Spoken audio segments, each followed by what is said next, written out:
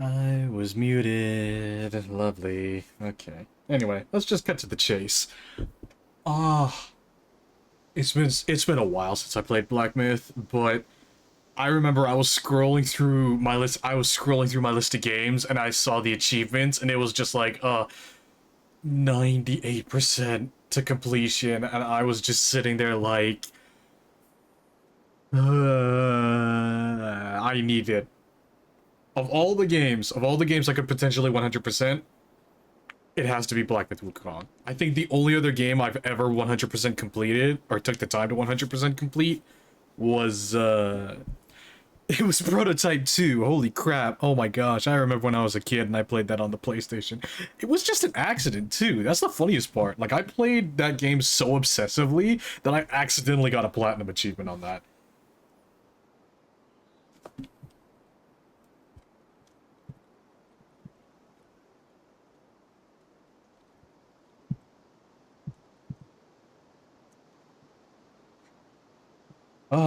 But either way, I just need one achievement, and I know exactly what I need to do to get it. So this is basically just gonna be an any percent speed run to platinum achievement collections for Black Myth Wukong tonight. So I'm like, it's literally like I'm not. So I literally over the weekend I bum rushed my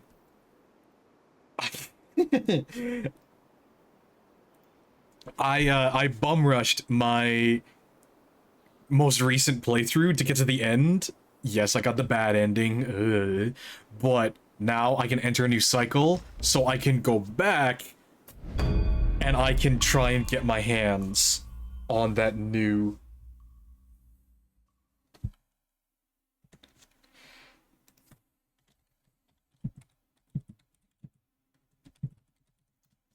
Sorry, someone messaged me, but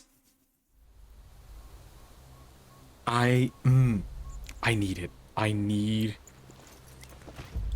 to get 100%. So this is just going to be like an any percent speed run to getting that last achievement.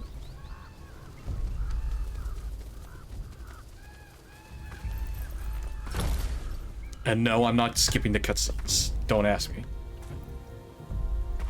Because, god damn it, I love the I love,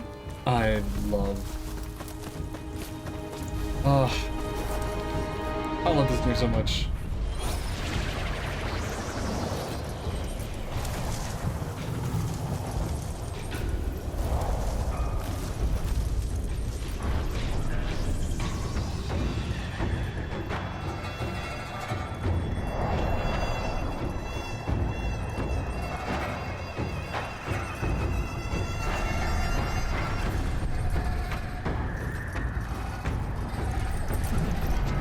Man, the music's so good.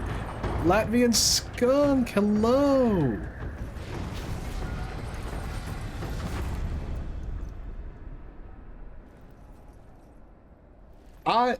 Honestly, oh well, what up, this guy, but honestly, nothing much.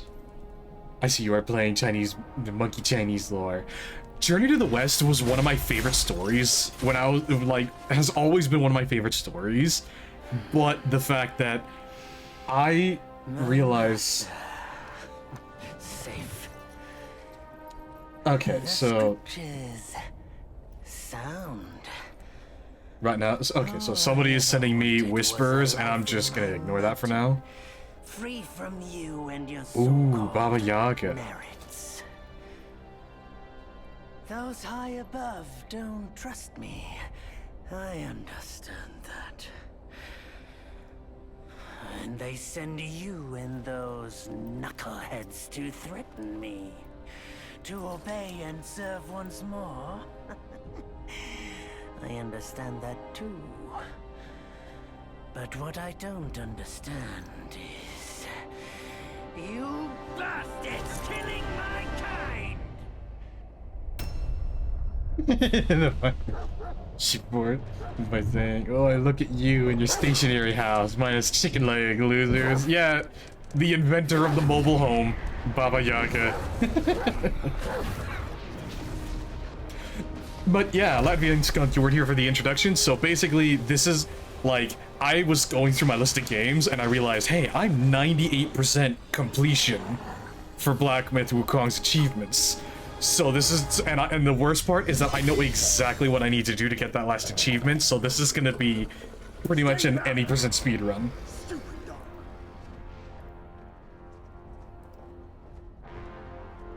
Mark this. He's not just any monkey. He's a monkey of merit. I am so happy that the English dub turned out so great for this game. None other than me can challenge him to a duel. Because I remember the last Monkey King, the last Sun Wukong game I played for the YouTube channel. The English dub was so terrible. Holy crap! Here's my offer. If you lose, I'll take you to the Celestial Court. They will stay and level your mountain. Like they were trying their best, but holy cow! But if I lose, I shall certainly take revenge, and they will level your mountain nonetheless. How tragic would that be, huh? You are one of the court. We don't need to resort to violence. How about you bend the knees, admit the wrongs, and we can put this behind us.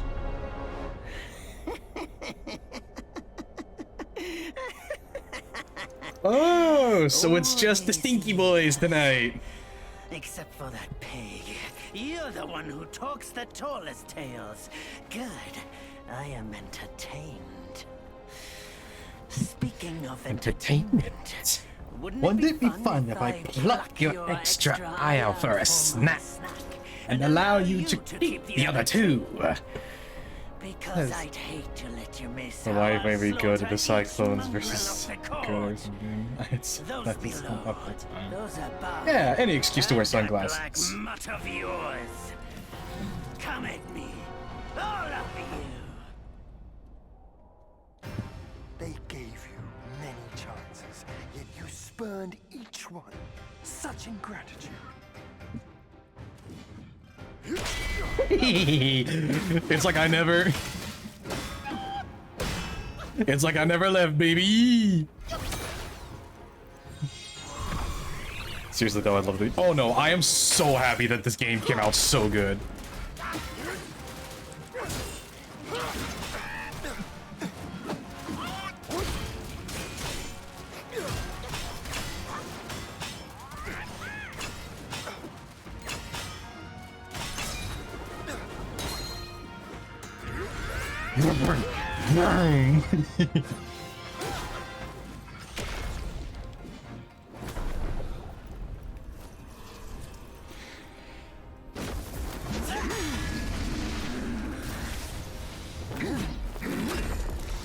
The victorious fighting Buddha. Have you any idea how many would give their everything for immortality? Immortality? For that word, all realms and beings have ruined themselves. Hey, parry. Nope.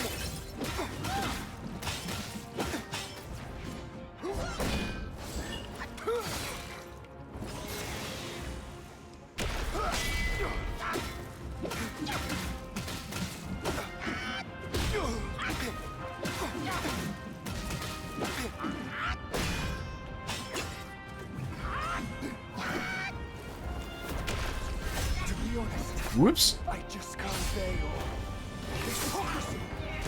Hypocrisy? Excuse you, bitch.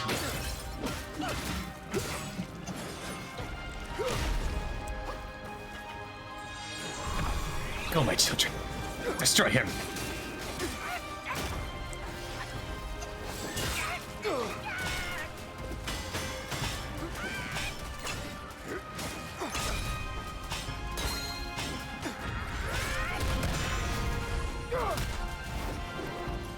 There we go.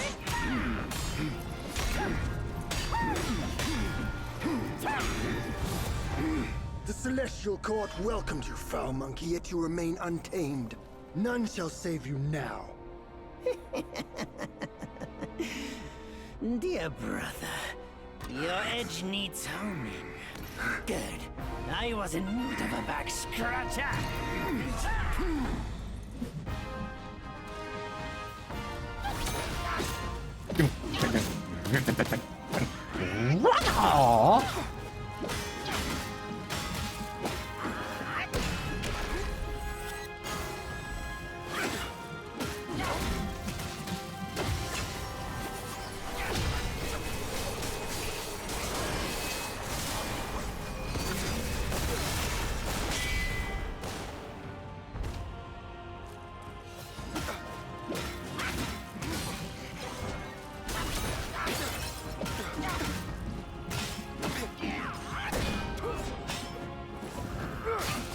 Oh, you.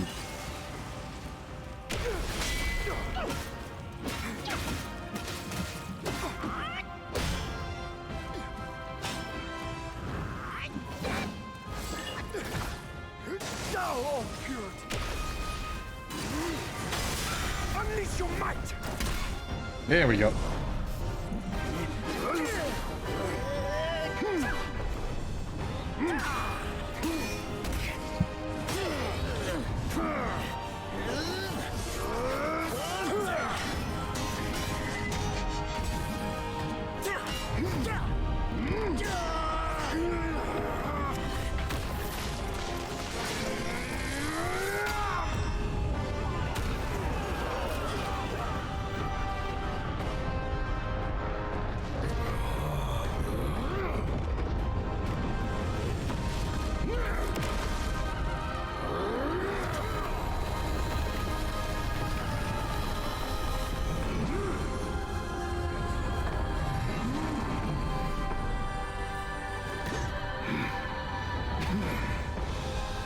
Foul monkey!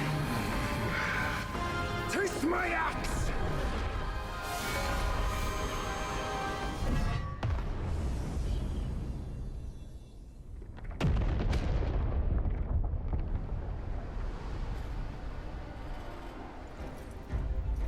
Rat! You call that a duel?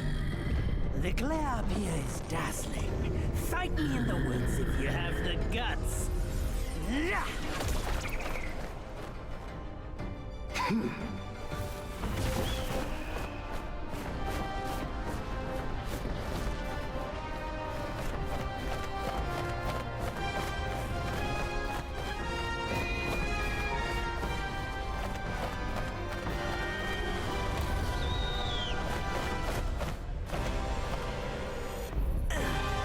Cheaters.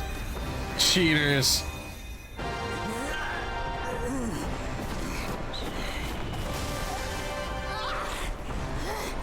God, see, knowing the twist at the end of the game and seeing it now.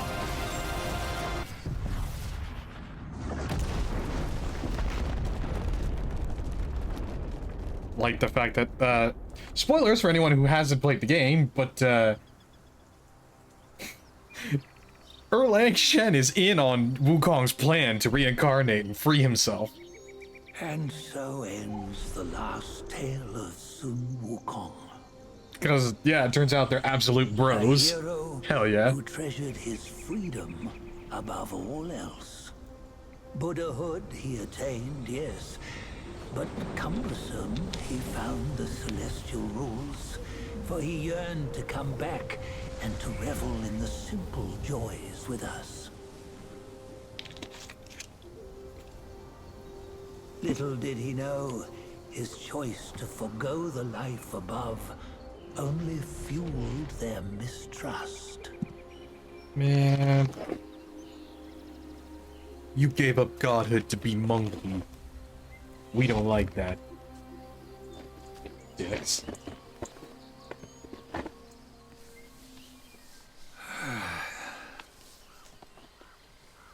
This stone has stood for countless days on the mountain.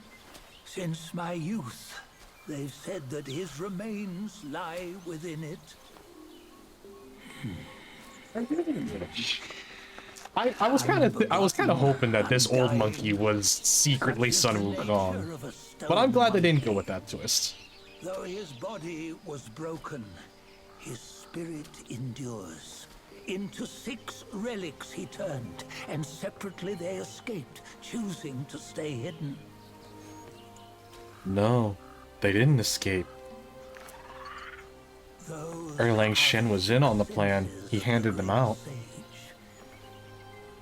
Yet no one has ever seen them, not in centuries. I'm old now.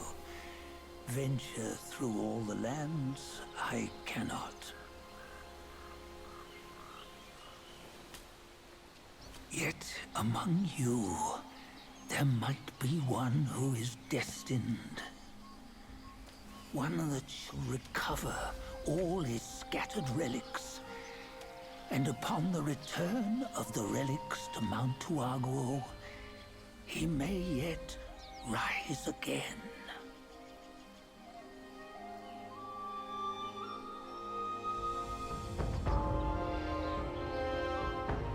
Such an epic introduction.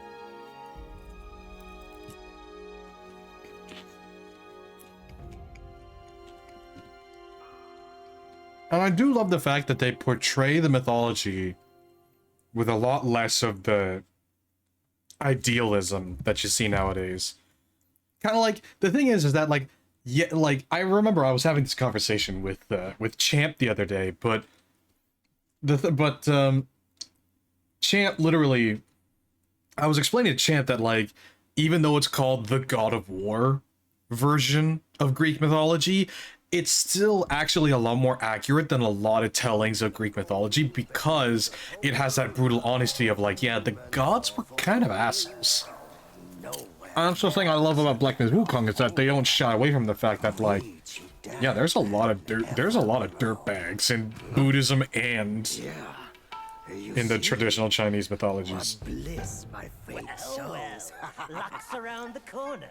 Seems like you just fell from a fruit tree here. Perfect timing. This Peach knew I needed a snack.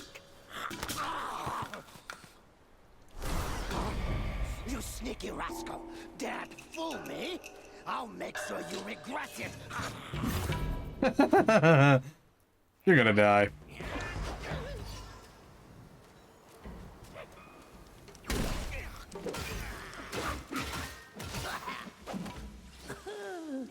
No matter how many times you come around, you're still as mischievous as ever, eh?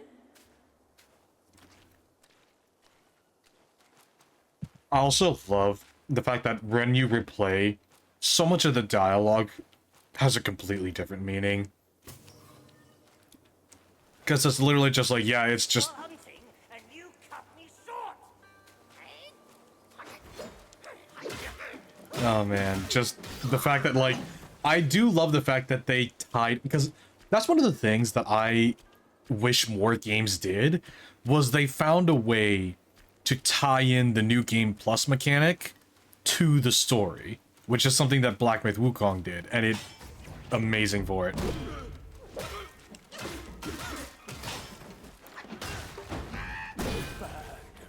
Because the whole point of the story is like, oh, Sun Wukong keeps reincarnating and so on and so forth.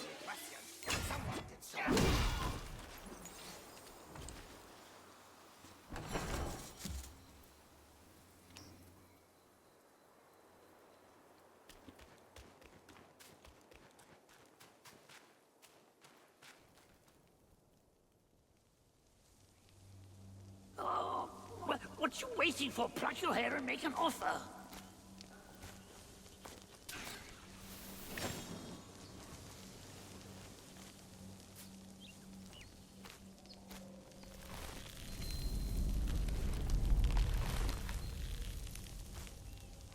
Hey, wait! I, the keeper of Black Wind Mountain, have long been waiting for your arrival. Ah, his spitting image, I'd say. Up ahead is Guan Yin Temple. Once it was bustling with worshippers, before it was ruined by that fire. Gee, I wonder who started the fire. The temple was rebuilt. Oh, what good is it to rebuild a temple if the goodwill of men has been burned to ashes? An interesting question. You've forgotten this place, but they haven't forgotten you. Oh my god, the layer of context. Good luck to you.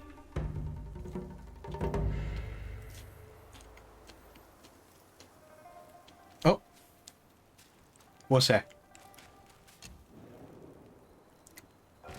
Discord. Oh, are you?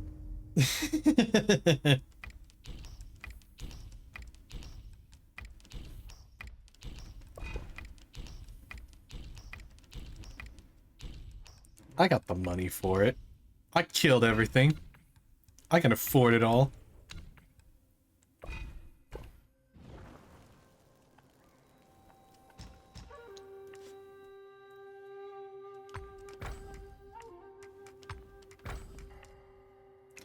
I'm keeping my stone monkey form. Making myself more stone monkey.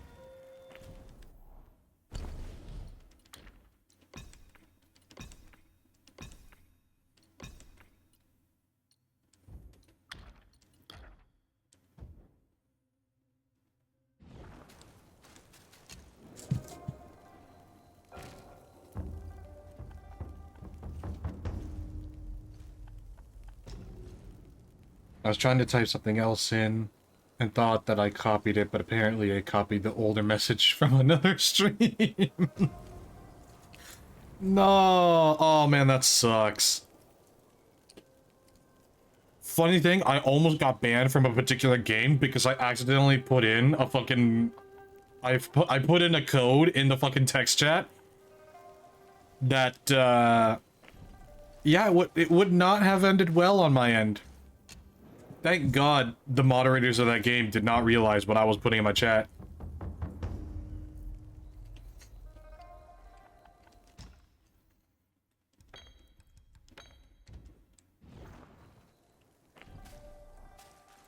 Like, it was this gigantic code that... And I passed it off of just like, oh shit, well, have fun with my Walmart employee code.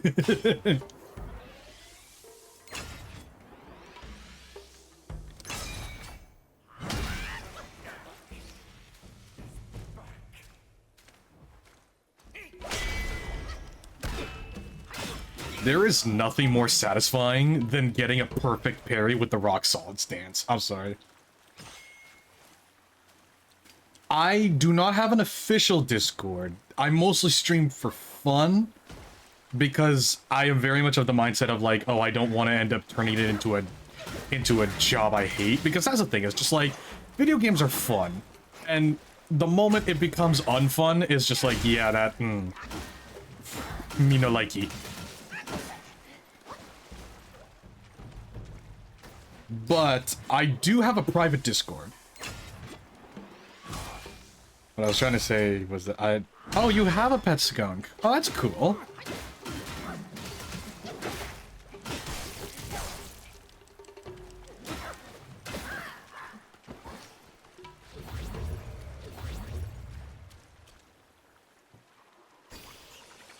Is this the shortest way to put it? Yeah, but I don't have an official Discord, but I do... Yeah, I don't have an official Discord server, because I'm sorry, I can't be bothered to try to moderate it myself. It was much longer, like, how I got in, and now it's just kind of time. I copied something else, no! But yeah, like, I have a private server for whenever I do streams with other people, but I do not have a public, official Discord.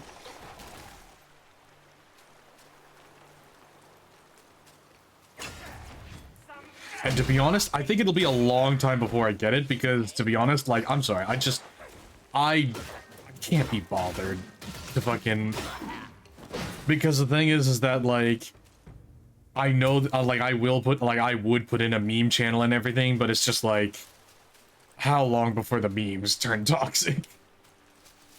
I didn't mean to ask about the Discord, really. Oh, no worries.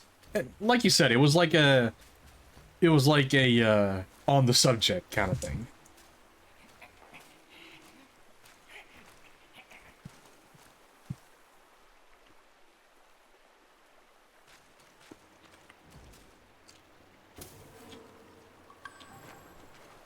Stupid technology.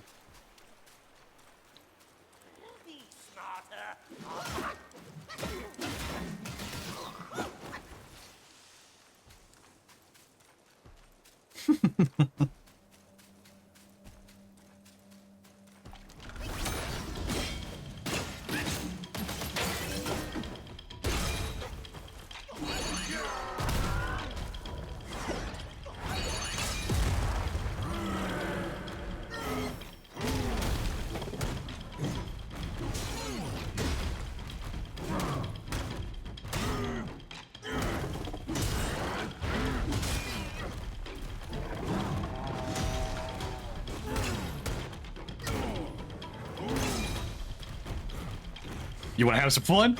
Let's have some fun.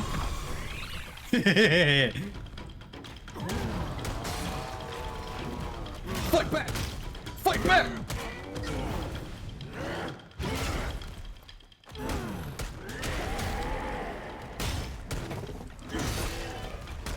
Fight back! Fight back!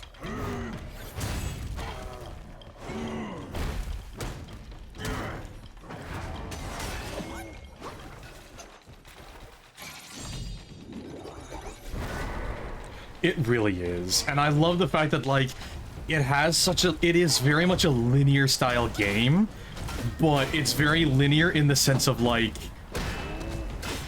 it is kind of like 2018 God of War Ragnarok style linear, where, like, there are options for more open world and side quest stuff, which is really nice.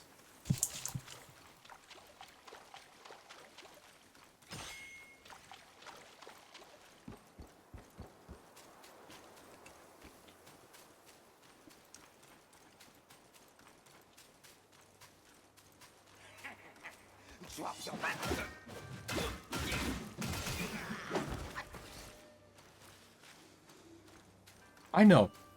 And that's the thing that I think, personally, I consider it a lost art. The art of making a linear game, because one of the reasons why I do not like a lot of open world games these days is the Bethesda effect, where it is like so many developers think, hey, like it is literally, it's an inflation kind of thing. Tooth and tail to... Tooth and tail? What is tooth and tail?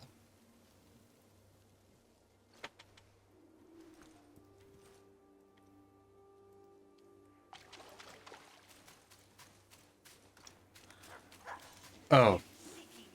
It's like Halo Wars. Is it a furry Halo Wars? Latvian skunk? I know. I can... It's cause it said proxy skunk. No, it's not. Oh.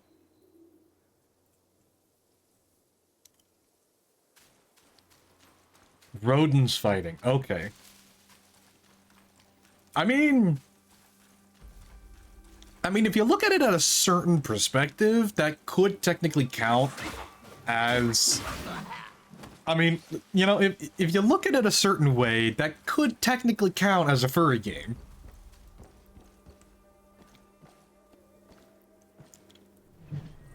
Because, you know, mice are included in that list of animals that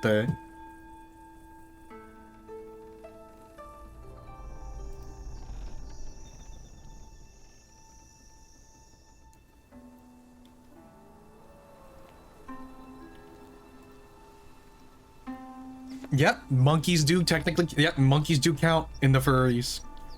Though, see, the thing is the fact that I think the main reason why you don't see a lot of monkey characters is because they resemble humans too much.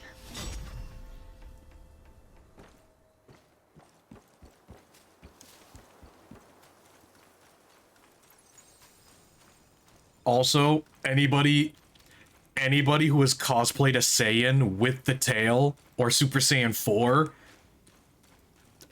I'm sorry, but that's not quite furry, and like, if you ask me, that's not quite furry, but it's furry adjacent.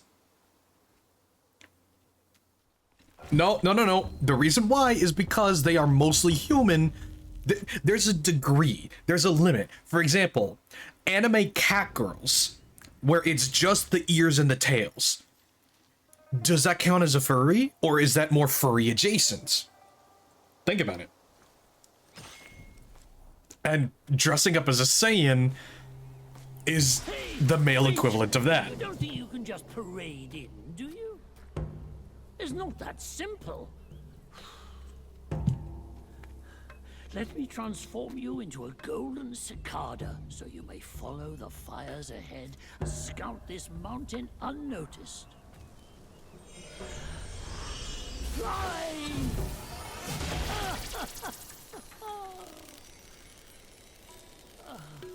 It might be humble, but my shrine is very versatile.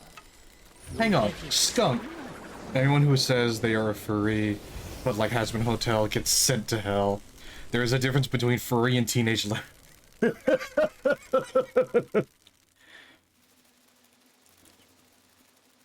I think the worst,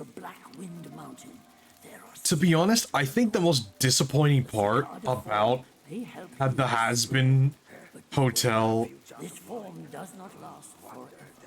like, I think the most disappointing part about the Has Been Hotel, the Has Been Hotel Hell of a Boss universe is the fact that, like, aside from a handful of examples, like, every single character, I would argue, almost looks the fucking same. Tall, scrawny, like,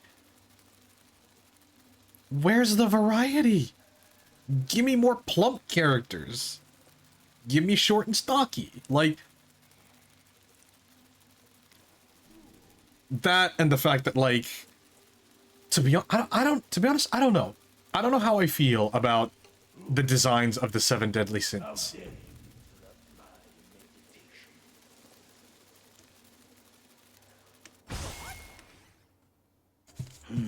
Another monkey, I see. Why don't you lay down your weapon and join me in Buddha's mercy? What say you?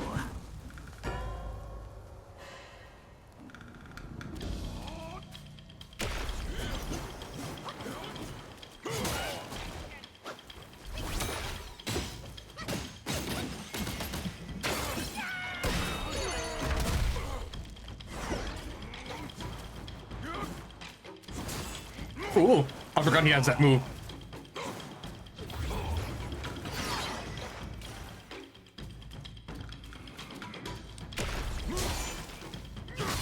Ah, bitch.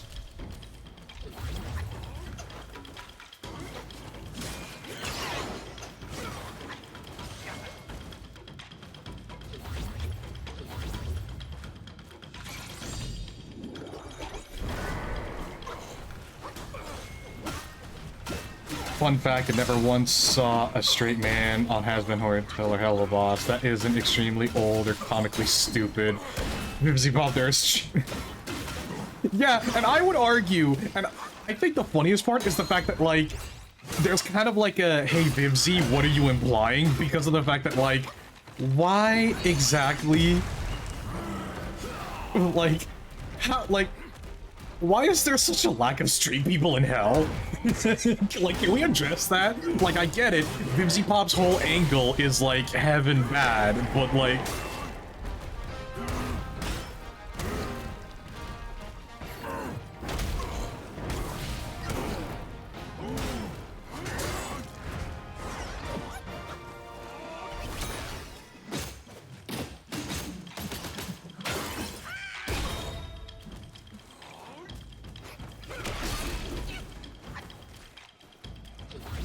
Hell yeah. Hiya, Voodoo.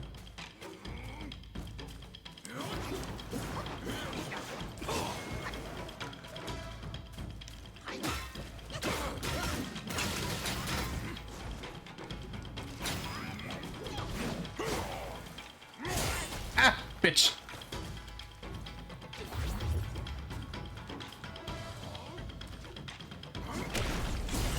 I keep fucking up my timing.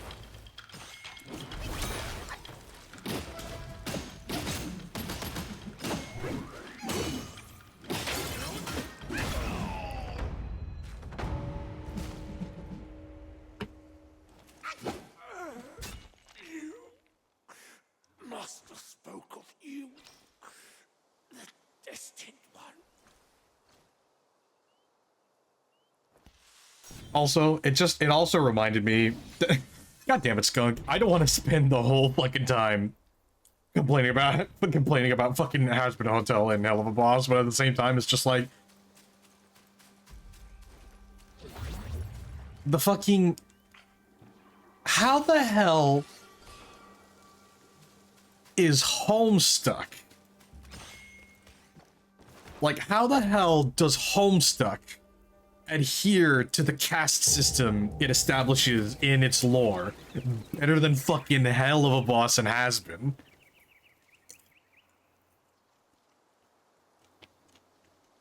Not to mention the fact that the caste system, the social caste system in Hell of a Boss and has been makes no sense. Why are demons native to Hell lower on the fucking totem pole than humans that ended up in Hell?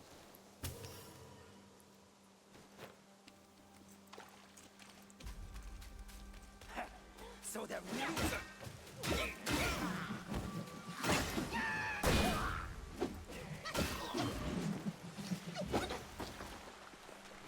That is correct, Voodoo. I ain't a furry. If anything, I have to be registered as a... Because he probably hates the good Christian stuff. They make the first man on Earth a complete douche. I think the worst part is the fact that, like, the heaven bad thing could have worked if just a bit more thought was put into it. Not to mention the fact that, like, I'm sorry, but looking at Adam's design, it's a good design, but it doesn't scream first man. It's like, why is someone who is like the literal first man of all creation a rocker boy in choir robes? I'm gonna get so much flack from my friend who loves Adam, but at the same time, it's just like... Well, I mean, they do kind of explain that, like, it's because of the helmet he wears, that the reason why Adam has that particular face is because he wears a helmet. But at the same time, it's just like...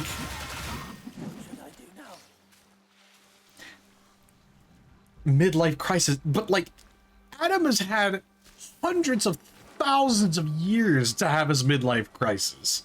Why is he having it now, of all times?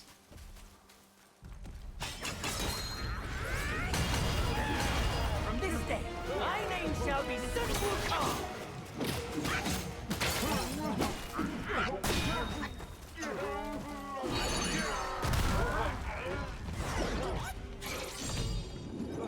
See, honestly, we have had so many interpretations of Lucifer where it turns out that he's like, oh, he's actually a nice guy.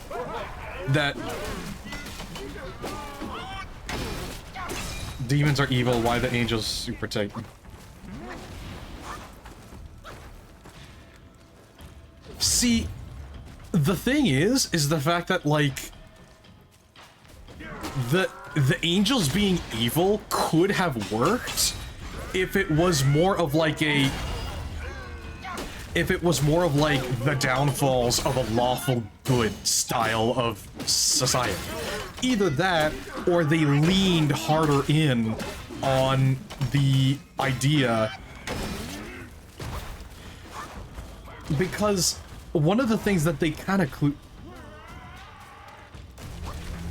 well, yeah, like, and one of the things that they could have explored with Heaven that they kind of introduced in the background as a background gag for, like, do you remember the episode where they introduced the cherubs in Hell of a Boss? There was a poster in the background that was a background joke, but it would have made so much sense for Heaven if Heaven was filled with not good people, but nice people.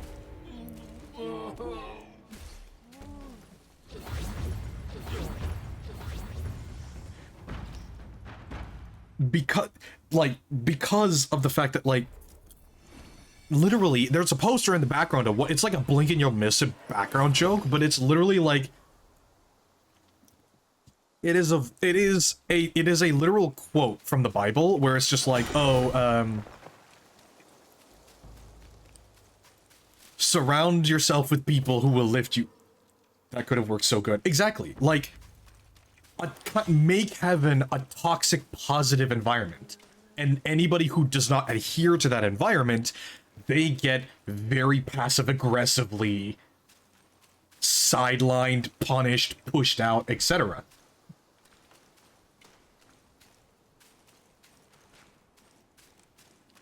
Because one of the things, because that's honestly one of the things that annoys me, is that, like, it was a background joke of, like, it was a Bible verse of, like, oh, surround yourself with those who will lift you up. So ditch your friends when they no longer have any use of you. And it very obviously was like the first quote could have been from God, and then the second half of that poster was an angel coming in and justifying their own bullshit. Which it would have been amazing if, because someone, I think it was Sarcastic Chorus, they introduced the idea of, like, God isn't incompetent or evil, he's just overworked. And he's literally, like, he is spending so much time focusing on his project that is Earth, that he is just completely overwhelmed. So he's just like, okay, angels, I'm gonna leave Heaven to you guys run it, you guys make sure it doesn't burn to the ground, I'm gonna focus on Earth. Either that, or it's just like, oh, like, it could be like, oh, God is missing, and it's just God overworked, just a shell of his former self, just...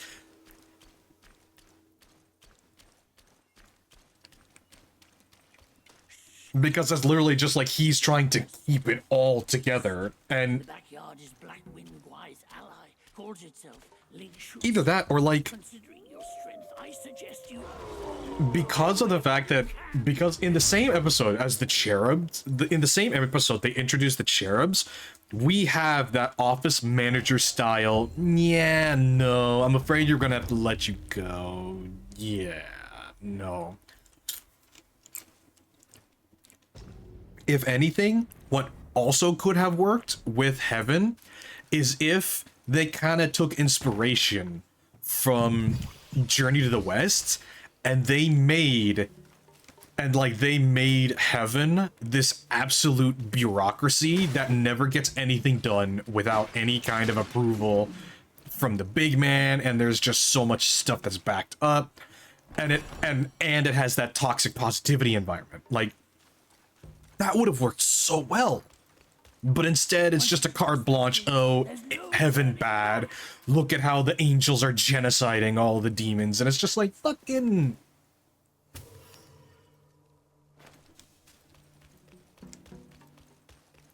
You had something. You had something that could have been great.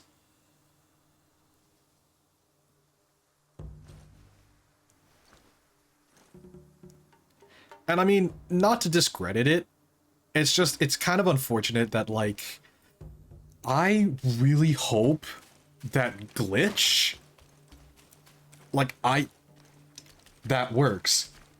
God has overworked himself, but no, we can't.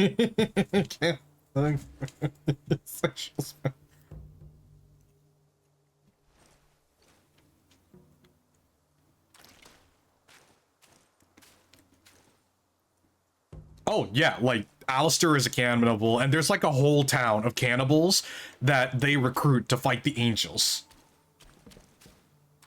No. Let's like Voodoo. No, Voodoo. No. We'll let God keep his heavenly visage, but again, kind of make him kind of an overworked dad. That is just like he ended up going he ended like he's an overworked dad that took a bit too long of a break.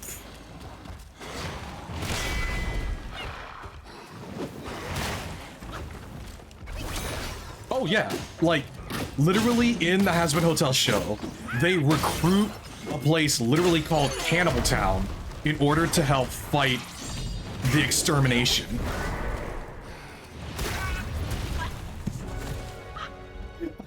God damn it, I'm never gonna get this fucking trophy on stream if I keep going at the rate I'm going.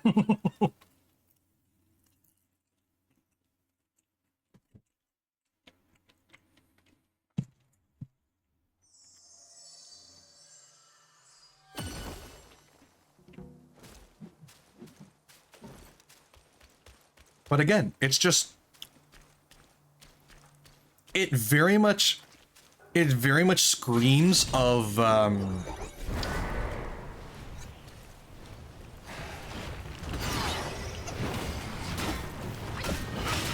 see, the problem with that, Voodoo, is that in speculation that would work. Unfortunately, the problem with cannibalism, and I know this from the Wall-E film theory, humans are not a very nutritious source of food. So you would end up with a population that is very malnutritioned. Like, you would end up with a very malnourished population.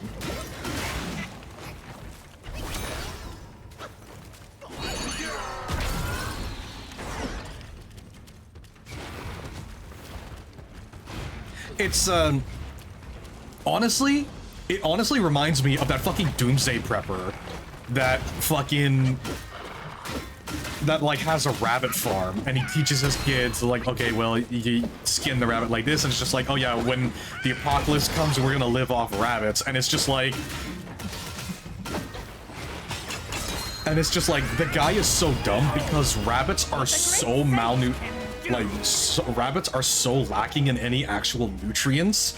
You can die of starvation and malnutrition from rabbits.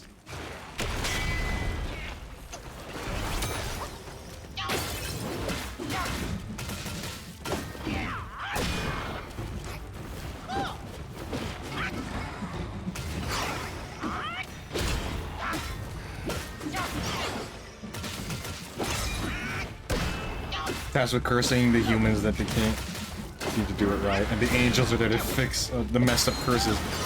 Yeah!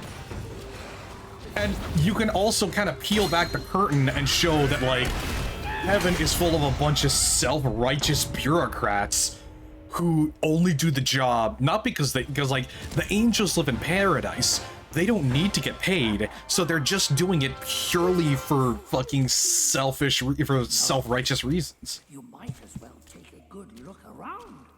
A great pill the Blackwing Guide gifted the wolf. Finding it would be a oh my god, yeah. reward for that fight. And the thing is that, like,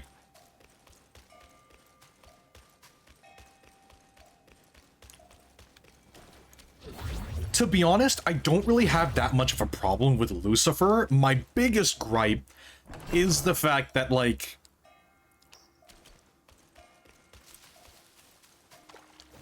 yeah, they live in Heavenly Hills. Yeah, no, call it Heavenly Hills. Call it Heavenly Hills. But again, it's just like, there are ways of making technically good characters who are absolutely awful people. Heavenly Hills, yeah.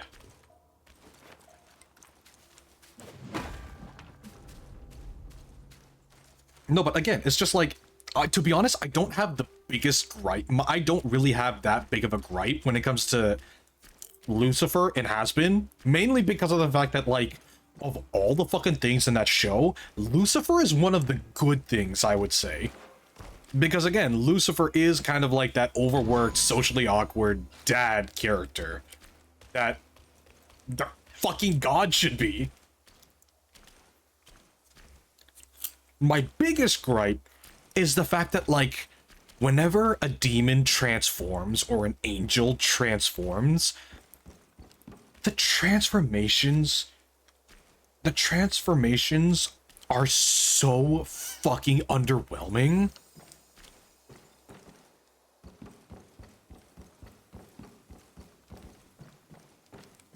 Oh yeah, but yeah, like the transformation, the demonic transformations are so fucking underwhelming. Like, I get it, you have to keep animation in mind, but at the same time, it's just like, I was honestly wanting, like, a deer-headed pagan cannibal god form for Alistair. Instead, we just get bigger antlers, tall, slender man with the tentacles, and it's just like, come on, guys, give us something more.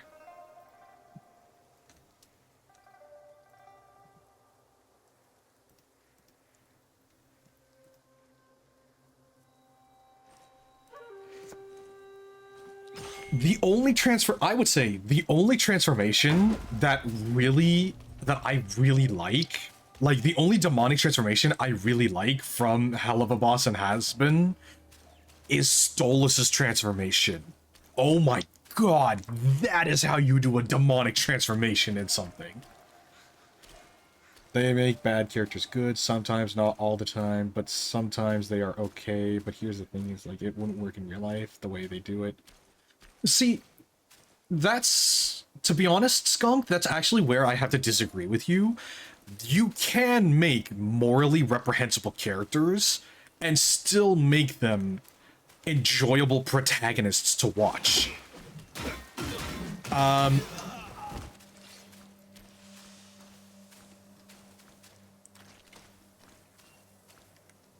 waiting for it was mostly me.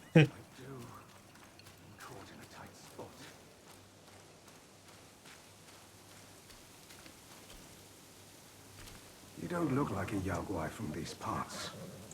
Honestly, but You come to earn the Black Wind God. Queen's favor. Watch them turn him into a hero. That bear is but a hollow shell. No, no.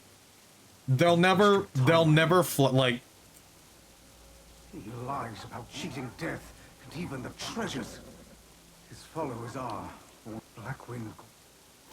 no. See, that, here's the thing. There has to be I don't know why you are kind here, of a, but you there should be vigilant. Now, I'm pressed for time. Peter Fare will thee stoop well. that low, I know it. No, no. It's because, that's the thing, is that, like, that compare, like, that will be, like, their last why dying you're breath here, kind of stunt. But you should be However, Now, I'm pressed for I will time. say, Fare thee well, then. Skunk, you reminded me of the fact that, like, did you know that there's a game on Steam called Furry Hitler?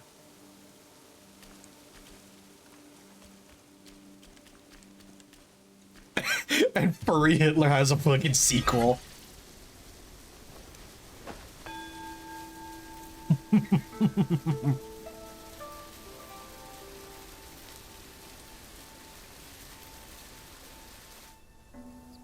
I think the funniest part is the fact that Furry Hitler had a larger, highest speaking player count than fucking Dustborn and Concord, I'm pretty sure. Why, how, and how much?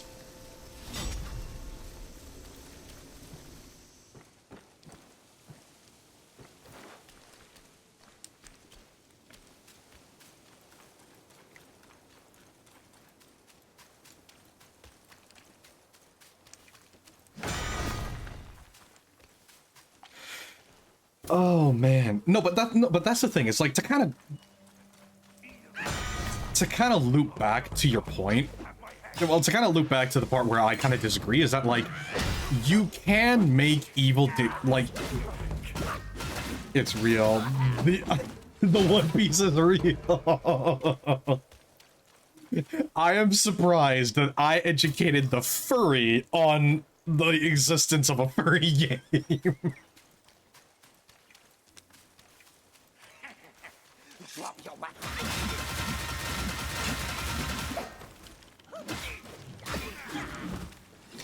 But see, just to kind of loop back to what we were talking about before, Skunk, is that you can make evil characters redeemable, but you have to do two things. Technically three. Number one, you have to make both the characters and the narrative acknowledge the fact that they did evil things.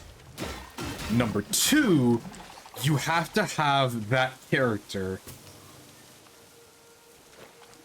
99% of them are sexual.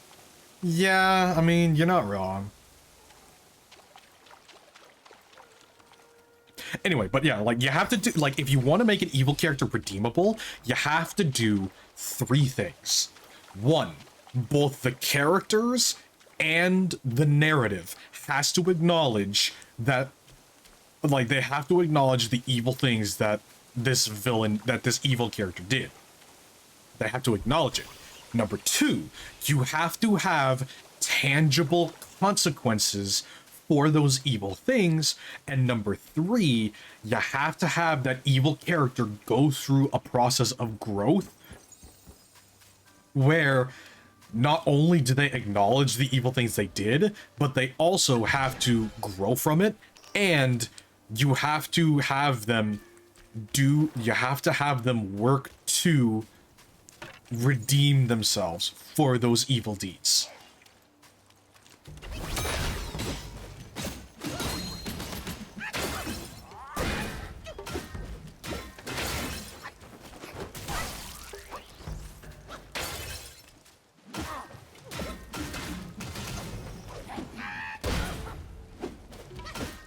That's the thing, that's part of the thing that I fucking hate about Steven Universe, is the fact that, like, all of these evil characters are getting redeemed, and, like, the most you'll get is step one. Having the characters in the narrative realize that what they did was bad.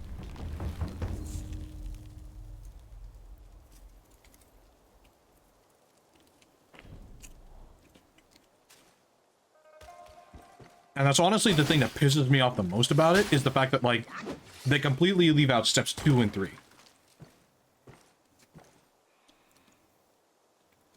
Making Kronos a cruel grandpa to Zeus's children. He has to admit that he was a horrible person and father. He has to make it up to his children, find a way to be put back together, and then make some good damn cookies too. It's an old person thing. No, exactly, But Skunk, you get exactly what I mean. Is that, and, like, keep in mind, Kronos fucking ate his kids.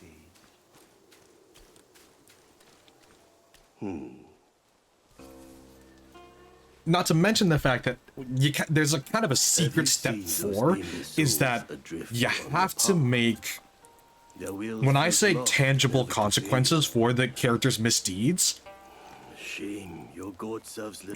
what I mean is the consequences have to be proportionate to the evil deed that they did. Like, for example, this character wiped out an entire species. Well, guess what? Until the day they die, they now have to, whenever they go to sleep, they will be haunted with nightmares of every single screaming face of the species that they wiped out. Oh, this is better. This god, though humble, may save the lost, banish their obsessions. The consequences have to help illuminate the gravity of the evil deeds.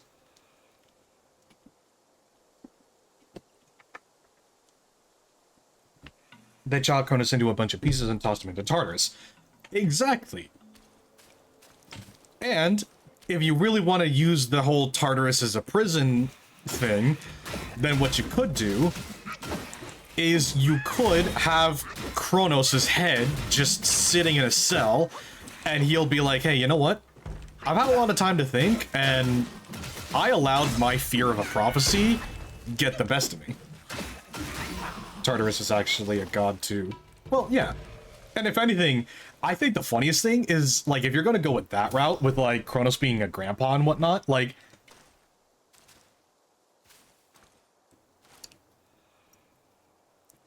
is, like, Tartarus as a god is just like a fucking therapist. Tartarus sauce for my... Voodoo! Voodoo! Why are you like this?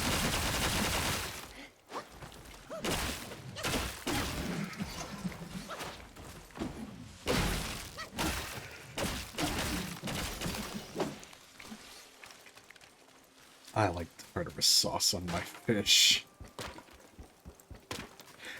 But I do know that one way you could make Kronos a redeemable character is if Kronos decides to step up and not only be a good grandfather, but he steps up and decides to become a father figure for all of Zeus's children because he realizes, oh shit, it's just been a never-ending cycle of terrible fathers causing their kids to rise up and kill them.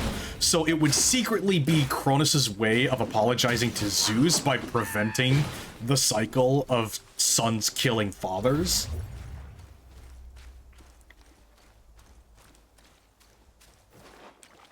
And it would also be kind of redemption for him, where he can play out the role of an actual good parental figure for a bunch of misguided demigods. So not only would you get, number one, Kronos and the narrative acknowledging that what he did was terrible. Number two, there are tangible consequences for his terrible deeds. From this day, my name shall be Sun Wukong. And then you would also get step 3, where the character is making active growth and active choices in order to do better.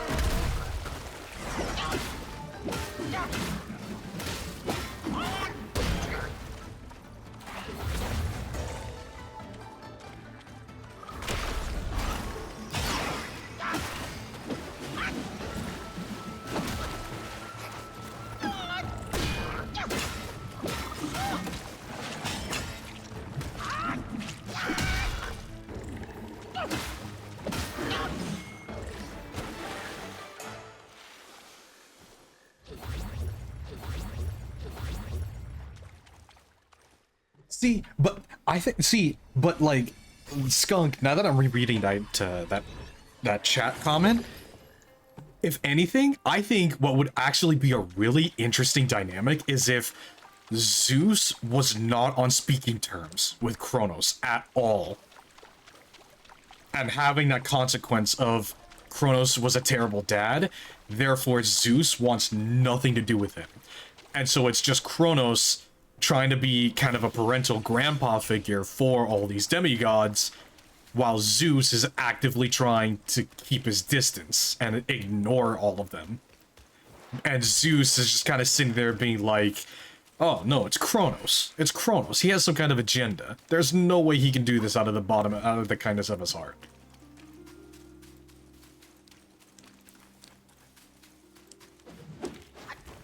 Boy, isn't it so interesting? We can... See, the thing is that, like, I can't really give Vipsy too much shit for her writing because of the fact that, like, there's always that argument of, oh, well, if you can do better, then why don't you? And it's just like, you know what? Good point. I'm not a writer. I'm not a writer. However, I can look at a helicopter that's stuck in a tree and be like, oh, dude fucked up.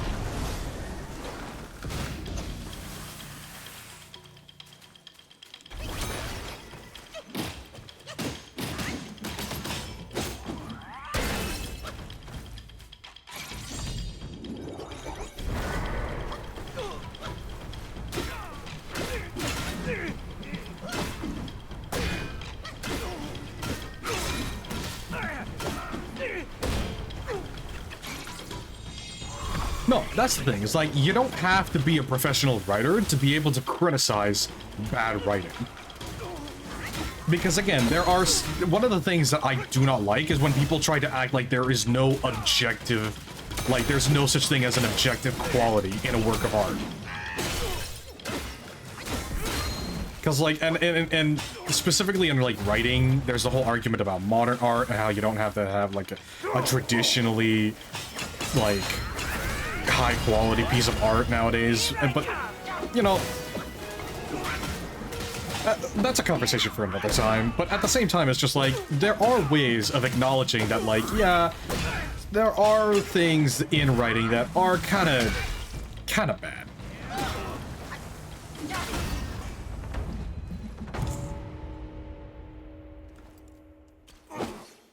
My master is possession obsessed. You are just like him.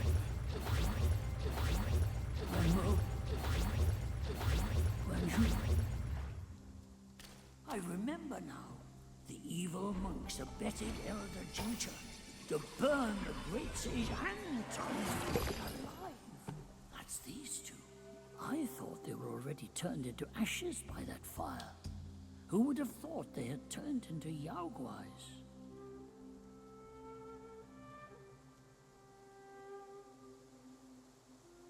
Oh shit.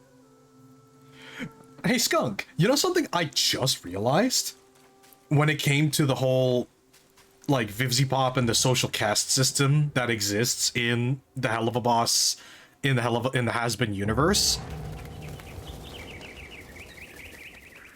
It just occurred to me, like there's the whole topic about how hell is getting overpopulated with sinners.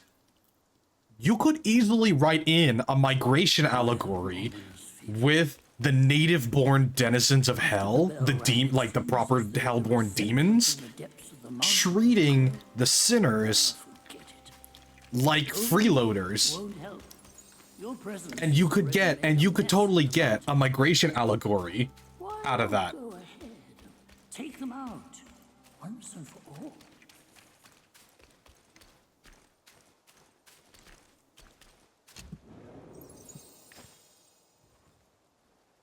Especially because of the fact that now that I think about it, the sinners are forced to stay in just the Pride Ring. They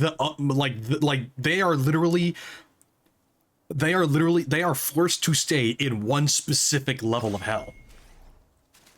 All of the other levels of hell are populated only by hellborn residents, like hellborn denizens. Like, it just occurred to me.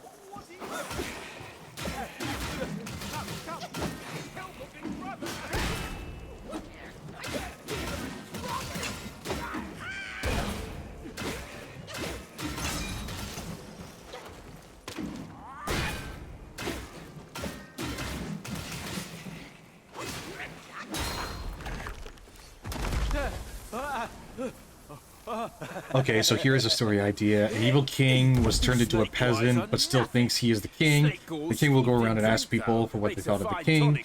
He hears all the bad things they say and what he did to make them so wrong, and until it affects him, he finally understands his actions. Yeah. Like, that is honest, like, that is just a basic Princess in the, not Princess, that is just a basic Prince and the Pauper kind of subplot.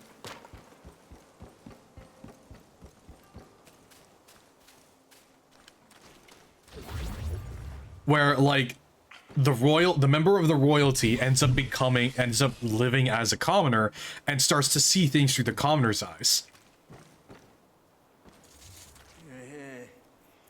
Well.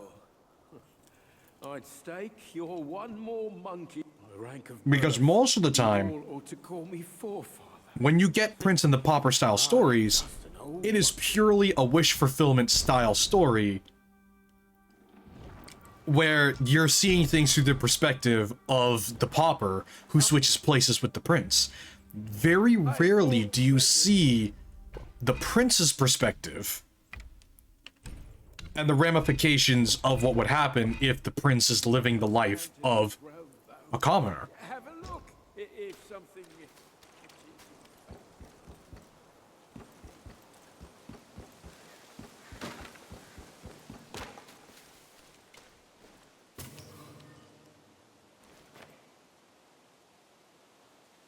But to kind of loop back, I'm surprised VivziePop didn't, because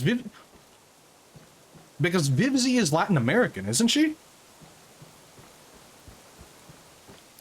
Yeah, like, if I remember correctly, VivziePop is Latin American, so I'm surprised she didn't come. I'm surprised that idea didn't come across. I'm surprised that thought didn't come across her mind, where, like, the native, like, the hellborn denizens treat the sinners who come to hell Past script terribly because they're seen as like, oh, well, hell's getting overpopulated because of you fuckers. To what end do you seek?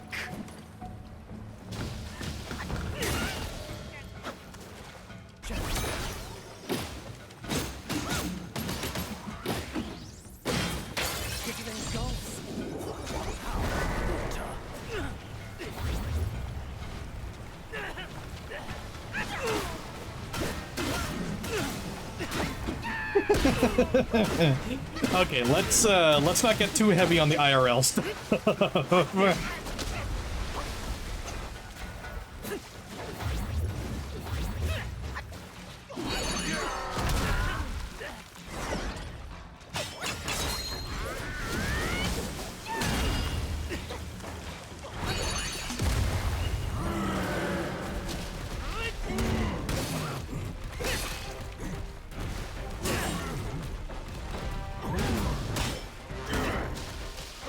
Go for it, skunk.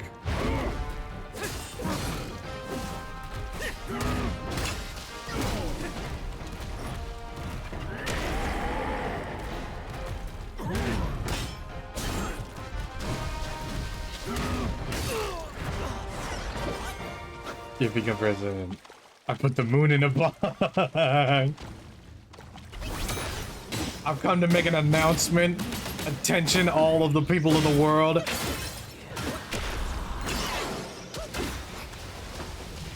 I put the moon in a box. I'm boxing the moon. How do you like that, Obama? I boxed the moon, you idiot. It's a motherfucker. He said he pissed off my wife and that his dick was this big. And I said, shut on the edge, like, that's disgusting. I'm gonna go bigger. I'm putting a box on the earth.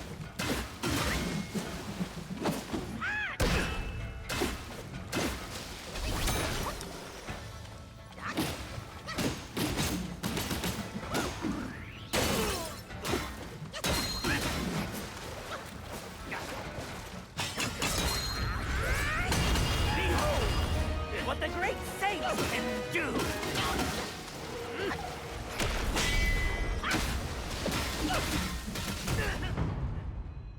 There we go.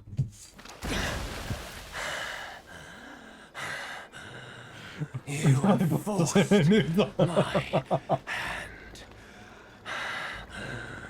Now you shall face what I truly am.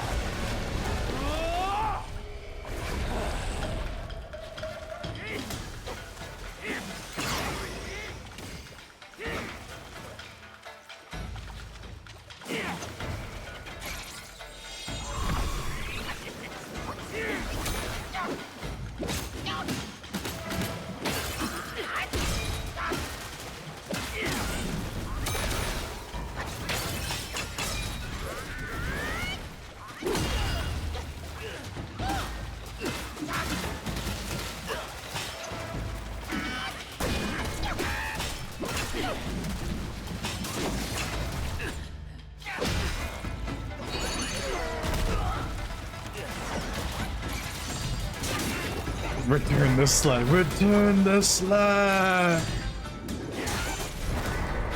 Okay, I'm never gonna get to use this fan. Holy shit.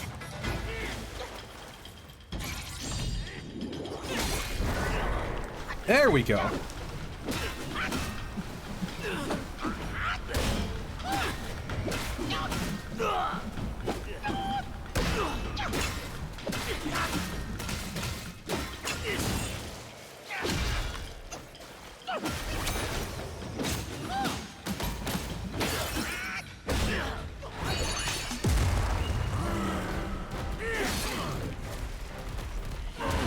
Monkey tail.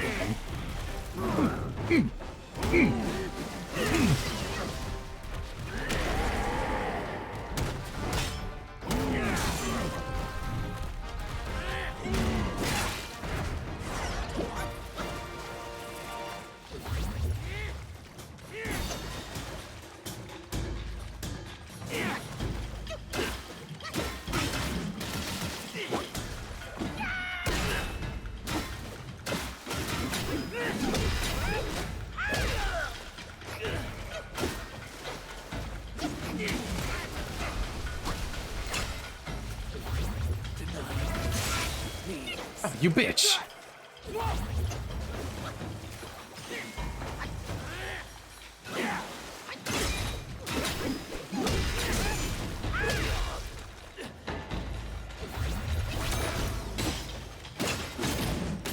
She's at a bar.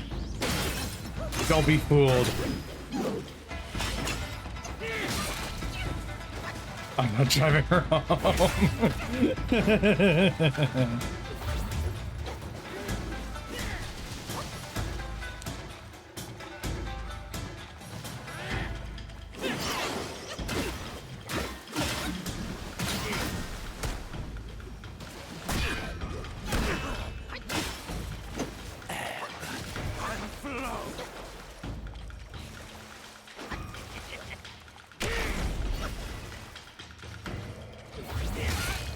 You bitch!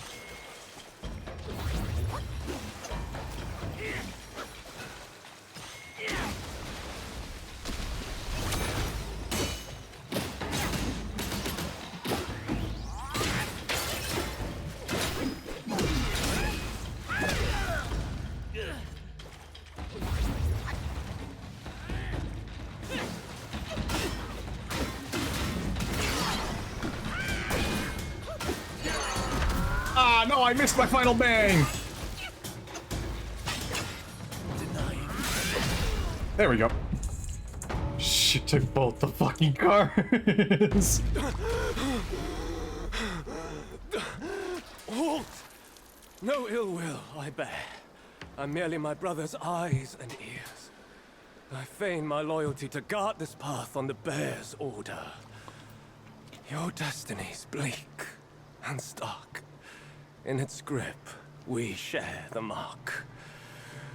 The Guanyin temple now lies in cinders, yet the elder soul endures. The root of greed ever fosters the stem of suffering. Better to forget the things you truly seek. The three bells. Have you seen them all? Do you too desire that which they ceaselessly hold dear? The bells. 3 bells were set in the mountains since the Black Wind Guai's return, yet no one is allowed to go near them. Maybe the bells have something to do with people's will. His words are truth to move them. Stay sharp. I'm being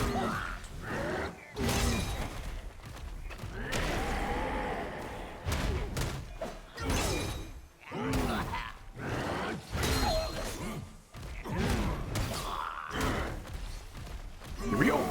Boom!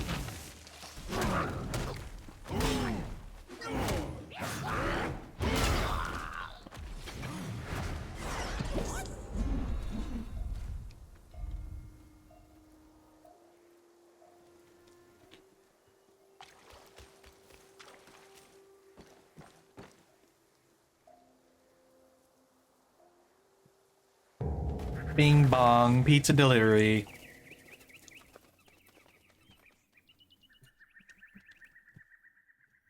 She took both the fucking cars. Yeah. Hopefully either your wife is the designated driver or one of her friends is the designated driver.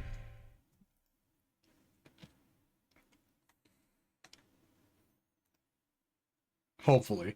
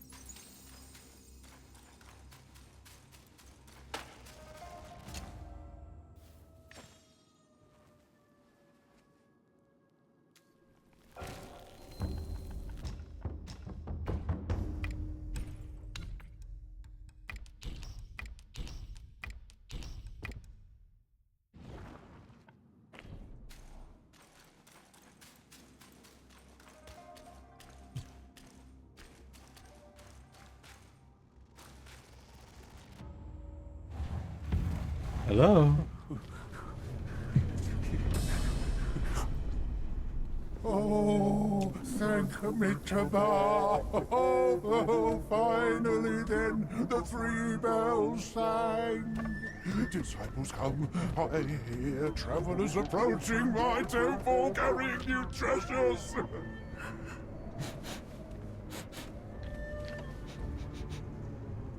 I cannot see you, but I recognize your odor. It cannot be you. You are back?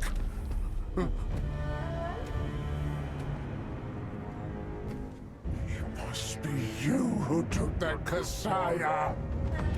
Now give it back!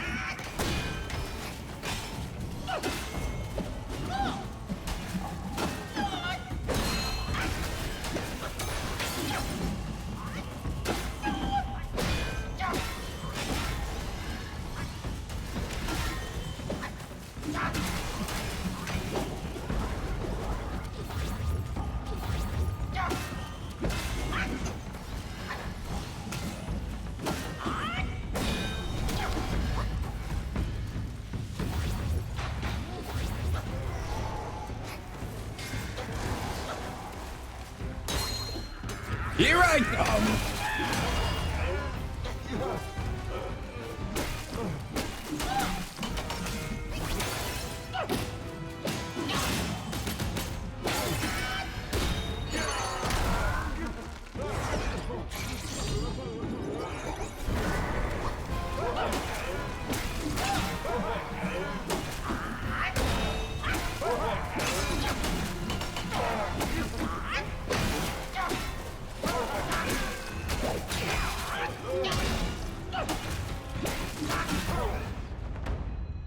Hell yeah.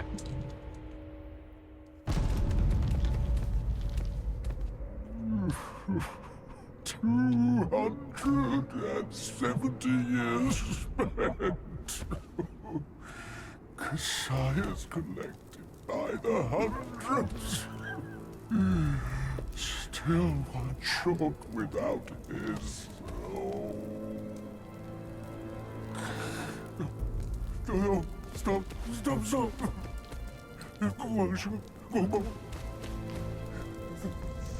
The Kasaya, leave it. Just leave it. Stop the fire. Please stop.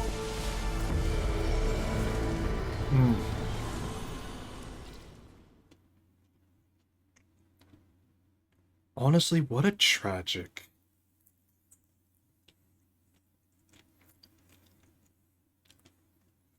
What a tragic way to end his story.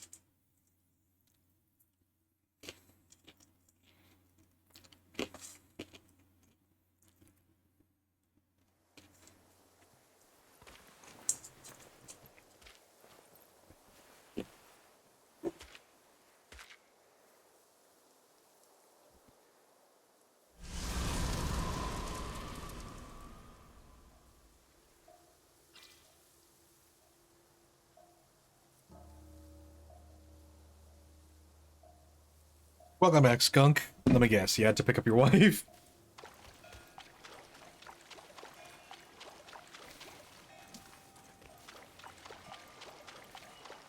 And that's why I can't pick her up.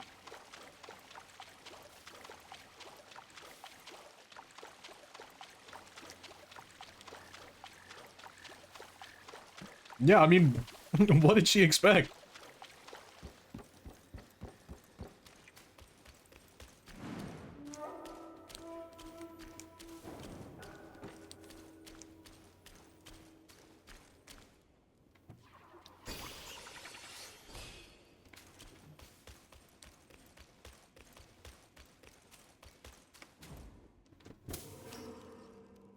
You've come to the wrong place.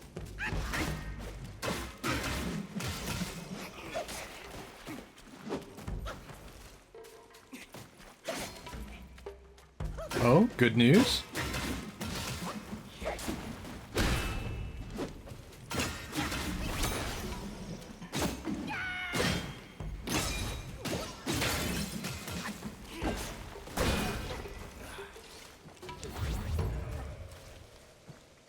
Well, don't leave us in suspense. Tell us. I have fully downloaded Tooth and Tail. Hell yeah.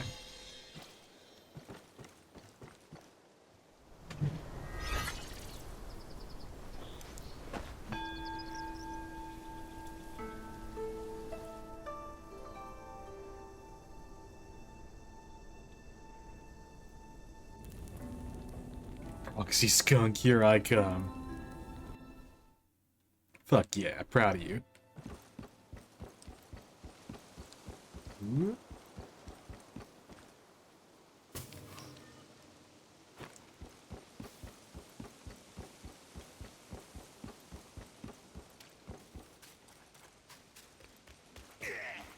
Shit, it's already 9:30 and I'm still in chapter 1. I gotta pick up the pace if I want to make it. If I want to get the trophy on stream, I gotta pick up the pace. Okay, no side quest stuff. I don't need to get any of the side quest stuff done in order to get the, in order to get this last trophy.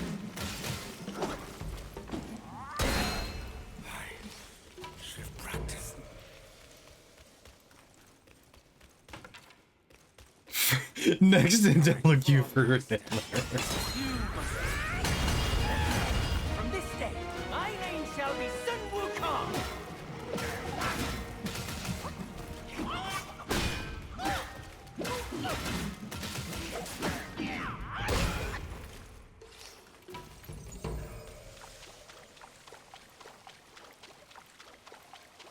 Another monkey ready to get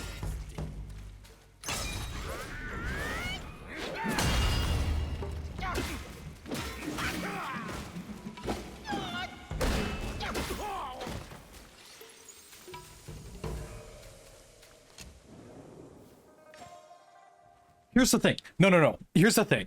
Is that I don't know if it actually did have more players than Dustborn. That is just the meme. That is just the meme. Because it's just like, oh damn.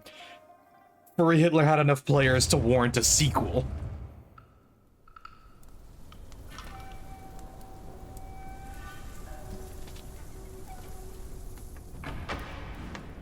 That is the reason why I was making that joke.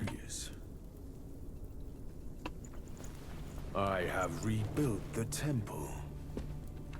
Now it's grander in scope. All those monks consumed by the fire turned to wandering ghosts roaming in Black Wind Mountain. It was I who granted them eternal repose. I have even restored the charred scriptures piece by piece. But oh yes, I always knew. One day you shall return.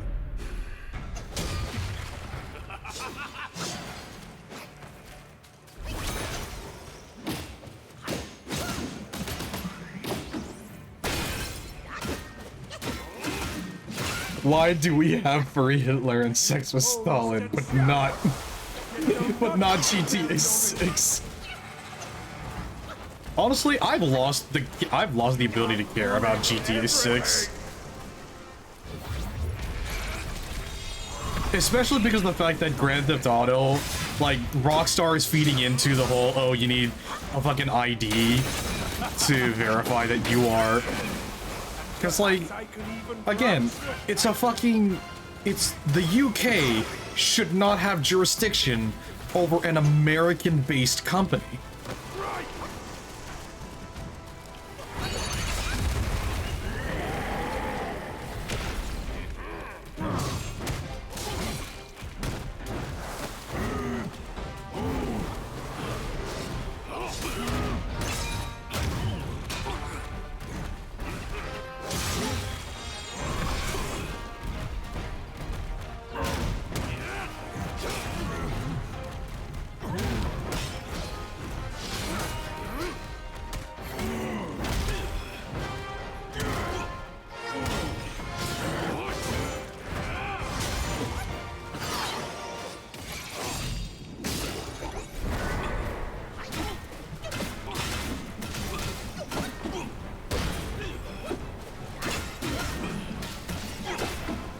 Need an ID, okay, take this picture of a pursuit. Well, the funniest thing is that a lot of people have resorted to using AI to make IDs using the UK's Prime Minister's face.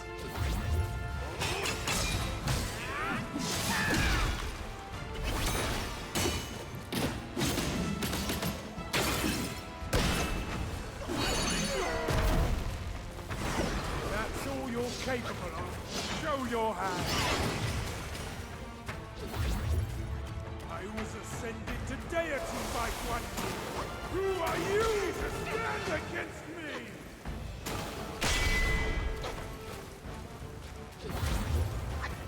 Still think you're rock solid?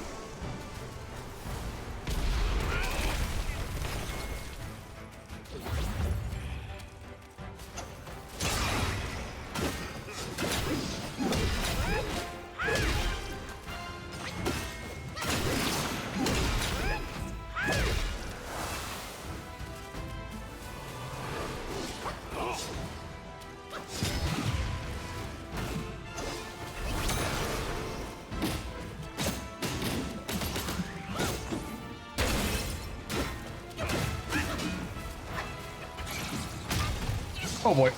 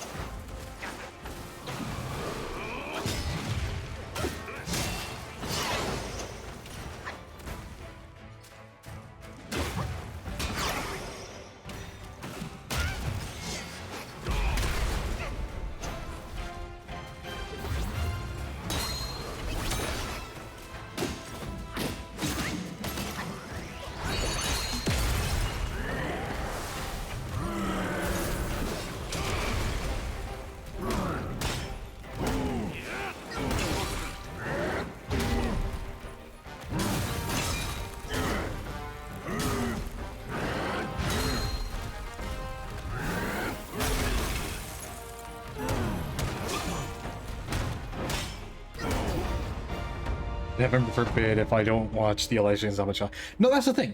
Yeah, that's the thing about the UK ID. That's the thing about the ID laws, is that it's not about protecting children at all. Especially with the one fucking policy of just like, oh, well, if you want to be able to access this, you're gonna need to show some kind of ID, like, oh, a legally registered credit card. What fucking kid is gonna get their hands on a credit card that isn't under a parent's name? But Black Bear's expertise is lacking. Serving Guan Yin didn't help him much. Not to mention the fact that, again, the kids can literally just go and grab dad's ID and apply it to their, and like add it to their fucking, and put it on their account.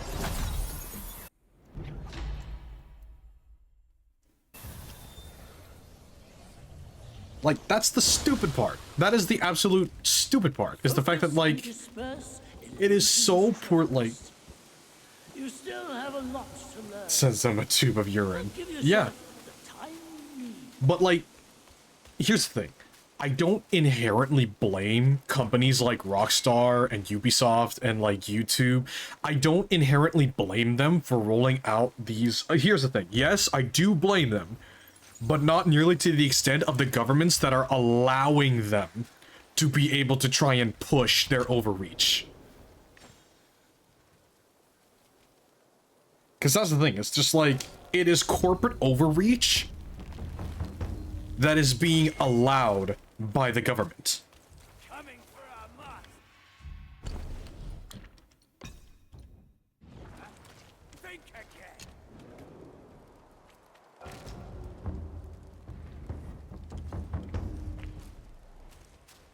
You know what? I want to get through this section without having you fight, because I need to hurry up and...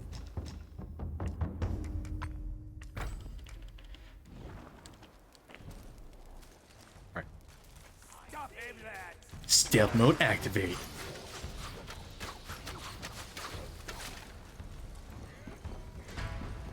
Ahead is a treacherous path, young monkey.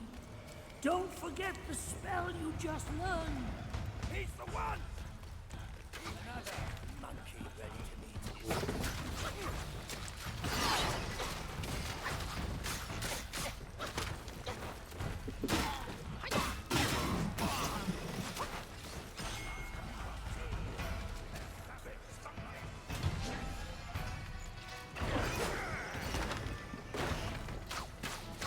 Toodles!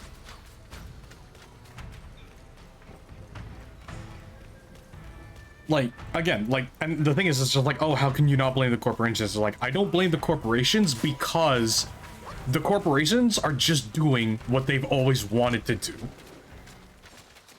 It's the government's job is supposed to be stopping those, like, the governments are supposed to be stopping these fucking corporations from getting away with the shit.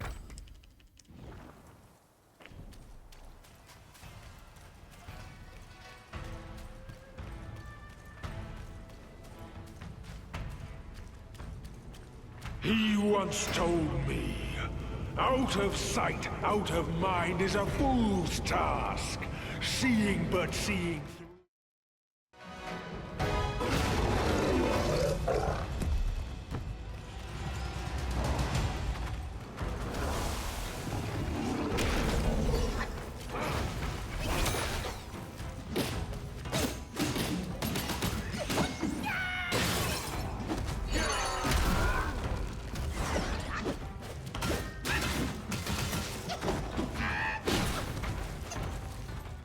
Uh-oh. CD more. You stab him, we slap him.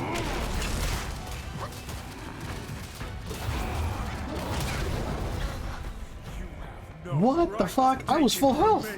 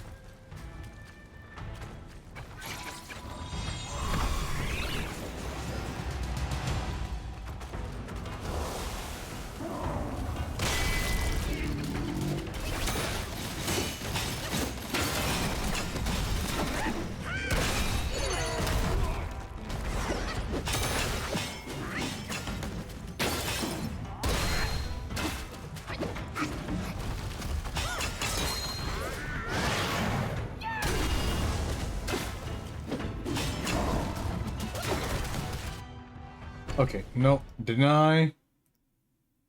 You are getting banned. I'm back. I told them, what's going on? Why am I here? Help. Who are you people?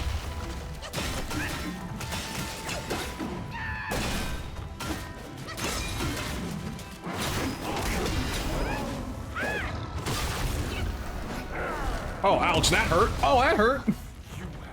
I wish, but in reality they want to know when the body will be done. It's done already, we just want to wait until the funeral.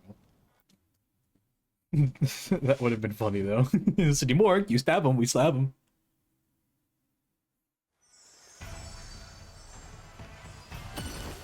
See, I would be absolutely devious. I would fucking set up like a fucking... I would set up one of the bodies as like a fucking ventriloquist dummy and just be like, oh, hello, grandson! Come say hi to your old man!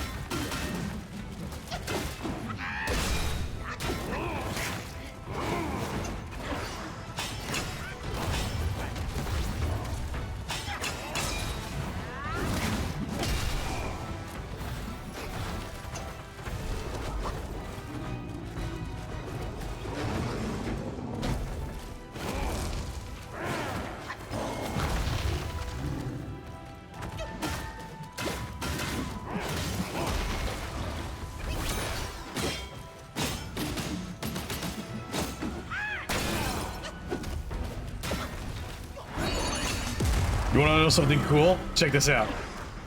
Drop kick!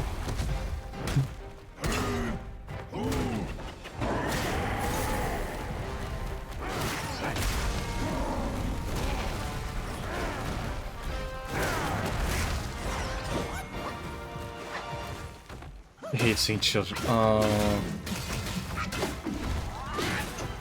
Yeah, that...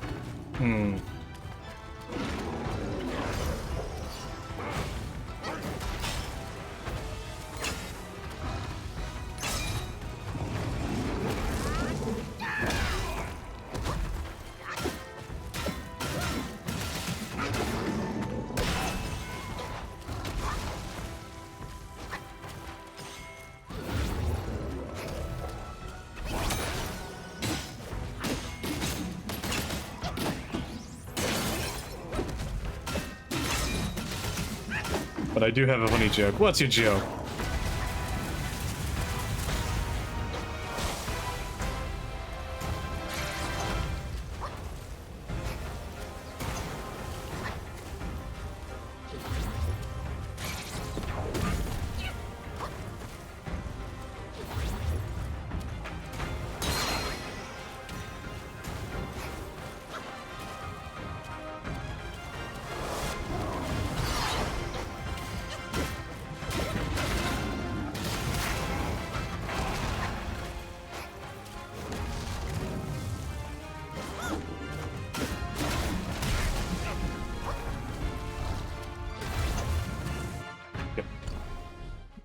What do you call a camel wearing shoes? I don't know. What do you call a camel wearing shoes?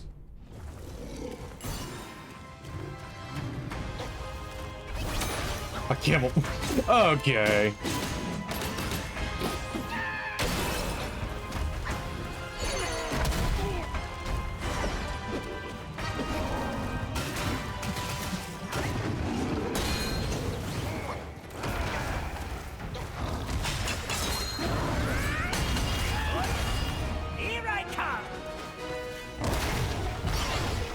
Okay. You have no right to take it from me. Yes, it was very funny, Latvian skunk.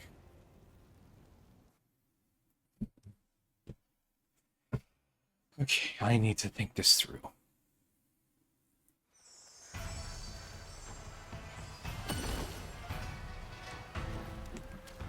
What if I use the resurrection spell instead of the duplicate?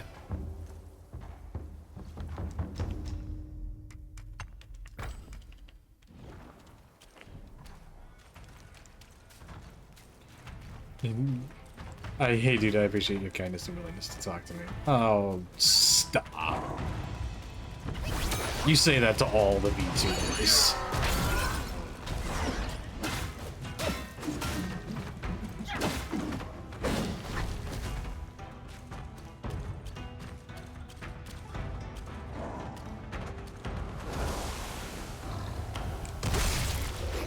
Okay, I'm pretty sure I hit the dodge button, but you know what? Okay, fine, I guess I'll go...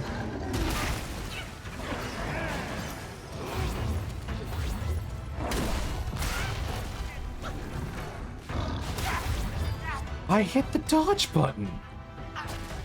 I say it to the ones who are kind.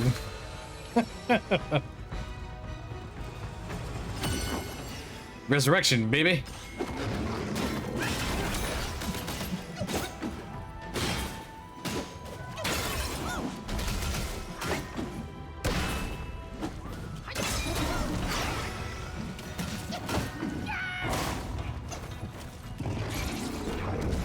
I didn't mean to hit that.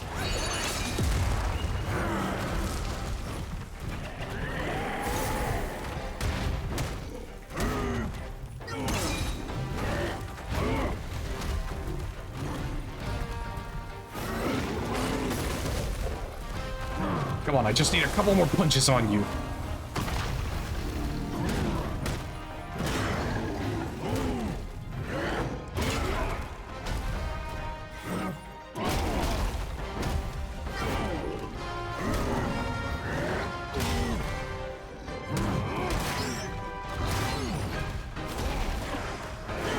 Drop kick.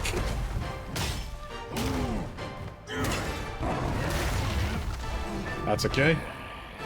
Hello, Revan.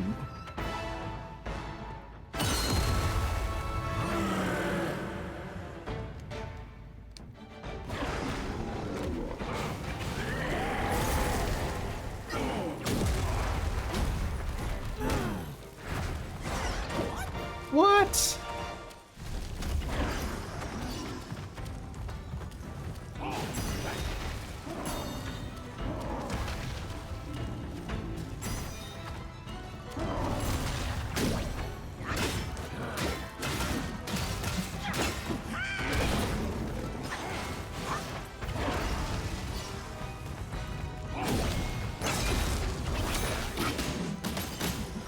That's my stupid name. Oh my gosh, you're too much.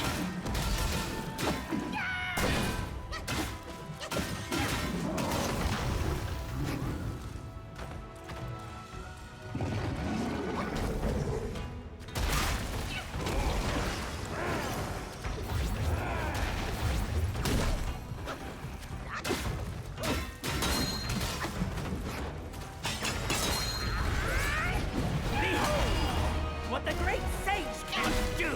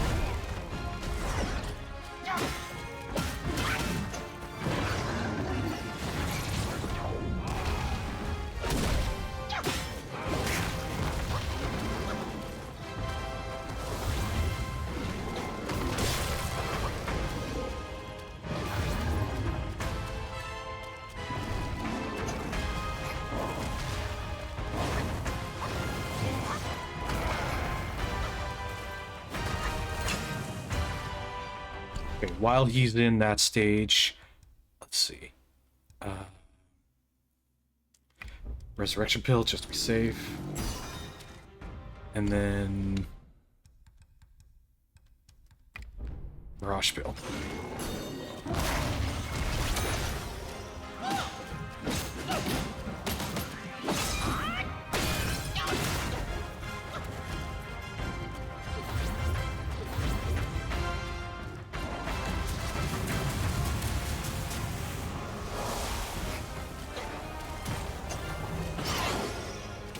Come on.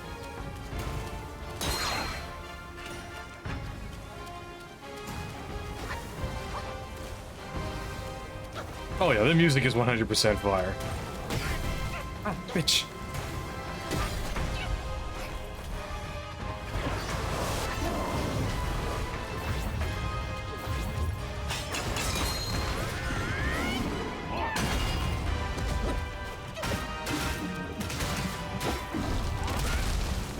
Oh, fuck.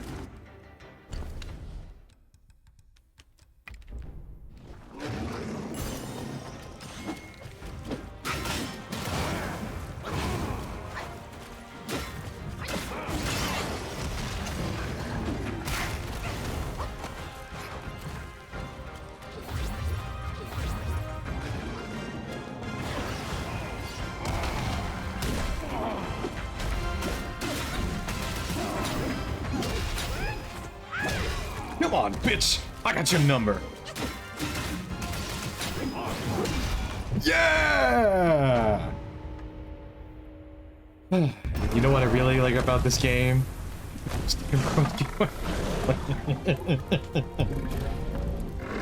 Whether he's a clank or not. Cunning wretch! Well, spare your sorry life for today! Fortune is no longer on your side!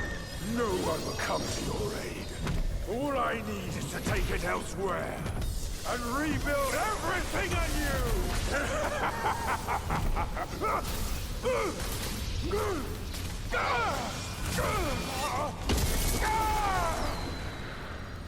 Oh no!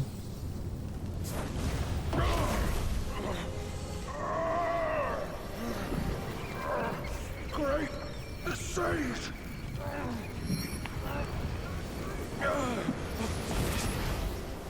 Oh, pardon me, young sage. Mercy, young sage, have mercy.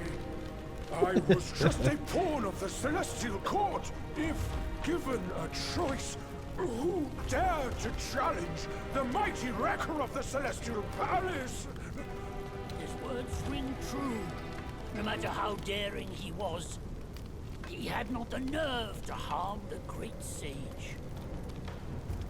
There must be someone else pulling all the strings.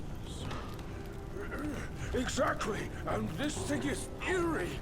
I had no idea how to make use of its power. Except to enshrine it up there, tricking lesser Yaoguais into offerings. If you pardon me, I'll go back to Guanyin to atone for my actions and be put back. Not him kissing ass after getting clapped. Oh yeah, that's a common theme amongst all the Yaoguai in fucking Journey to the West. Ignore his nonsense. Go now, little monkey. Go and retrieve. I love how sage's in relic. countries around the world they have decided that no building should be built normally and has all these weird looking like the but a square with a door. No, that's the thing. That's the thing, and that's one of the things that I don't like about modern architecture, is the fact that architecture was treated like an art form. Roshi needs to lay off the fan. What the fuck happened to him? No, he's a 2D. He's not Master Roshi. He's a local mountain god. He's 2D. He's the local 2D. No, but yeah, like, that's the thing, is that, like, modern architecture, it's very much a remnant of the brutalist art style, well, architecture style that existed a long time ago.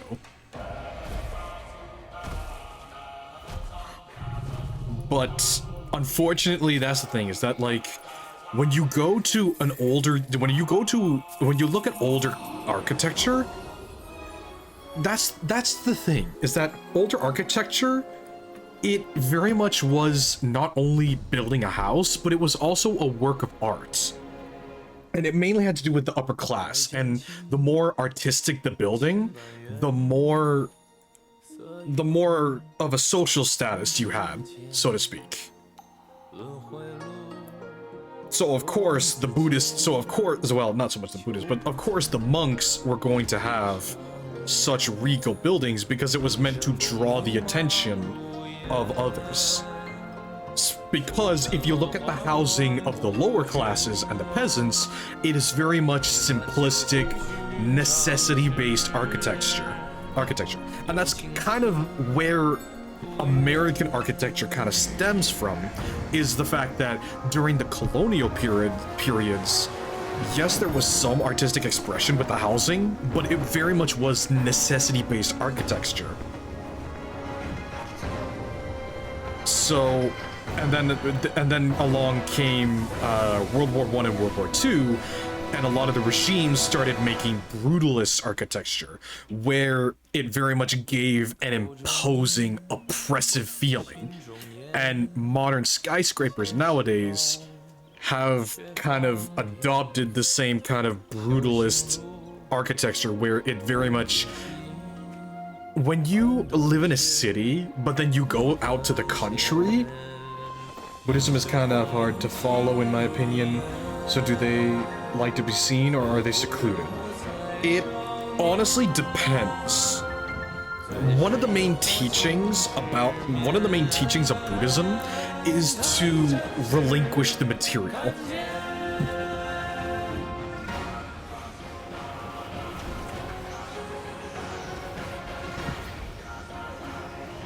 But that's ultimately ultimately the goal of Buddhism is to achieve enlightenment by becoming one with the universe and relinquishing earthly ties.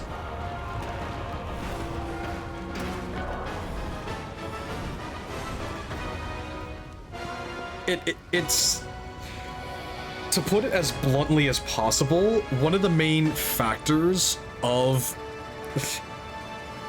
to put it as bluntly as possible, the best comedic summary for Buddhism is like, oh, hey, this guy was sitting on a mountain and he learned to just stop caring. Master, but this is an important teaching here. A monk's lust for gold should be quelled. Why does Elder Jinche still cling to that one Kasaya? Bereft of that Kasaya, how shall they show the world their ties are cut and their lust is quelled? And that right there is kind of a conundrum, in the fact that how can one show that they have relinquished all of their material and earthly ties, and yet they still have something like a kasaya, which is like, a kasaya is kind of like a shawl that is like, they can be very basic, but oftentimes a lot of the more greedy, let's say, a lot of the more greedy people will end up trying to get more elaborate, illustrious kasayas. And that ultimately ties into the story of Jinchi, the Buddhist monk that was the original master of the temple. The original master of the temple. So the way that this part of the story goes in Journey to the West is that there is an elder known as Elder Jinchi. He was this Buddhist monk in a monastery that he lived for 270 years. And unfortunately, he was very much consumed by his greed. Which, however, because he was not allowed, because the Buddhist teachings were against materialism, Jinchi kind of compensated for that by collecting all these different illustrious kasayas. So all of those cloths that he was making levitate in that music video, those were all kasayas that he had collected.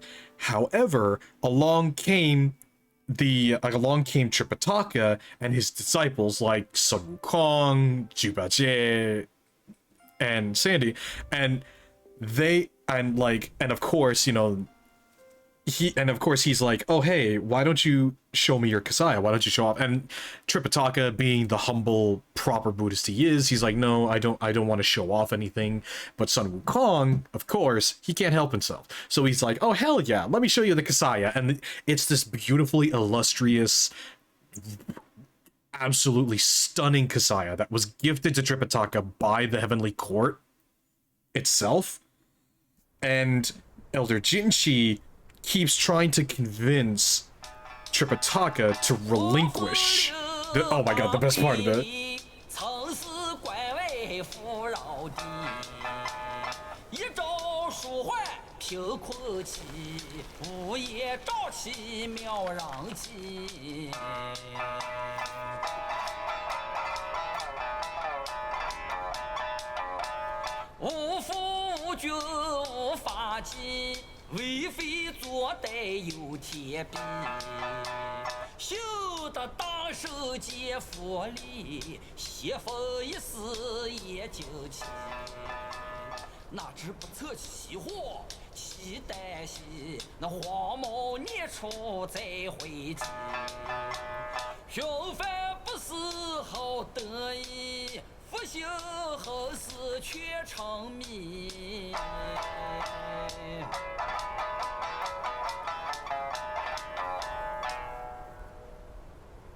Oh my god.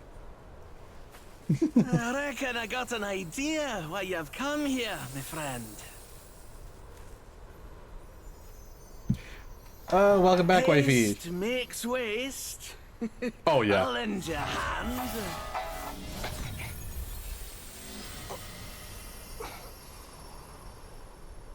Watch your step, eh? Get more shots and you'll be high and dry.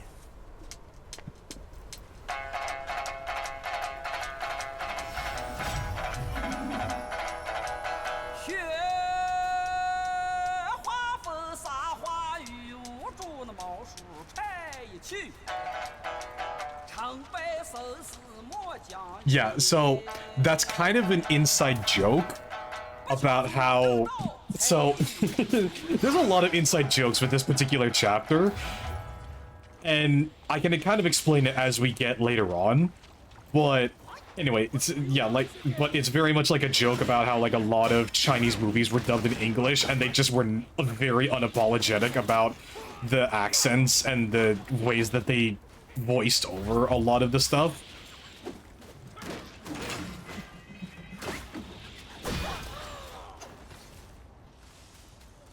But yeah, so to kind of loop back to the story of Tripitaka and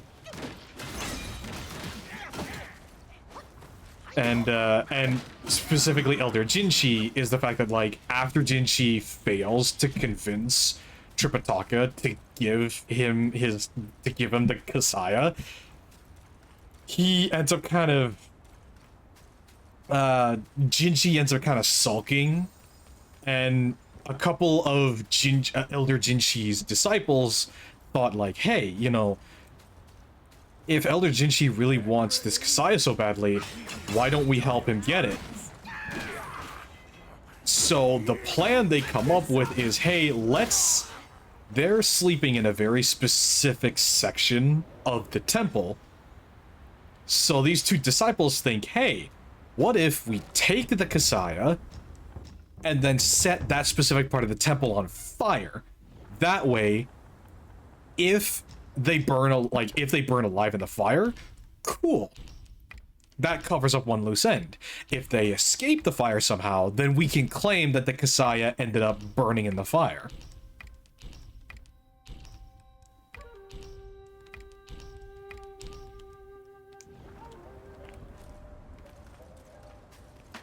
But anyway, so yeah, these disciples are fucking idiots.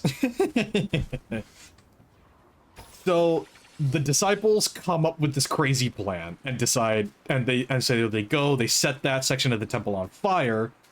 Sun Wukong wakes up, realizes that something's on fire, You come at a good moment. and then and then Sun Wukong flies up to the court of heaven, brings down a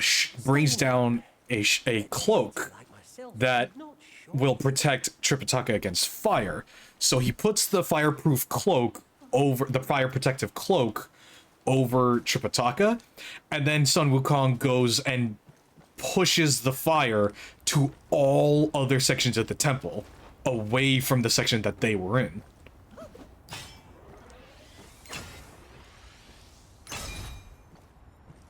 And so basically,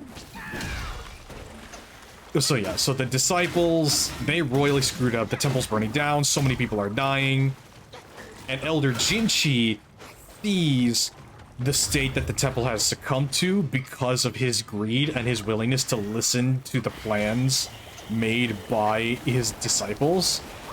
And in his shame and his remorse, he ends up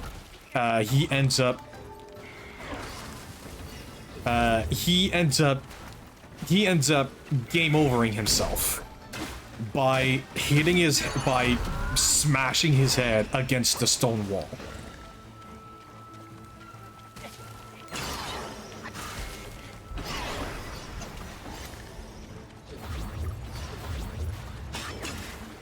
I forgot how annoying these frogs are.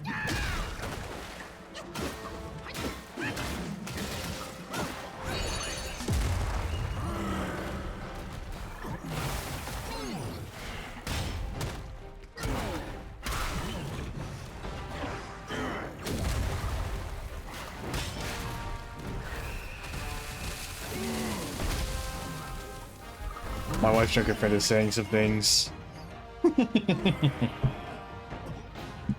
If they're about me, I don't want to know.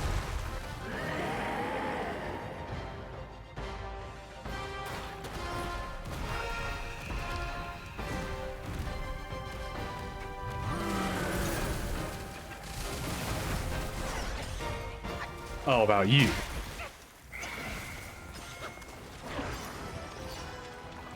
They better not be shit-talking you.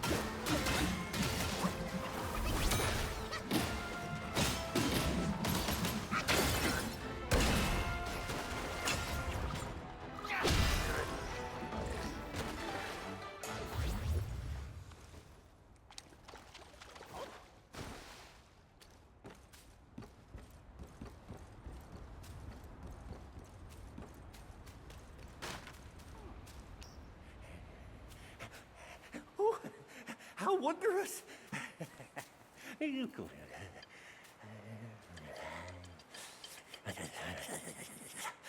Man follows earth, earth follows sky, sky follows Tao, Tao follows nature.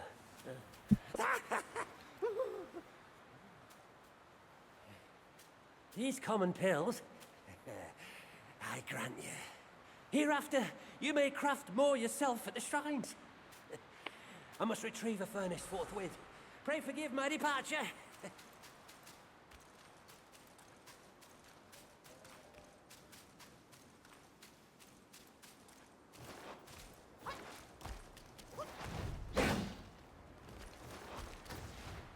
They said I sound like Stalin. I'm not upset about being a dictator. I'm mad about being called a Russian. I'm not a Russian. Ooh.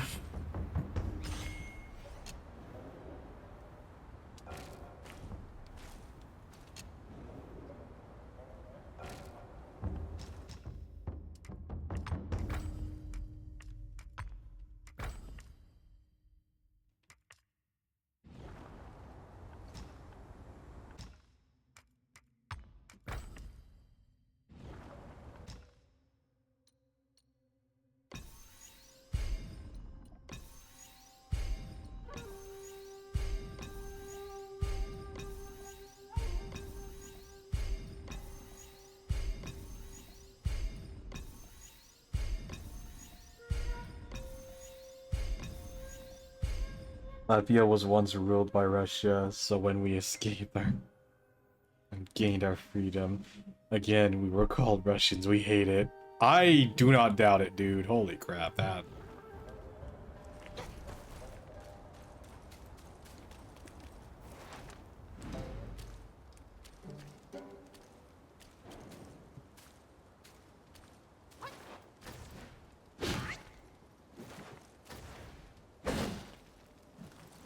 Yeah, there's a lot of rats up there.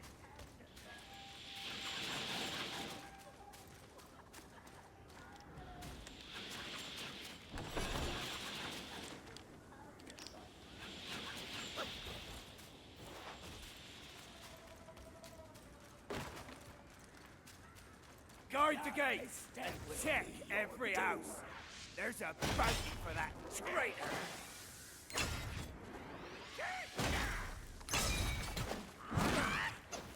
Your staff won't even scratch my shield.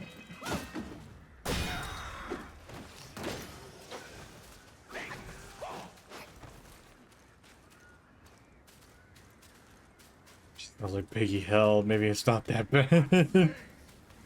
Not our kind. Kill it, Meg.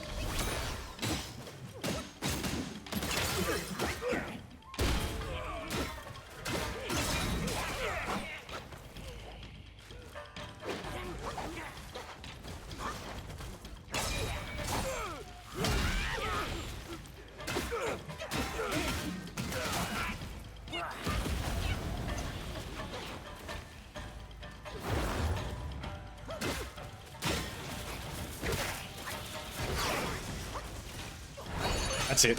It's monkey time.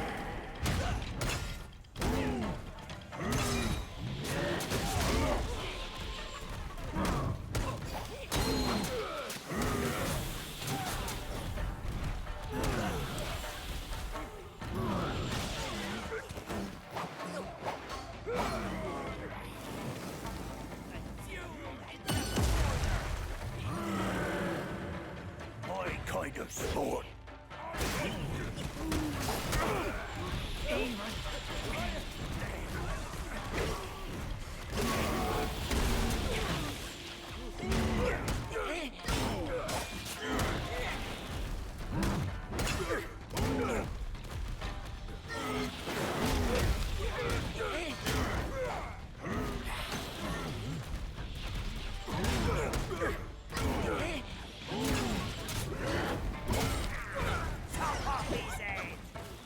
And his other head too.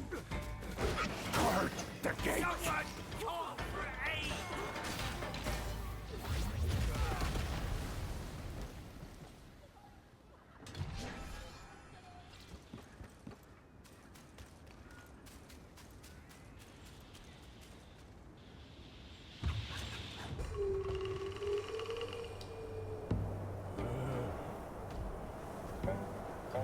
Son, I hear you loud and clear. How can I not know your sufferings?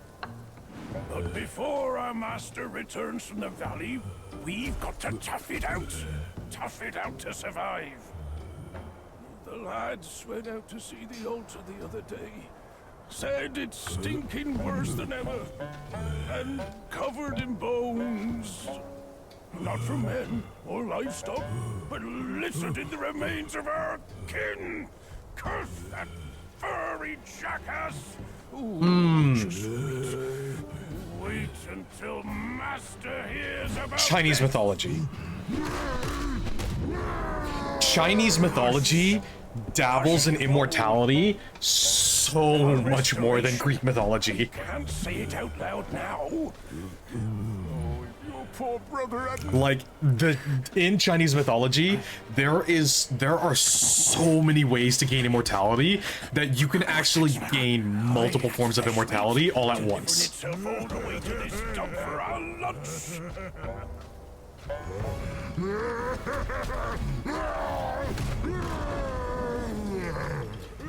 The main problem is that both Chinese and Greek mythology dabble in such nebulous concepts like the infinite that both of them are absolutely out of their minds in regards to scale. If you want a great example of how Chinese and Greek mythology versus each other would go, Greek has a good named chaos. A god named chaos. Well, yeah, Discord. Or... the goddess Discord.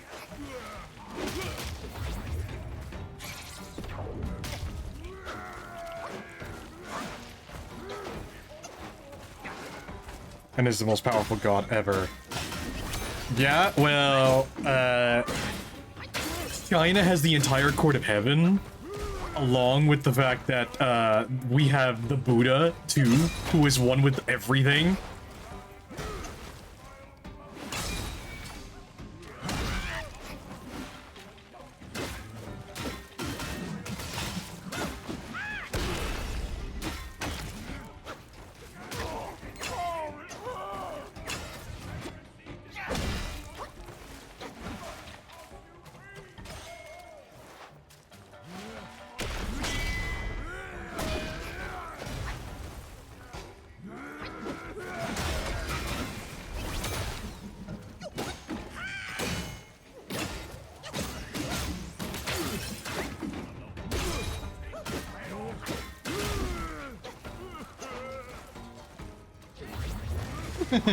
No, but I'd say the best way to culminate in regards to, like, Greek versus Chinese mythology is Death Battle actually did a battle between Hercules and Sun Wukong, and they full-on explain, like, yeah, like, the scope of their feats are so crazy that rather than looking at how strong they are, we have to look at, like, their durability and their means of negating death.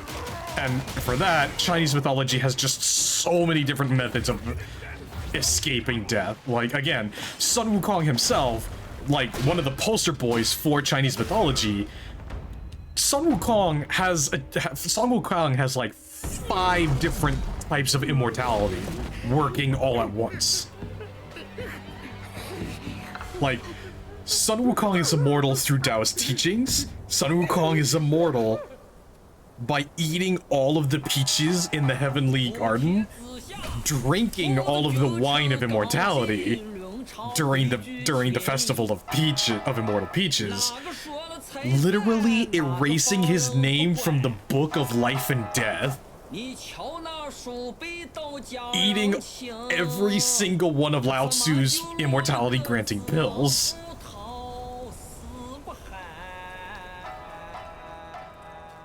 And that's the thing, is like, here's the thing. Like, if you really want to get into how fucking crazy it is the fact that, like, not only does he have all these different forms of immortality, but, technically speaking, every single peach grants immortality. And he ate the entire Heavenly Garden's worth. Every single sip of immortality granting wine grants immortality.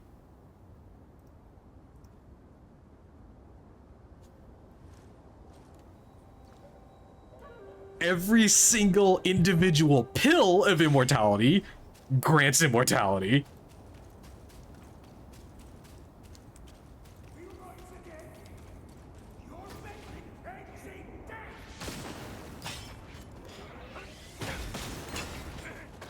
Like, literally, the funniest thing about Sun Wukong is the fact that, like, it is not out of the scope of possibility to just call Sun Wukong the fucking... He is literally a fucking self-insert character. He is literally, like, Sun Wukong is the self-insert character. You want to know why Goku is so fucking strong as a character?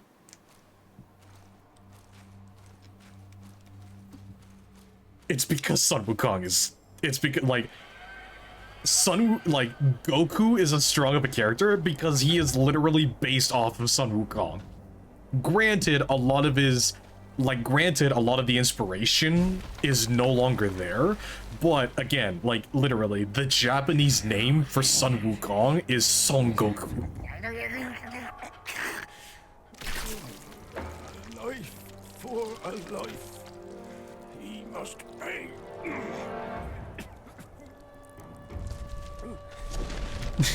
But yeah, like, and again, that's just a few of the different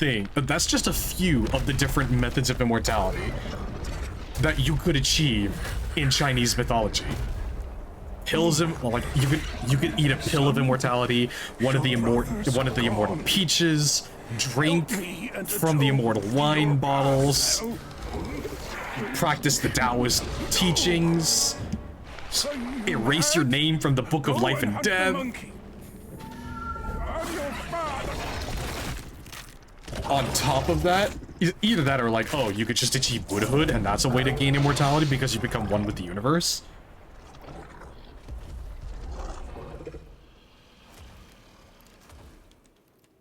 But it, like, again, it's just, it's like, no joke, Sun Wukong is actually fucking cracked when it comes to power scaling. Because the thing is that, like, Hercules held up the universe, like Hercules held up the cosmic sky.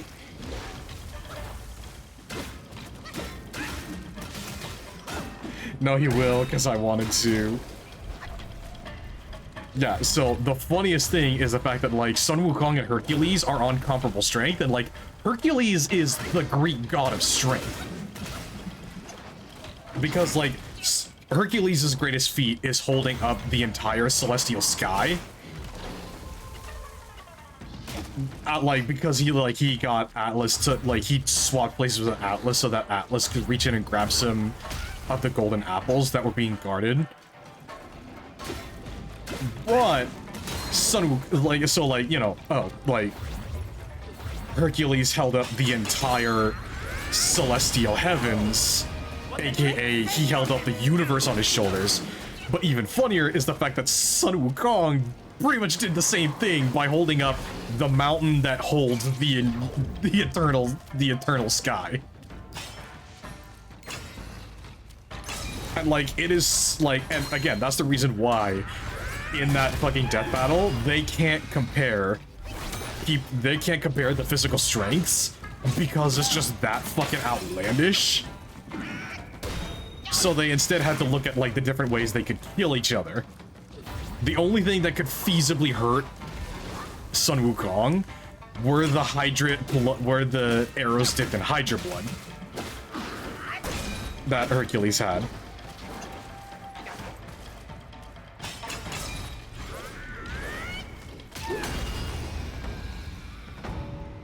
I would say that Wukong loses in the strength department, so Wukong beats him in the immortality, though.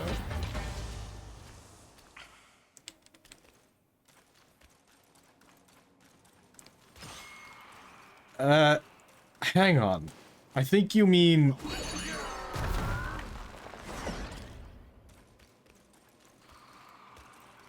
I think what you mean is Hercules beats him in strength, Sun Wukong beats him in immortality.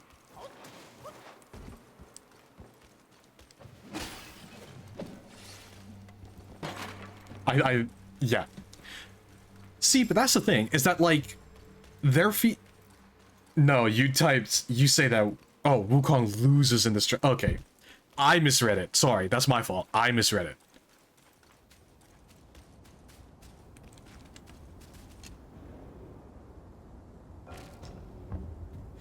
But, see, but that's the thing, is that even then, is like, Sun Wukong and Hercules, they do have similar feats of strength.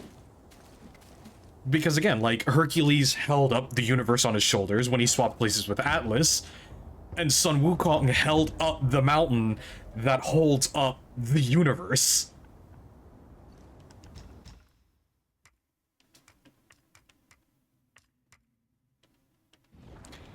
So that's the reason why I say, like, both of them have comparable levels of strength. It's not the same, it's not one-on-one, but their strength feats are comparable. So yeah, like, Hercules is probably stronger, but it's not that big of an advantage compared to the feats of strength that Sun Wukong's pulled off.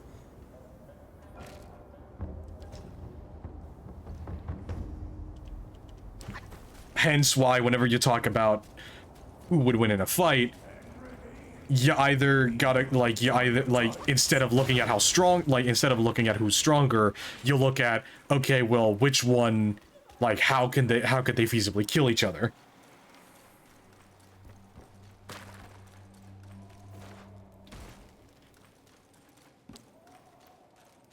Because unfortunately, the thing is that, like, Sun Wukong is so goddamn fast. Sun Wukong in a single jump leapt to the edge of the universe in like a matter of minutes. It took him a few minutes just to get to the edge of the universe with a single somersault. And I know this because Buddha put an end to Sun Wukong's rampage by making a bet with him. And Buddha basically said, okay, tell you what, I will allow you to become the king of heaven if you manage to leap out of the palm of my hand. And of course, because Sun Wukong is so goddamn impulsive, Wukong is a very strong character without a doubt. However, no versus Chaos is a slaughterhouse, no doubt. That's the thing, is that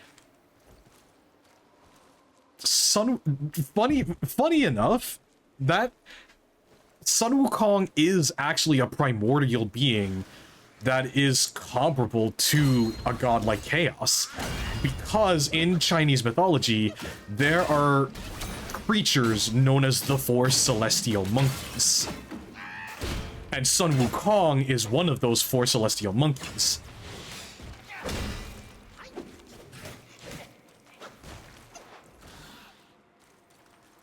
Which is funny because honestly, Sun Wukong is literally just the fucking, like, even in the context of the story, Sun Wukong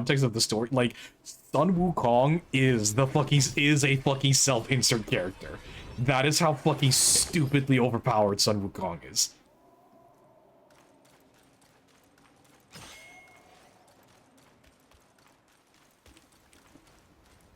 You think you're strong, just remember a space monkey with a staff is gonna put you in your place because he is all that with a bag of chips. It's honestly so stupid what Sun Wukong is capable of.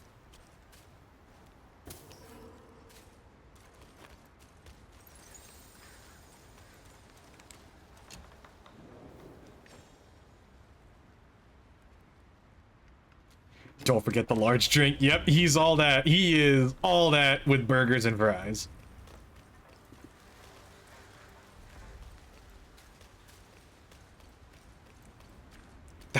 But that's honestly the funniest part, though, is the fact that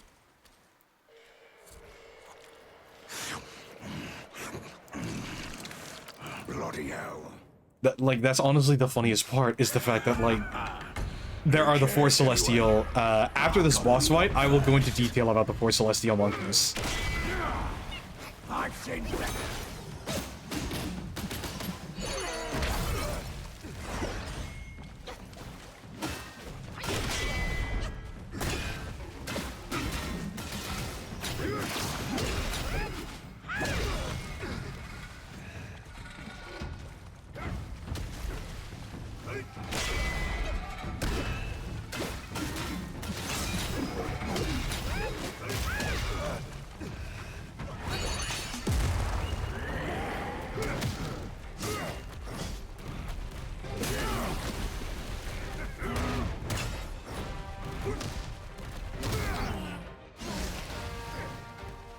Some down Chinese myth, overpowered monkey, I'm fat ball man with long beard hopes, other gods, people.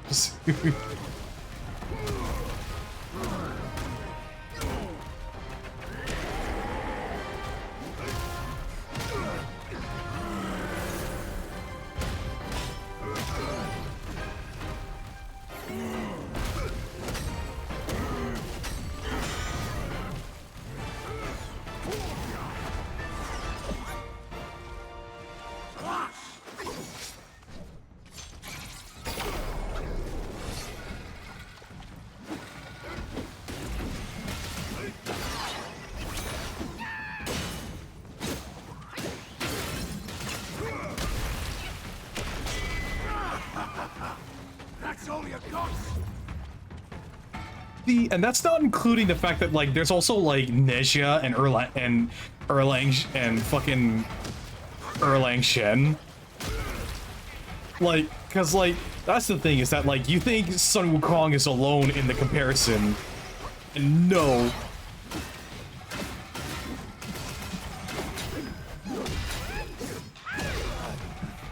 Buddha versus the god of law. He created the law of everything. He has no form of immortality, but creates ability that modifies laws. But that's the thing, is that, like... Take this. Ooh, damn it. See, see, that's the thing, is that because, like... creates the law of everything. That's a tough question because of the fact that Buddha is one with the universe in all aspects. He transcends the entire thing.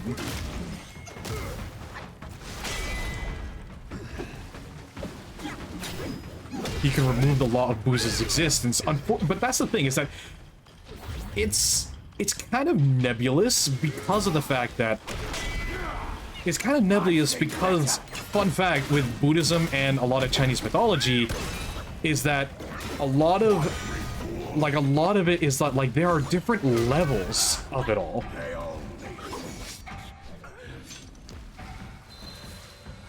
He removes the law of the universe. Because, like, there's different levels. Because, like, yeah, there's the gods, but that's literally, like, one level of the universe. And then there's a higher level of the universe, which is a lot of, like, the bodhisattvas, and then there's another level of the universe, which encompasses all of that, and then Buddha kind of exists outside of that. Again, like, because Buddha is one with everything, that's how he was able to trick Sun Wukong into losing that bet, is because of the fact that Sun Wukong makes the bet of, like, oh, I'll stop my rampage if you are able to, if I am able to leap out of the palm of your hand. The problem is the fact that Sun Wukong reaches the edge of the universe. But surprise, because Buddha is one with the entire universe, the universe is in the palm of Buddha's hand. So, like, Buddha kind of exists... It's weird to kind of try and explain it, but it's almost like... he's kind of... Now, I could entirely be talking out of my ass, and I know nothing of what I'm talking about. It's almost like he is kind of in a state of both existence and non-existence at the same time. It's very much like Schrodinger's existence, kind of.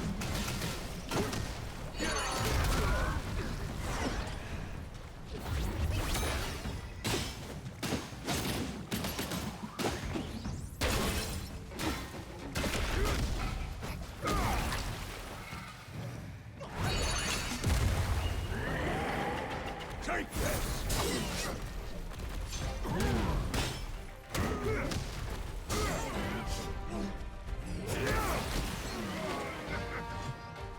I forgot how hard the Tiger Vanguard is.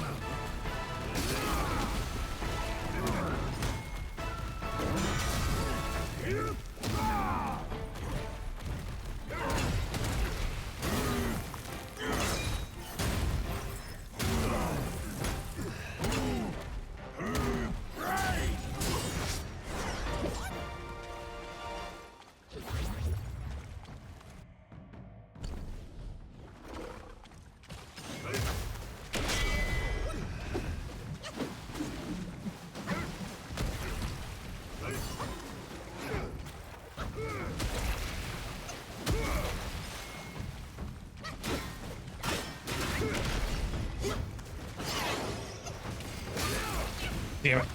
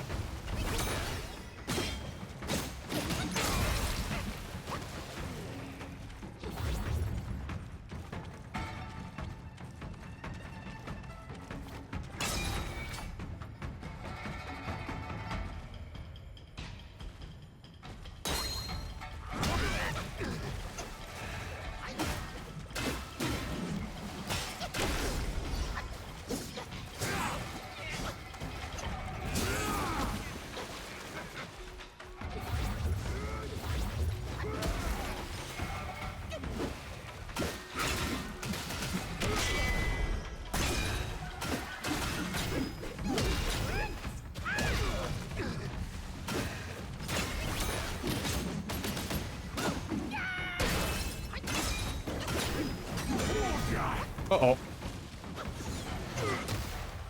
Take this!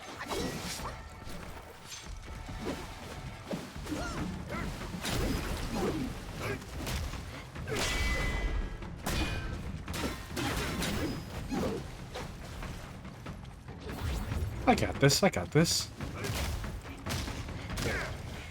You got this! Here's the thing though, there's a lot of everything. If he says Buddha's yes. Yes, what the heck? Because there's two.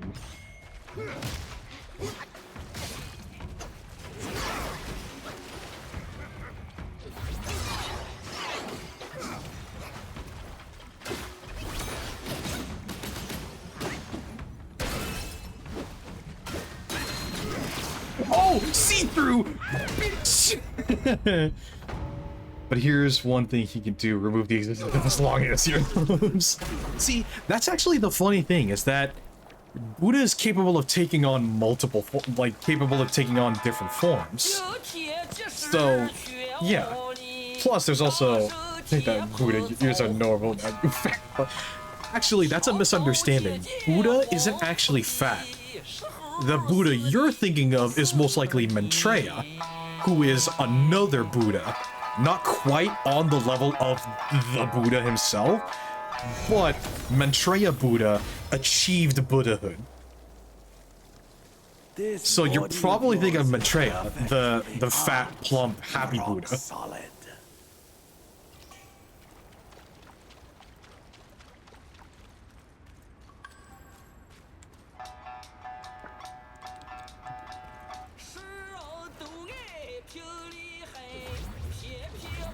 Mantra Buddha, I don't care. Fat is not mantra, Maitreya. See, that's the thing, is that most of the time, whenever you're talking about, so Maitreya is a bit, I mean, kind of, yeah.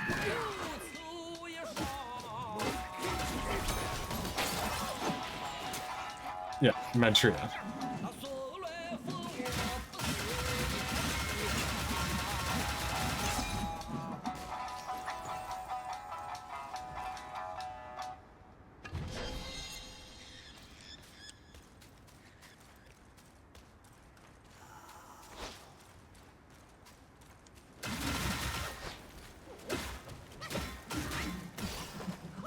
Friggin' heck, why couldn't they just call him Dave or something?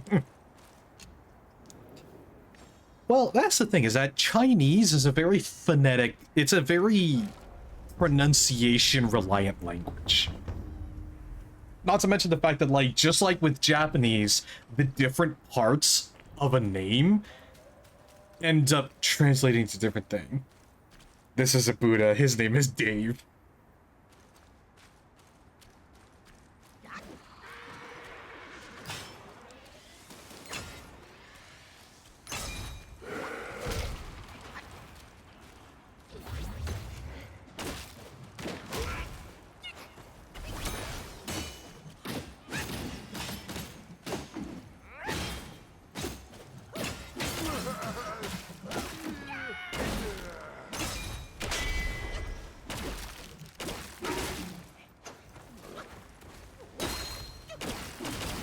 Yeah, if you want to learn an Asian language, I've been told the easiest language to learn is by far Korean.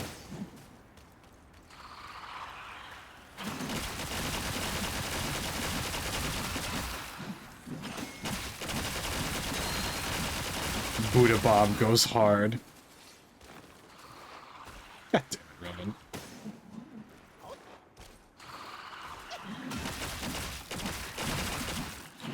No, a Buddha named Mark is amazing.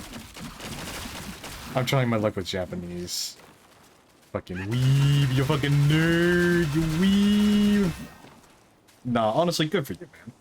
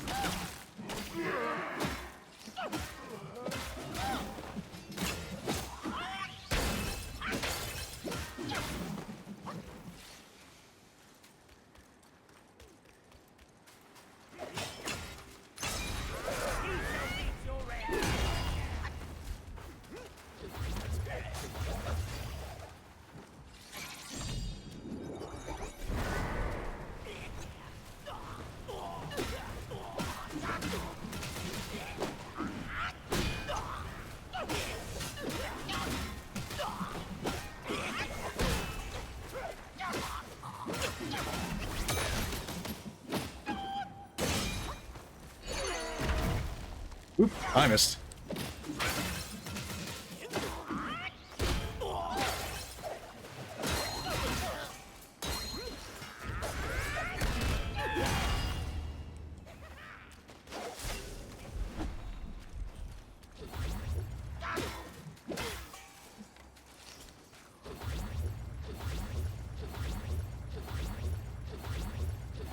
Wukong thinks he's almighty and shit until he comes across a big man who is the universe who tells him to jump from his hand. No, honestly, that's the thing, is that, like, Buddha uses Sun Wukong's impulsiveness against him.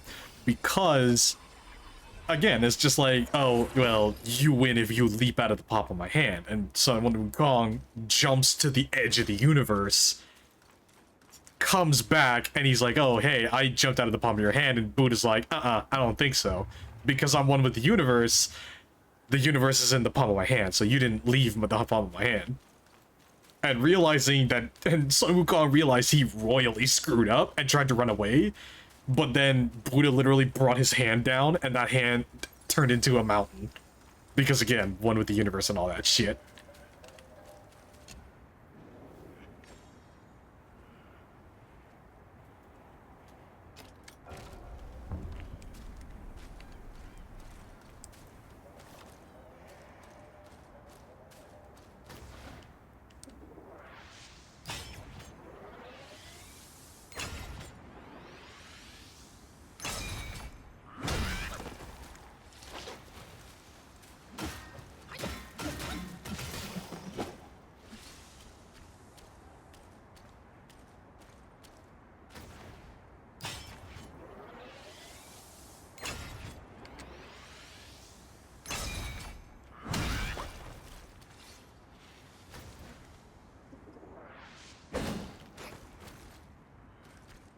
He's gonna turn around. He's gonna see me. He's gonna come charging.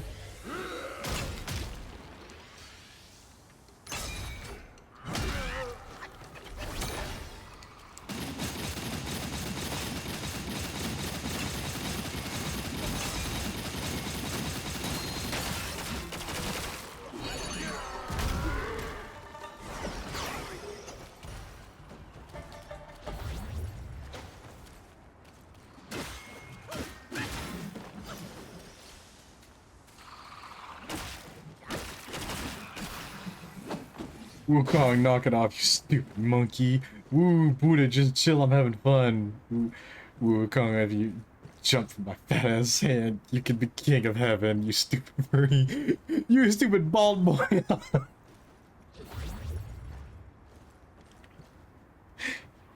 You stupid bald boy, I'm gonna win so fast it's gonna make his long spin.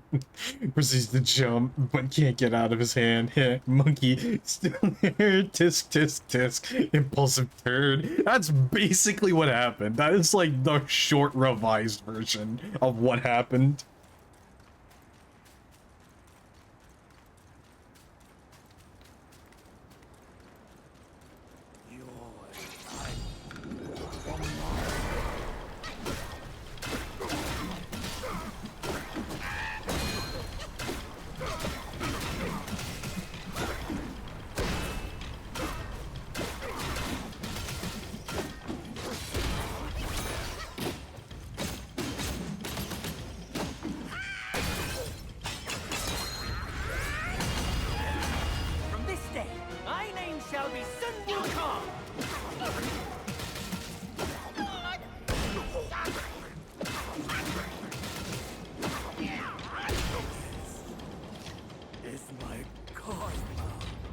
If Buddha is like everything, does that mean he is a microphone?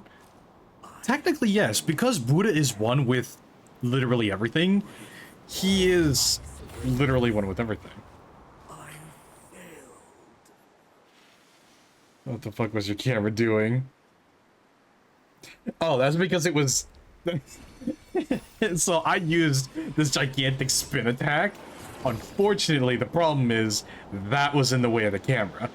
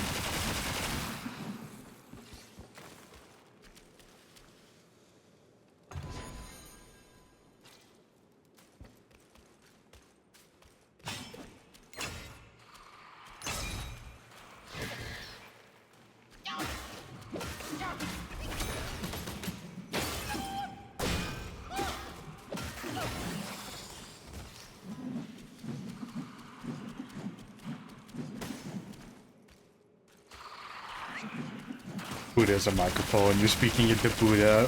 Which part scares me? Everyone wondering what Buddha is doing in his free time. Meanwhile, Buddha just floating through space as he plays on a Game Boy. See, he wouldn't even have the Game Boy. He would just be chilling out. He's literally just like, fucking whatever. He is literally that dude that just doesn't even need anything to entertain himself. He'll just chill out on the couch.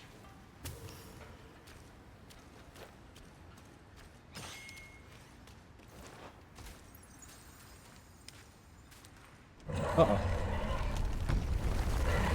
Stone Vanguard. You can't. No, you would never be able to rage bait Buddha.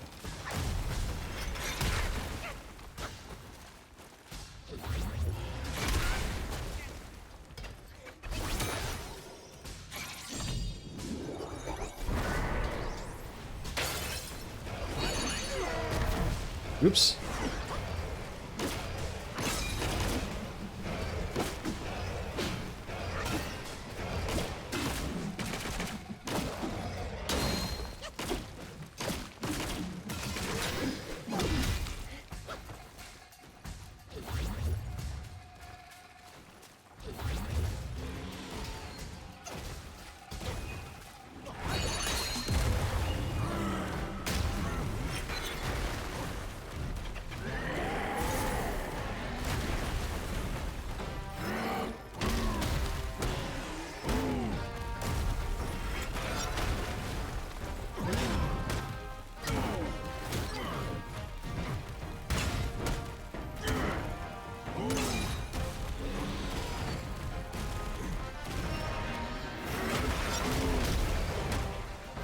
Stone Monkey. Get some. Yeah, get some.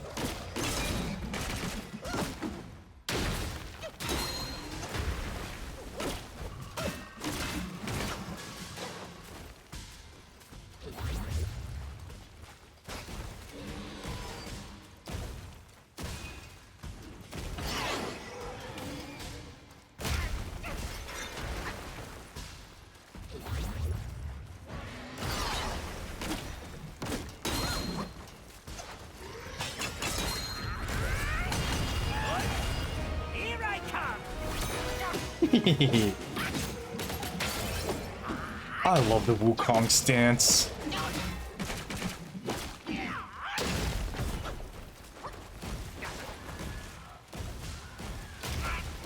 Uh-oh.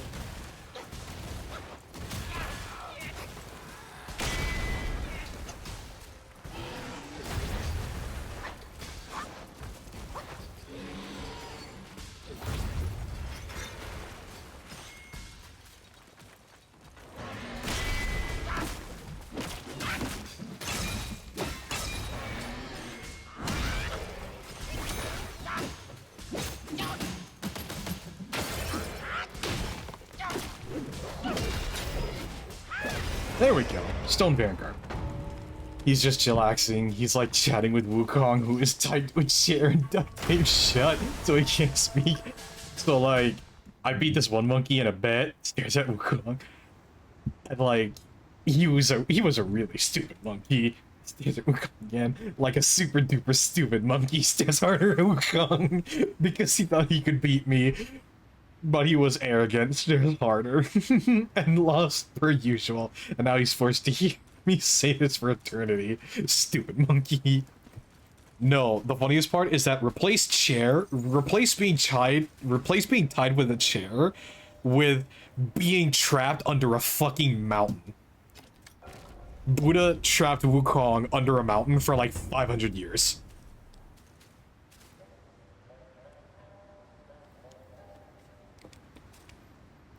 I need to keeping up with the Wukongs, bro. The funniest part is that, again, there are the four celestial monkeys. There's the intelligent stone monkey, which is Sun Wukong. Ironic, because of his impulse problem. But then, there's the, being sparked by Buddha. So what did we learn?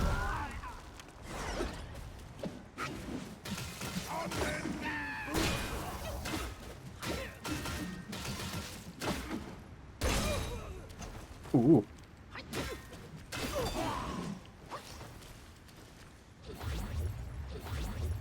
So basically, yeah, so there's the intelligent stone monkey, which is like he has knowledge of all these different things, and that is Sun Wukong.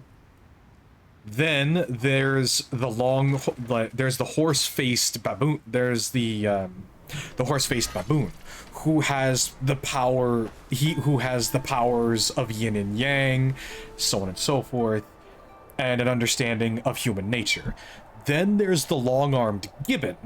Number 3 is the long-armed gibbon, a gibbon monkey with arms so strong and so long that he can grab the stars out of the heavens.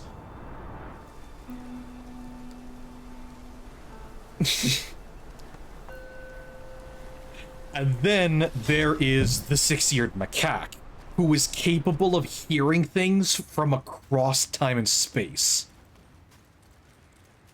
And that's part of the reason, and when it comes to sound, the six-eared macaque is pretty much omnipotent.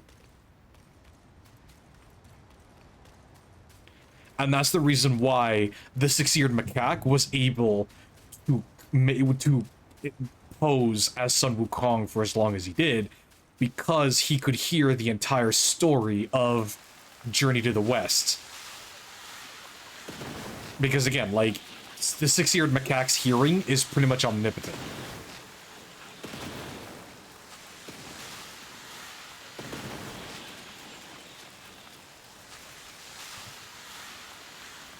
Wukong being spanked by Buddha. This is what you get for being a little shit!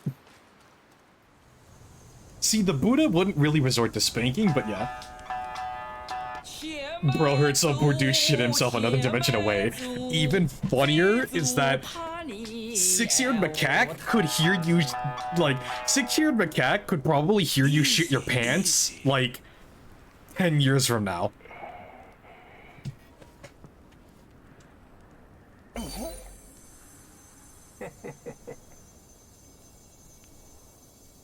Oh, it very much is hilarious to think about. This befits you grandly. Hey, luckily I've kept it close for its rightful owner.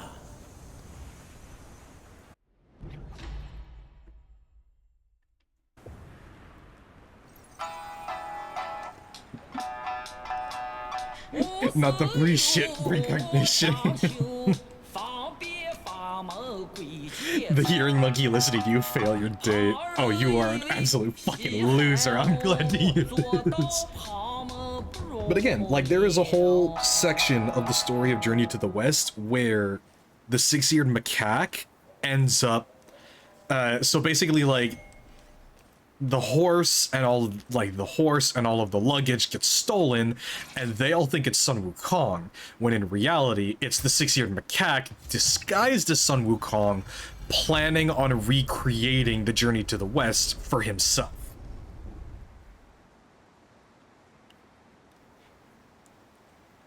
And the funniest part is that the only person that was able to tell Wukong and the Wukong imposter apart was the Buddha himself. Not Maitreya Buddha. The actual, like, the Buddha.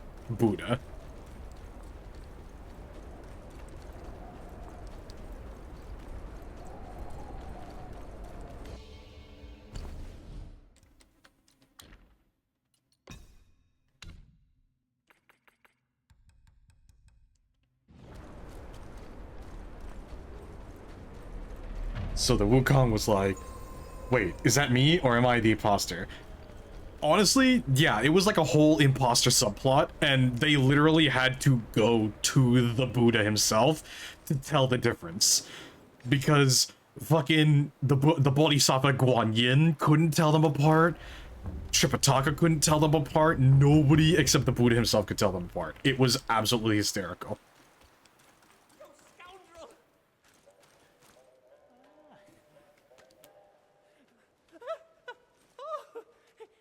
It's you again. You. God's playing Among Us. Yeah, basically.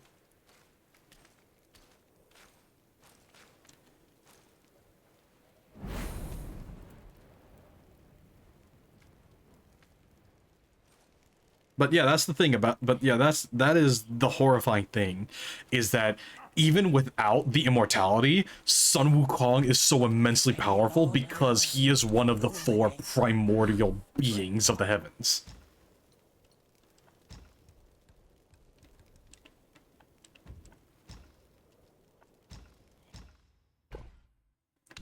Wukong saw Wukong vent.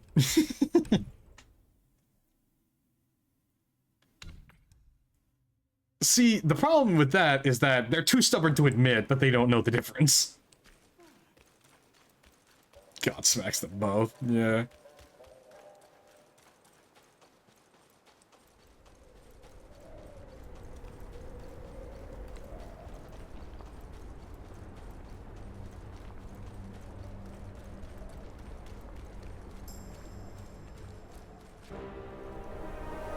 Besides every sage, a villain resides. Beneath every mountain, an abyss lies. Where disparities persist, bloodbaths may arise. I cannot escape, and nor can you! Alright, Yellow Wind Sage, let's get this shit over with.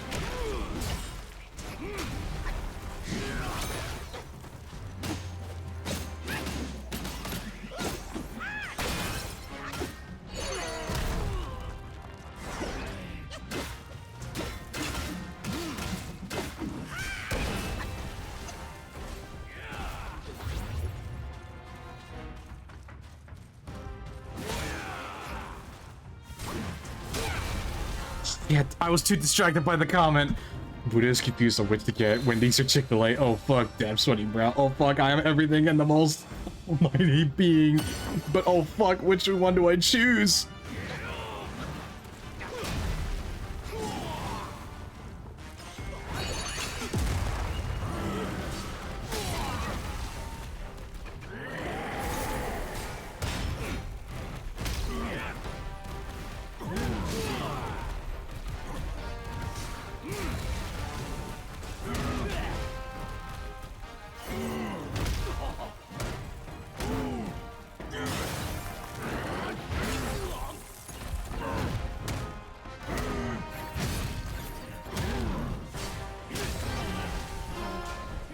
You telling me his man was sitting there, hunched down in the sand in some random ass head?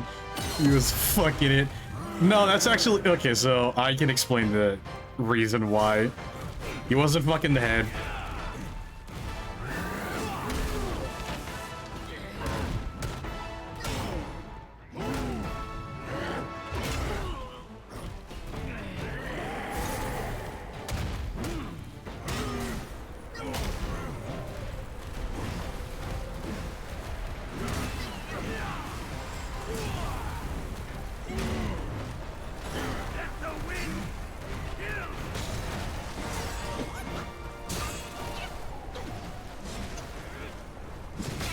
Shit! No, I couldn't get the relic done.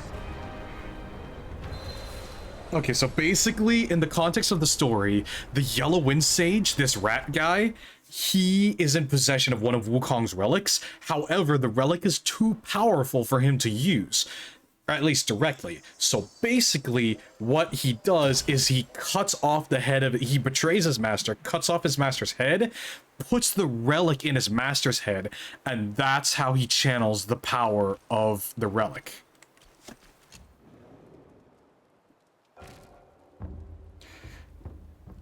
Wukong suggested getting from both. Wukong, who let you out from under the mountain?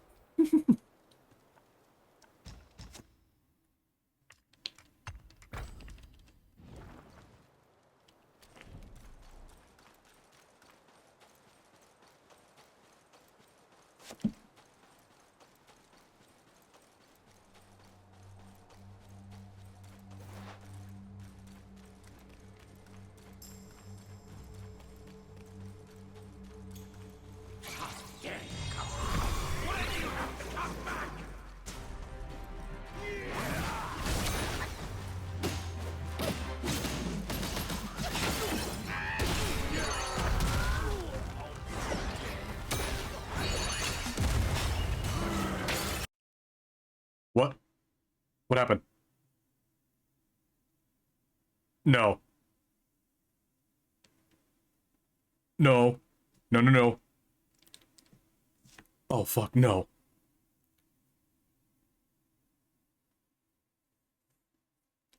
What? Did I just... So no head. Buddha walks up and lifts the mountain, smacks with a common large newspaper. Stupid. Oh no! The game froze! Fuck. Okay, hang on.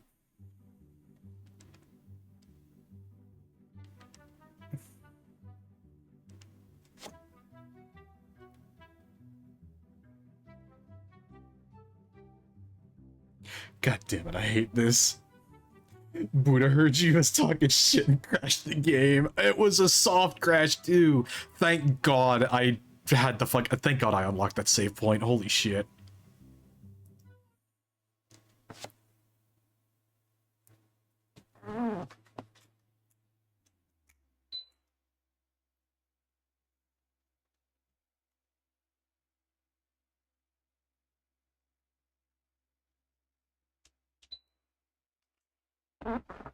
Alright. Sorry about my chair squeaks.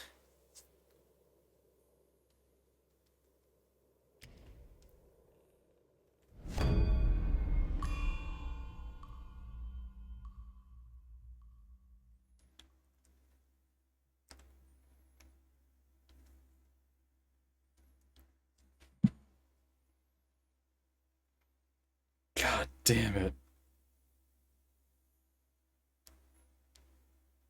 If I can just get past the Yellow Wind Sage, if I could just get to chapter 3, then I can complete the task of, like, the whole point of the stream is to get to chapter 3 so I can get what I need to complete the very last trophy and 100% this game.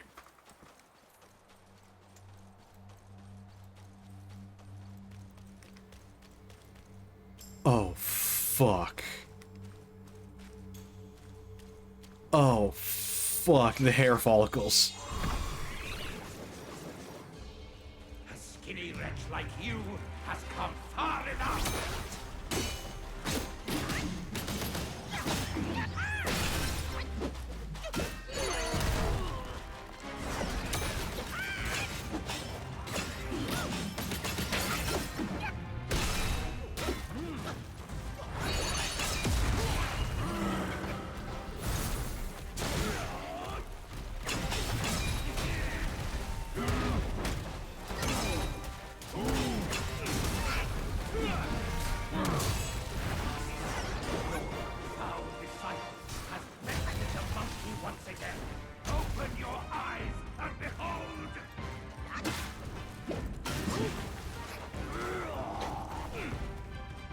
Okay, hang on. I need... Enhanced Ginseng Pellet. Perfect.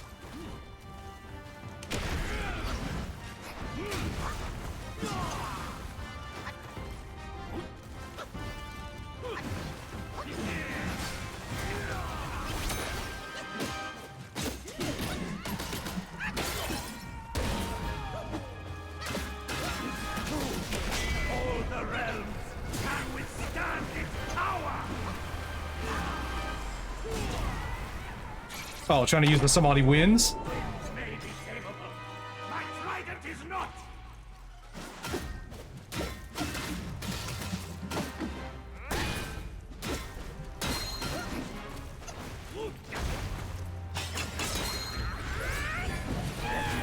From this day, my name shall be Sun Wukong!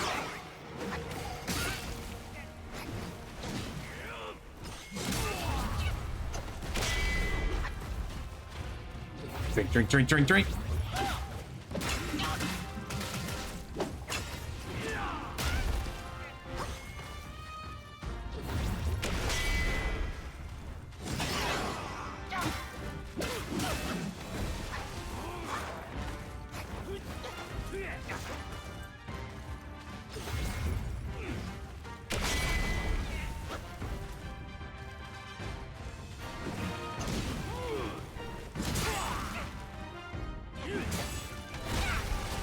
Damn!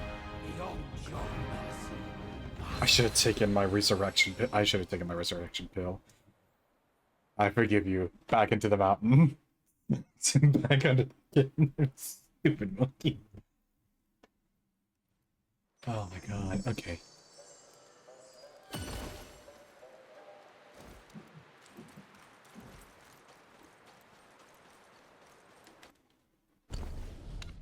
What I need are...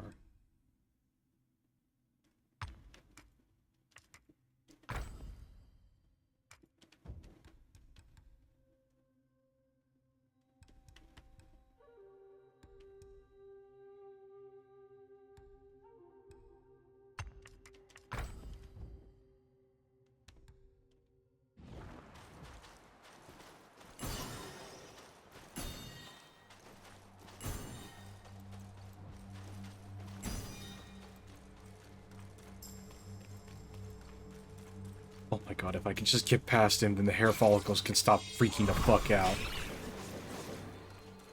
A skinny wretch like you has come far enough!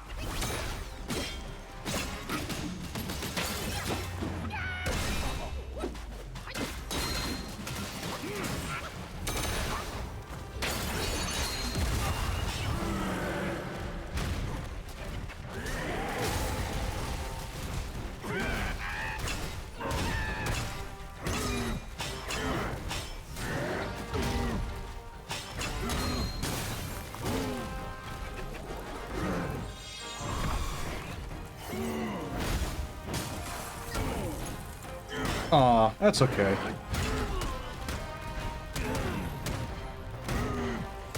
But remember my name.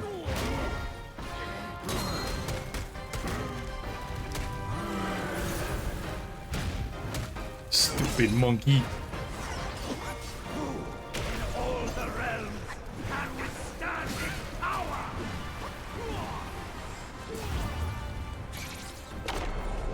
Wind may be tameable. My trident is not! Bye, yeah, bye, Latvian skunk.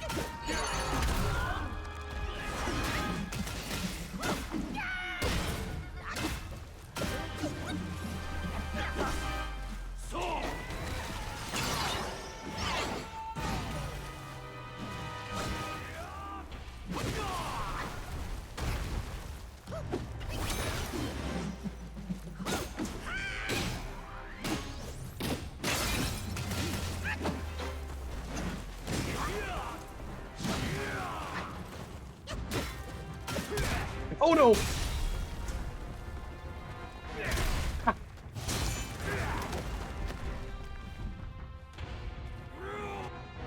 Eat the pill, eat the pill, eat the pill, pill.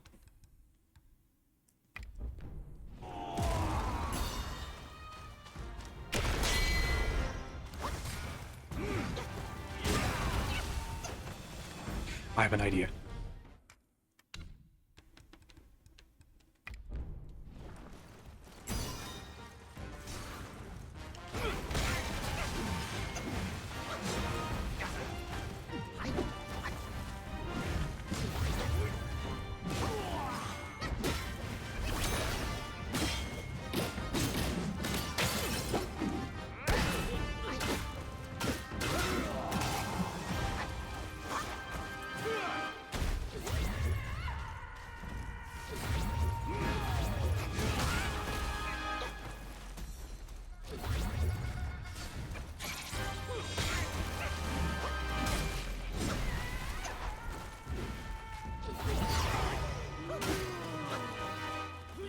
Ah! No! I'm dead.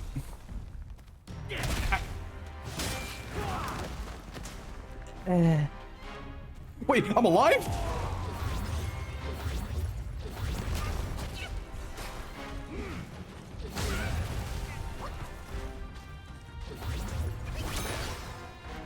Well, fuck it. I'm not looking this gift horse in the mouth.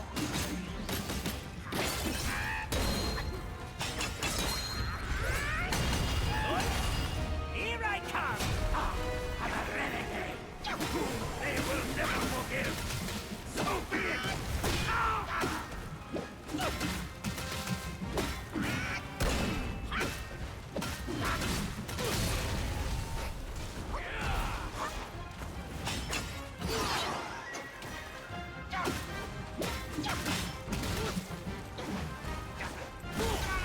It's okay.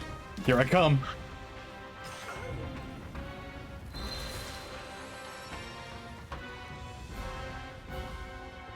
I'm back, baby.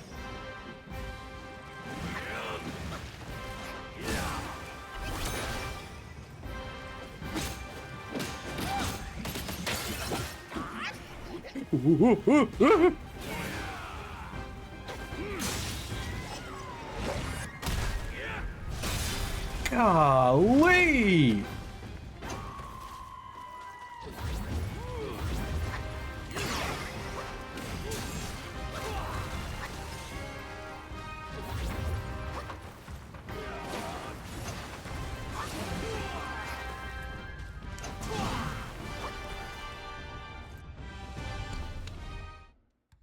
If I could just stall for time.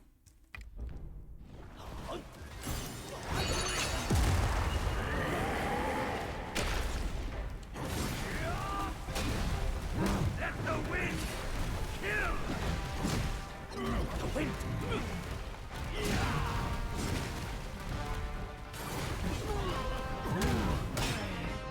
Come on. Come on.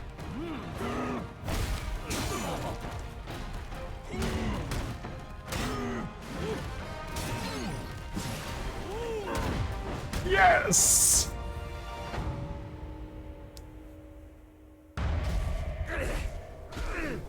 Disciple, you're a fool. You stole Erlang's spell and snatched the great sage's relic. You even took your master's heed. Just for a short reign over this barren valley.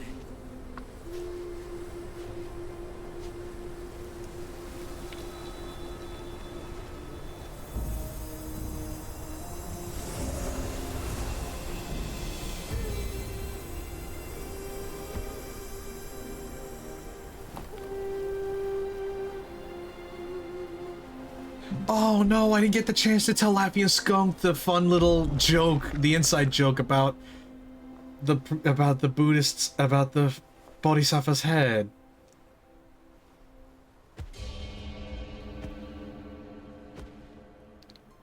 Amitabha.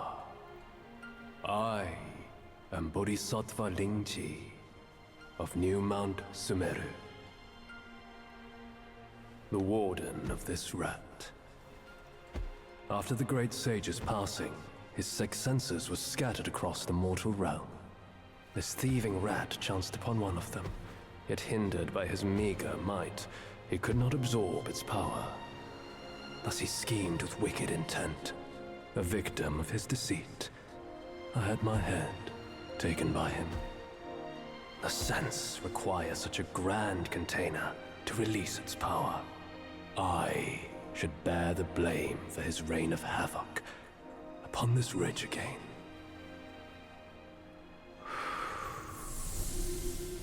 Through your valor and sagacity, order has been restored. You are the sole worthy one to keep it. Please, keep it secure in my stead.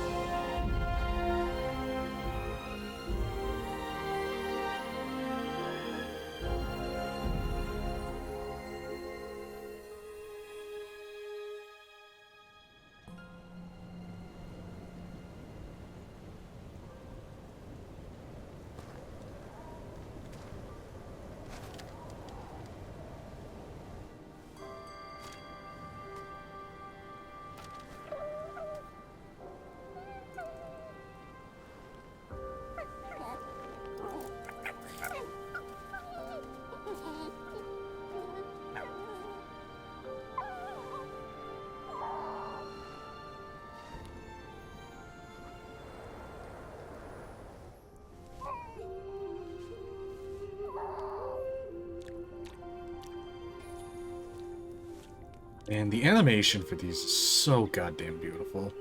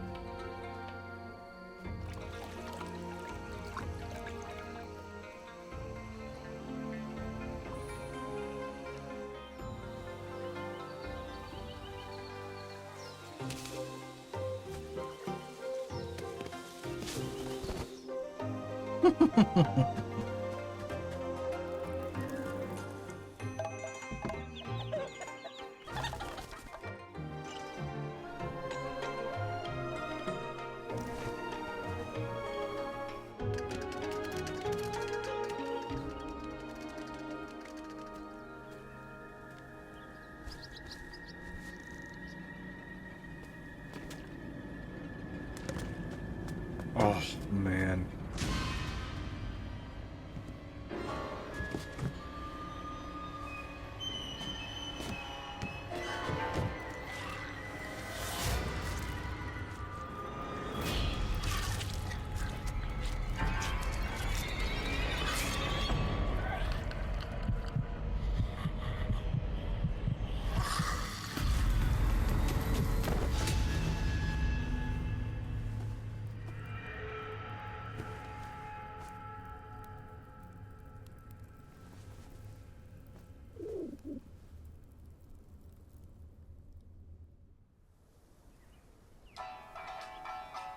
Absolute messed up ending right here. 头上烈日倒下了，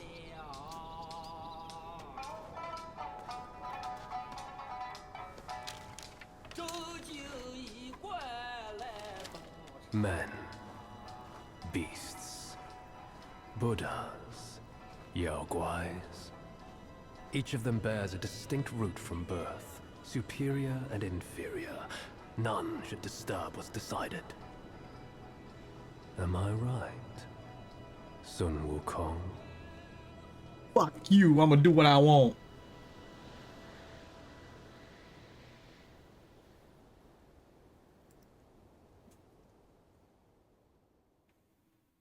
With the wind and sand you've endured here, did you reach the Forgotten Kingdom at the end of the land?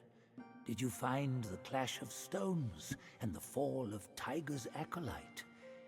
If you shut your ears and heed only your inner murmur, I fear the more you yearn for flawless endings, the further you'll stray from the path. Rats and cats, neither grasped their destiny, and yet neither admitted it. Listen closely, young one. Their complaints ride upon the wind.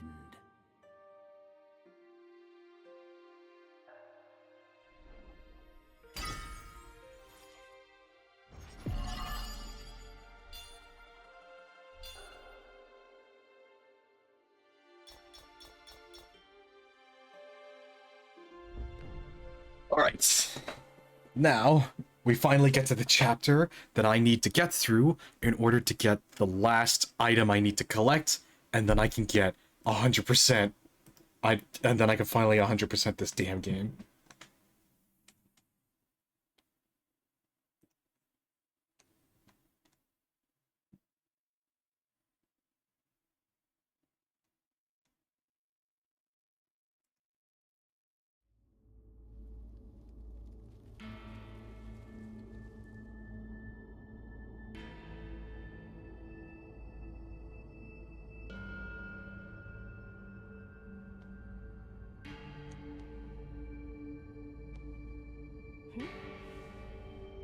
There he is. There's Maitreya.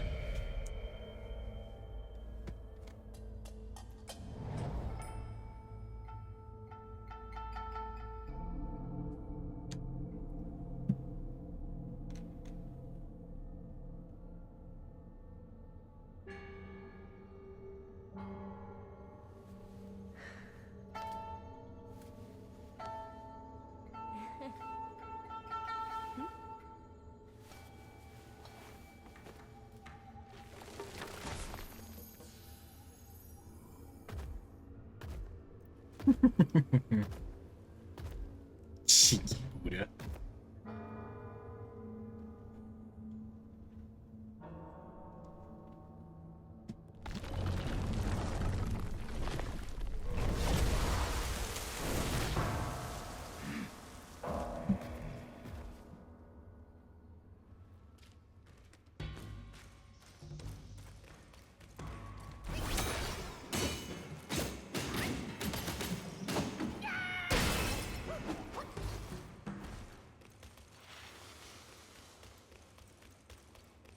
Alright, so I just need to blaze through here.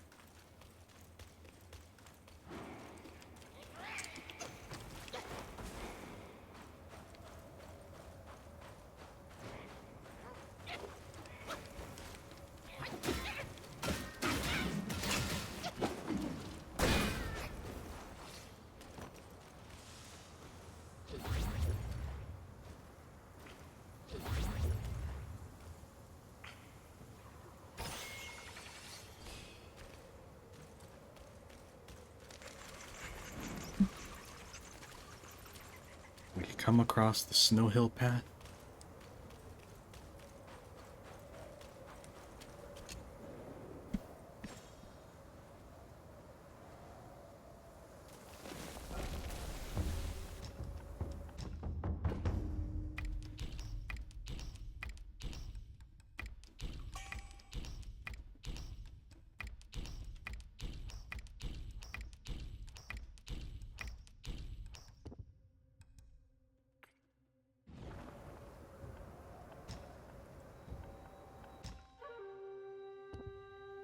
I need withered silkworm.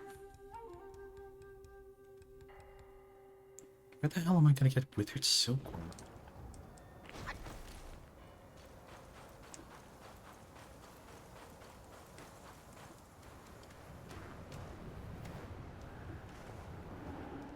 Yeah, no one cares.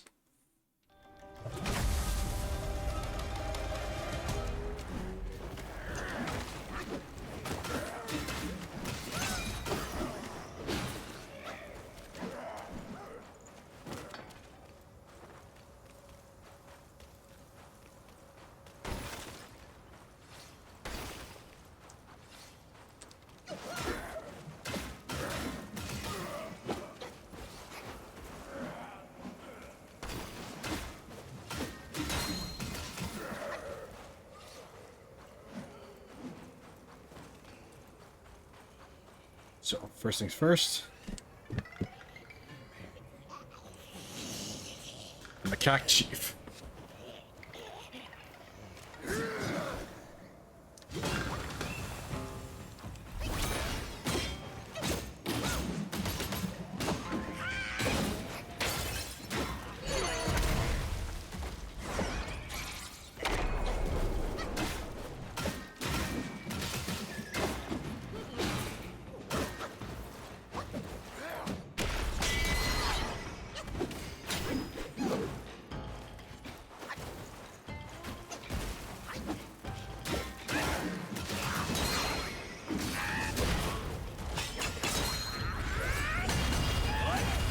Here I come!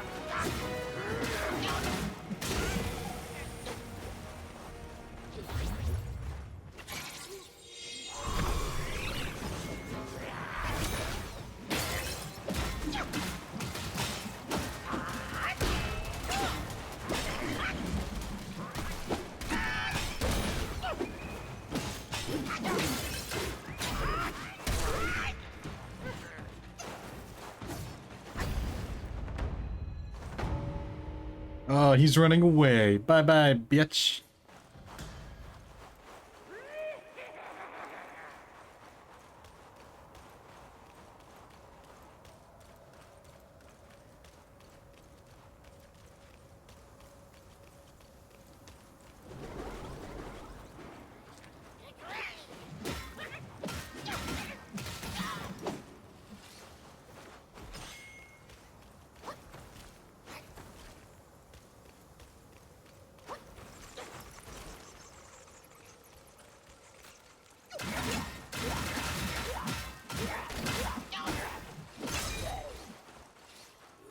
Gotta go this way.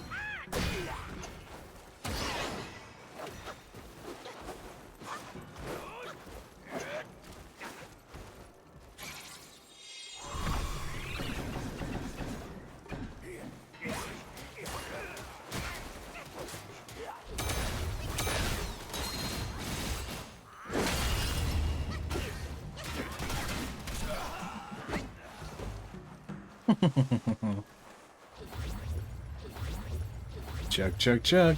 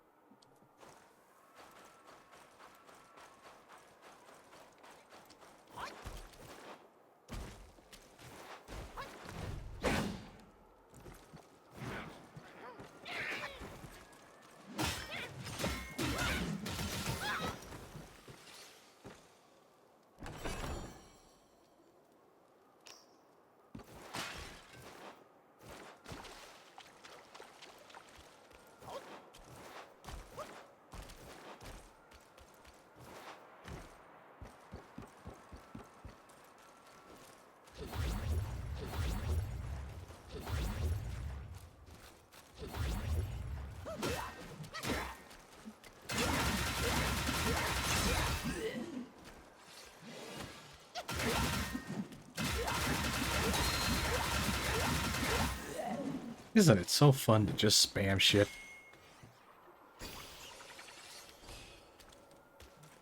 I like that. Max resources.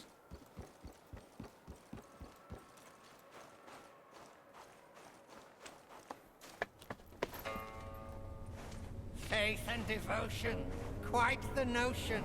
Yet how many can claim a mind so pure, still, and sure? Look at you. Through the heavy snow you roam. Desiring that thing, no doubt. I read your fortune before you came. Care to hear? Yeah, sure. Act not and be still. Thy gifts art thy ill. If you seek your own end, I shall not stop you. I, the keeper of the New West, welcome the destined one. Now fly! Oh, okay. Well.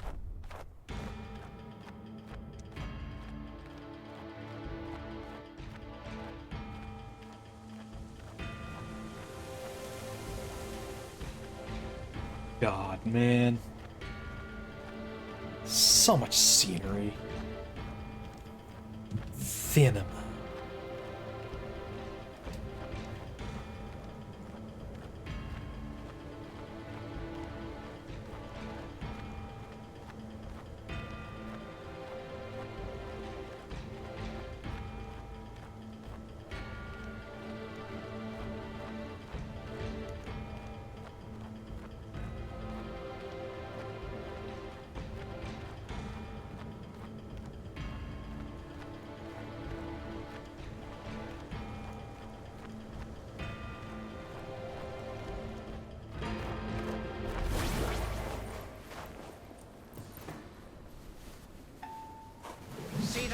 temple on the lake?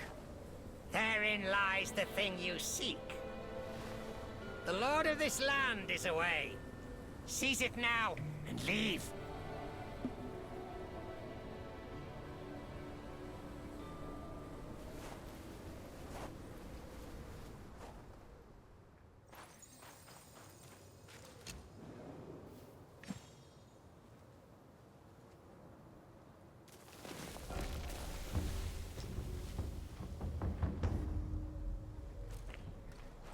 Alright, let's do this. The faster I get into the prison, the faster I can get the achievement.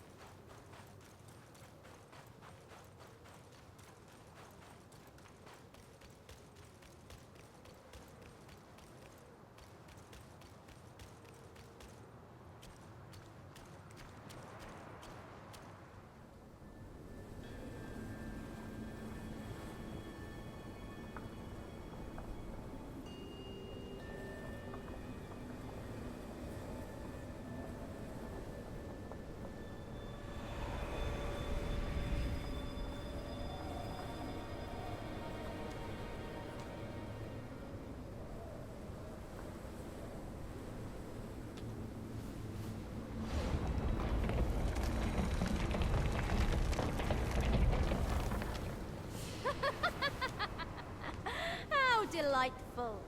It still recalls your scent.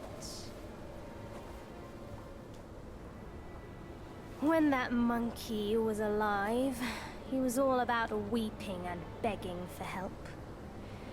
Now, even in death, he led all you younglings right to me.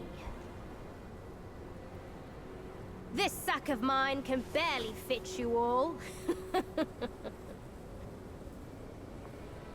Kang Jinglong, now that you are ready, go and weigh up this one for your master.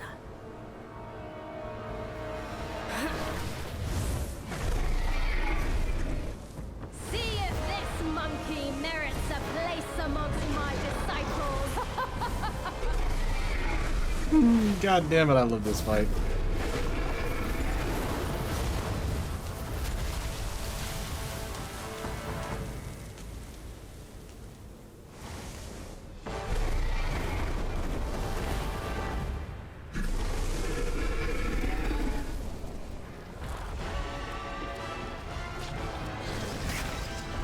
Uh-oh. I did not dodge.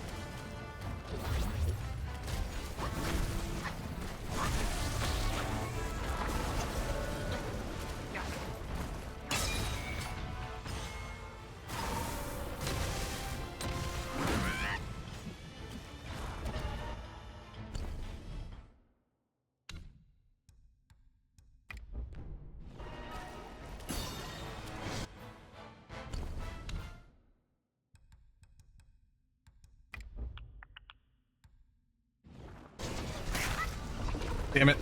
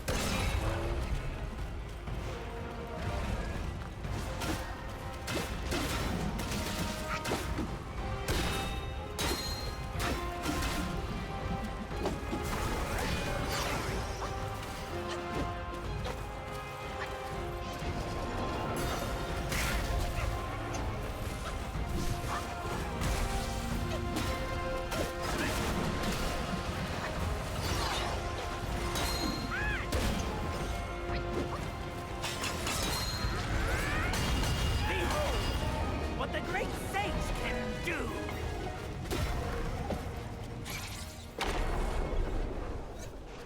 There we go.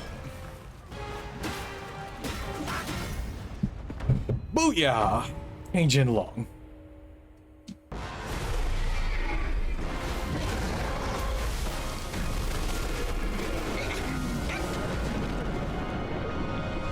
Alright, if I speed through this, I think I can...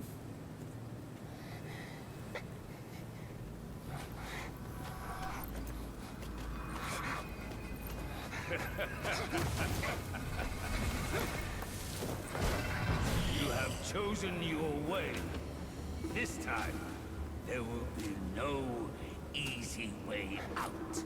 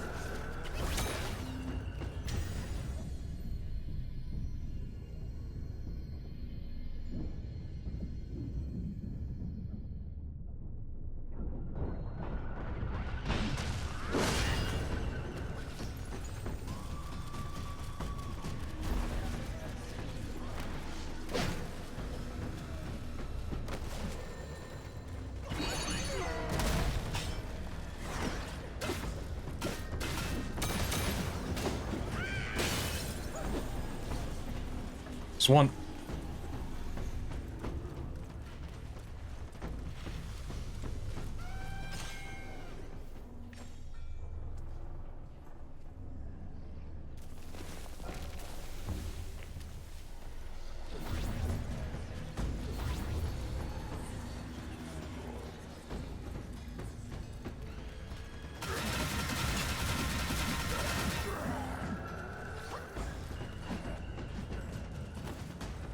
That was 2.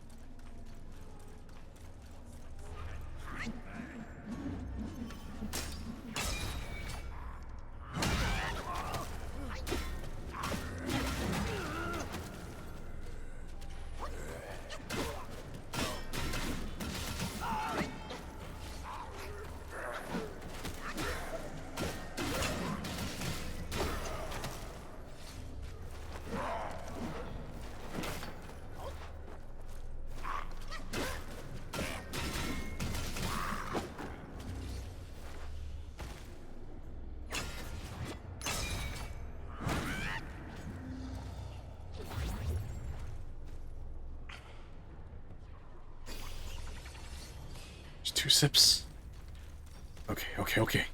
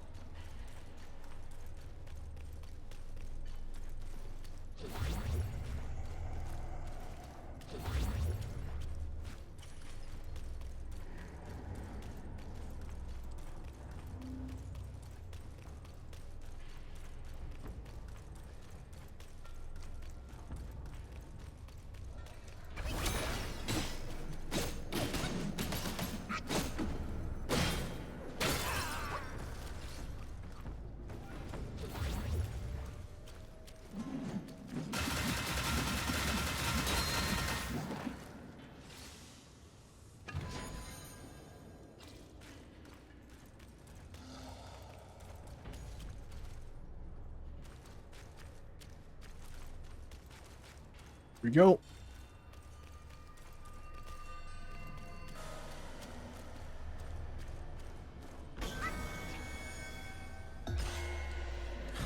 Bingo.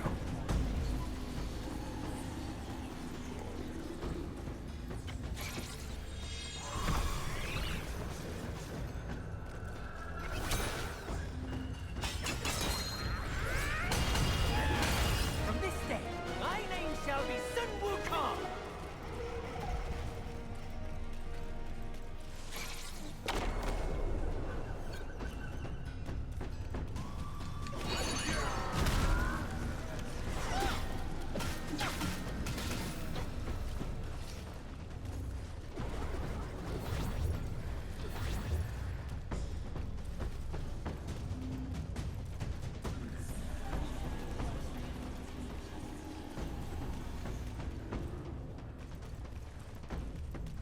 Okay, so hang on. I took care of the 2 over on that side.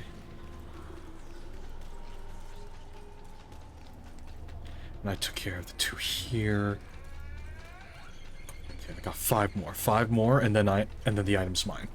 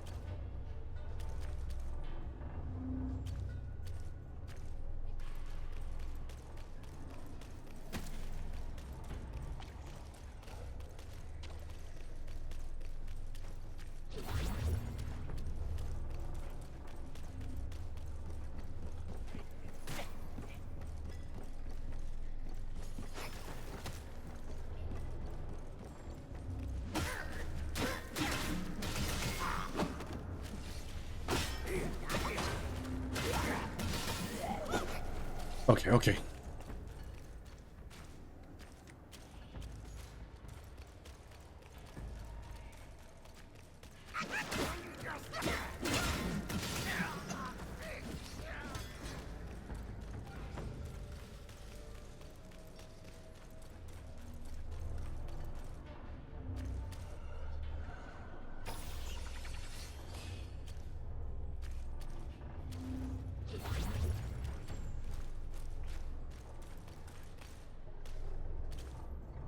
Go.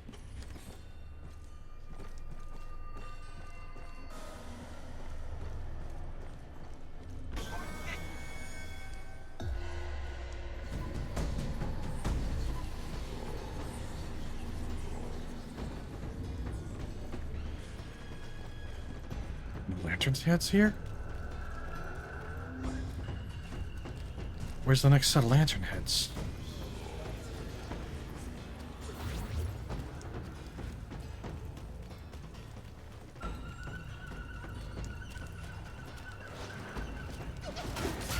Ah, damn it.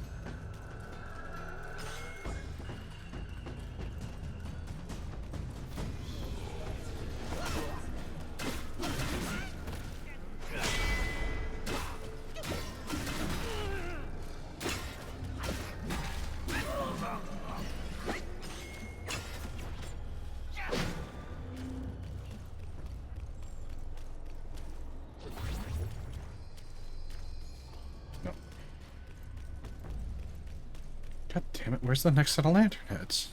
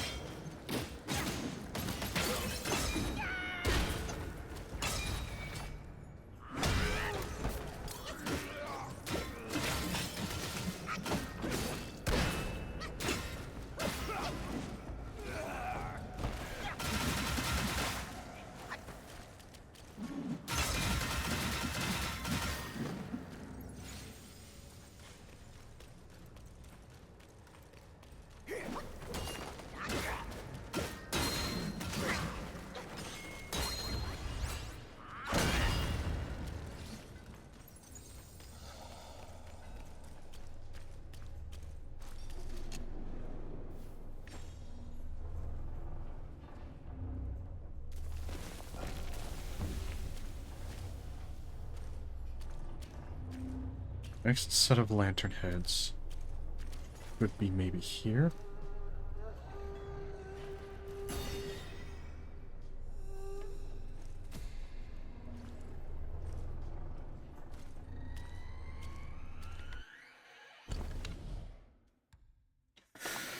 Ooh, my resurrection pill is gone. Okay.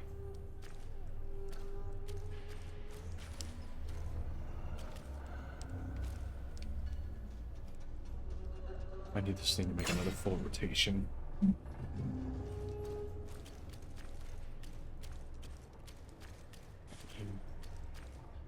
Oh, here we go.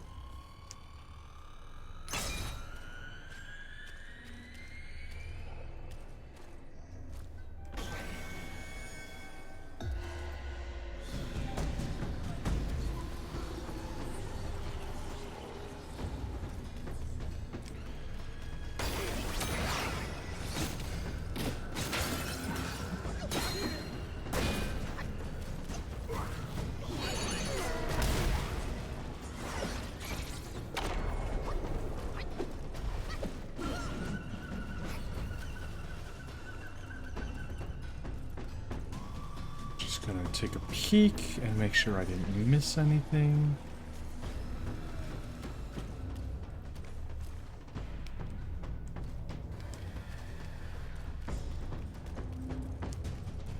Nope, doesn't look like it.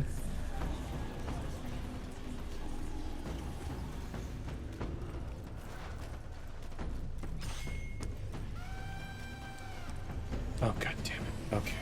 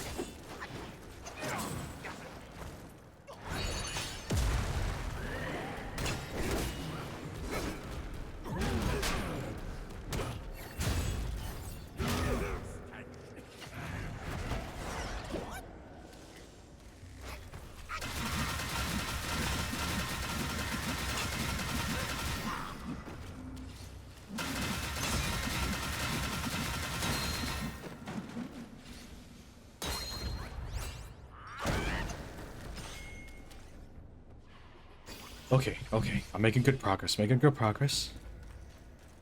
Got some sip.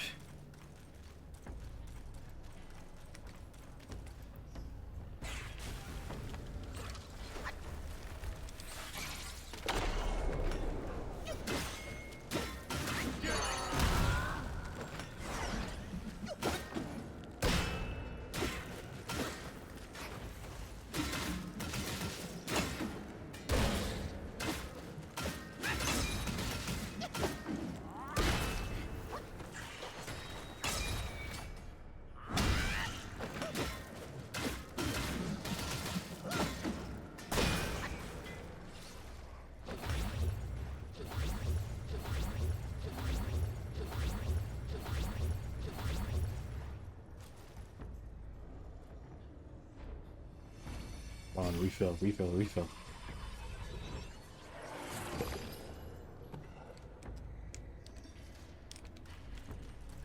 Booyah.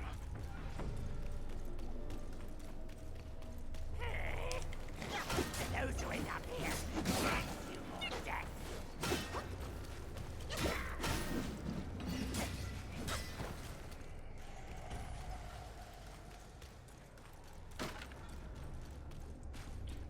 We go.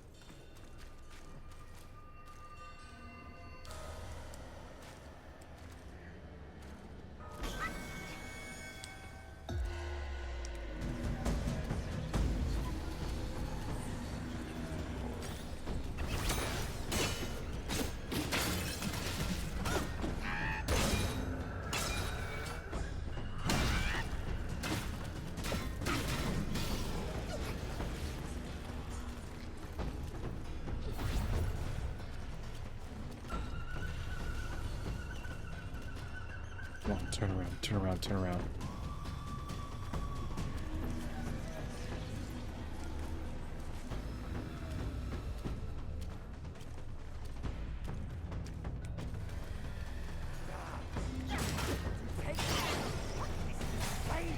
Shit.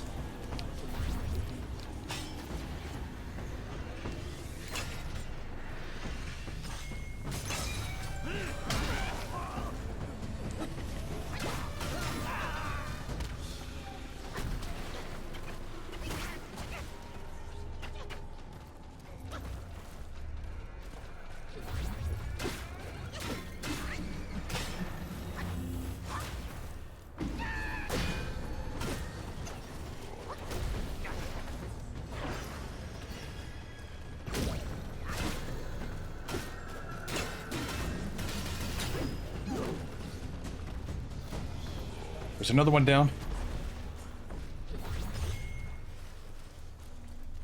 No, I have to wait. I have to wait for the next rotation.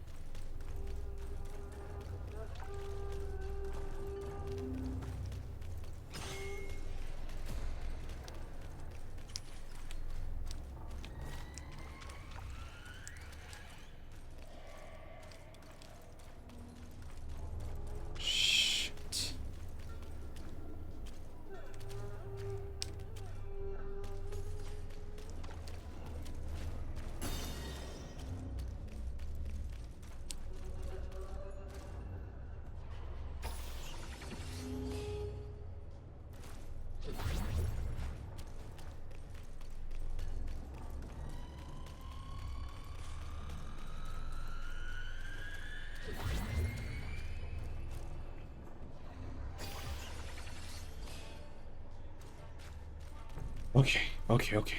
Just gotta wait it out. Wait it out.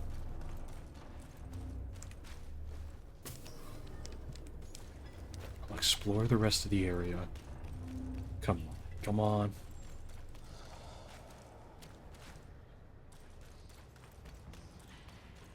Here's the way up out of here.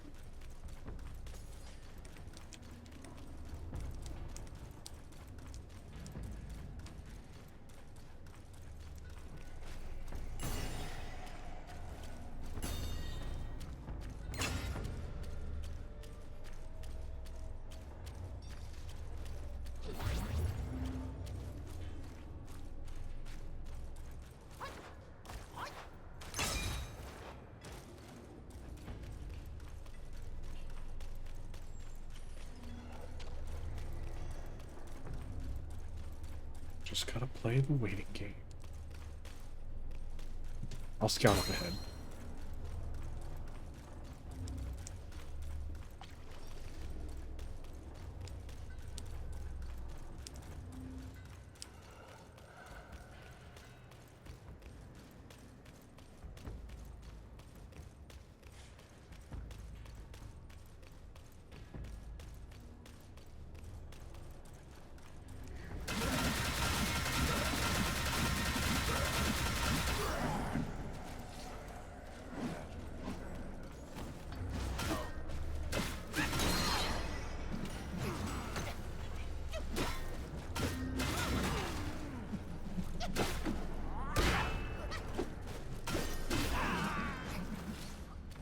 Aha!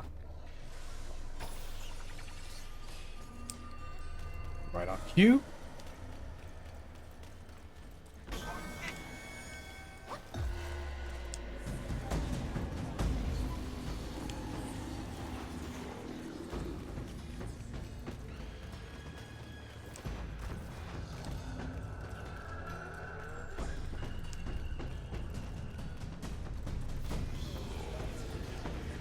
Where's that last lantern head?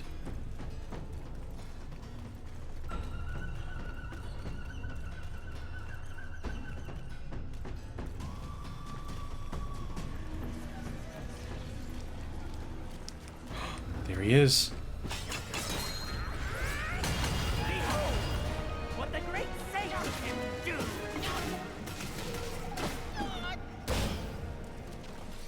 All right, he's down.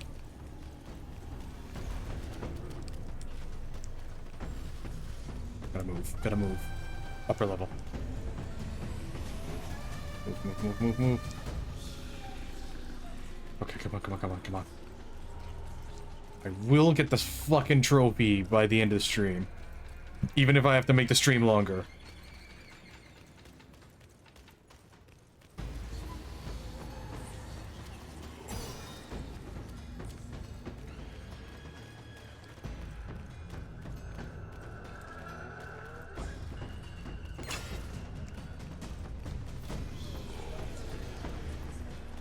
No! Ah, god damn it.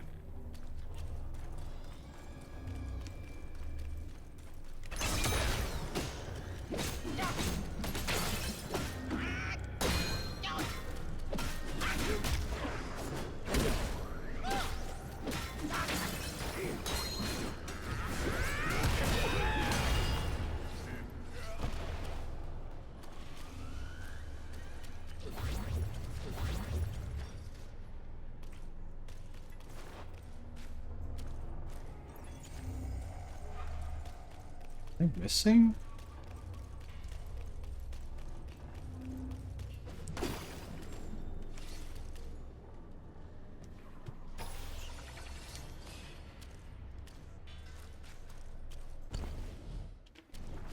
Wait a minute, how many?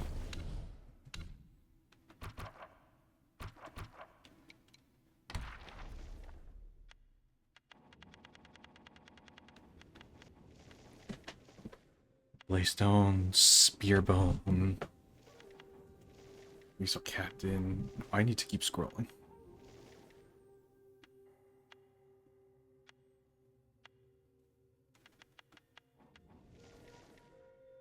Circus Monkey?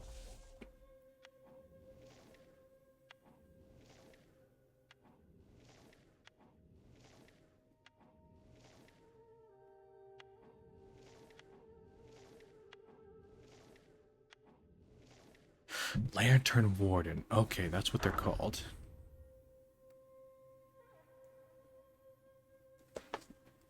How many Lantern Wardens are there?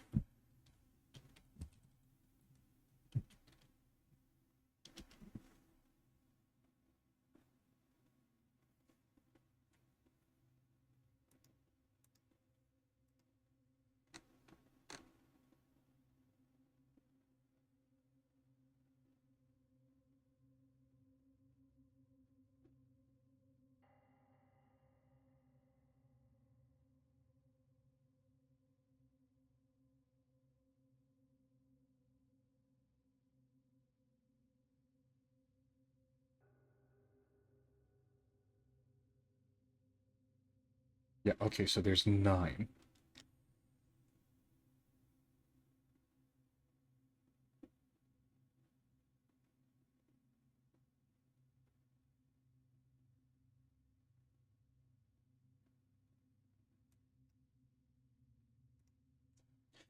God damn, this is gonna be annoying.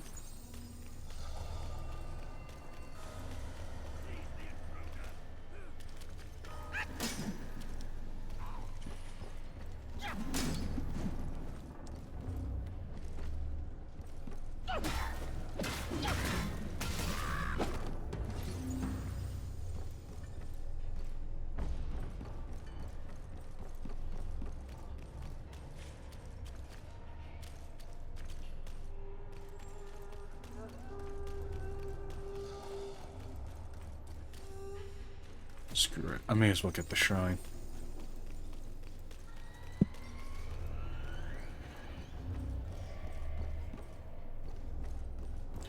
How many of these lanterns did I get? 1, 2, 3, 4, 5, 6.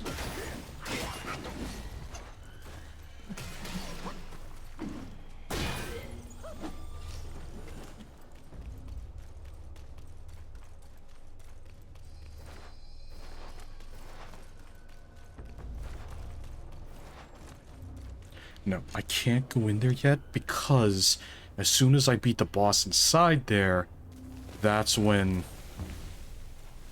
I lose the ability to see these Lantern Wardens. So I need to get the Lantern Wardens before I go even close to that.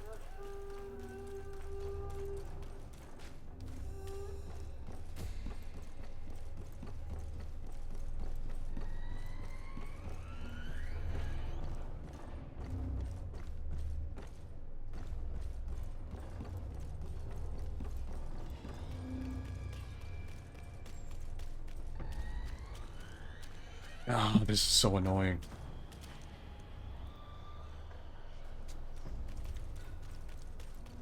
Here we go.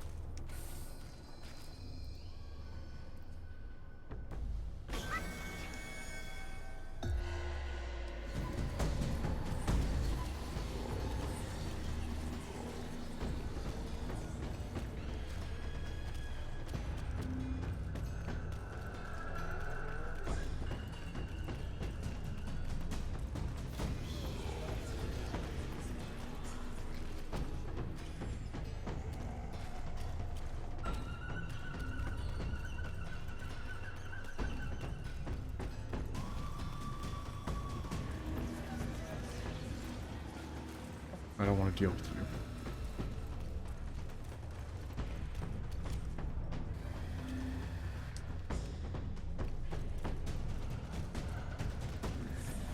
Lantern.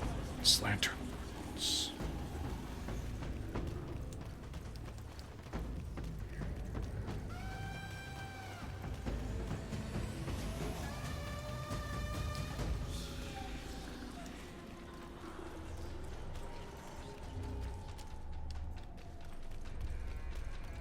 I already searched that way.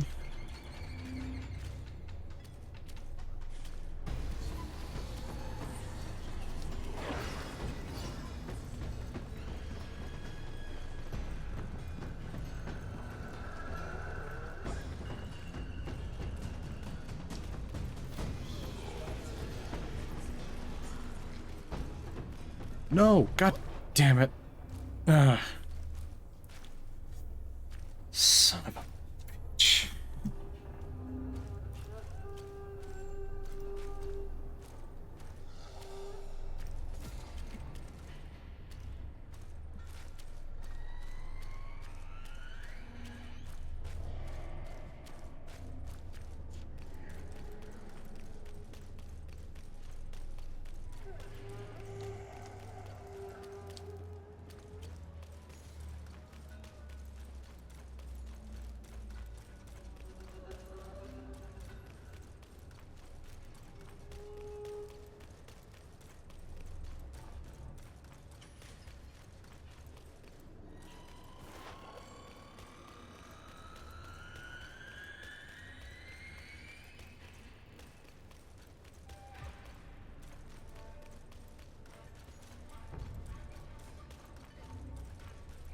On curse.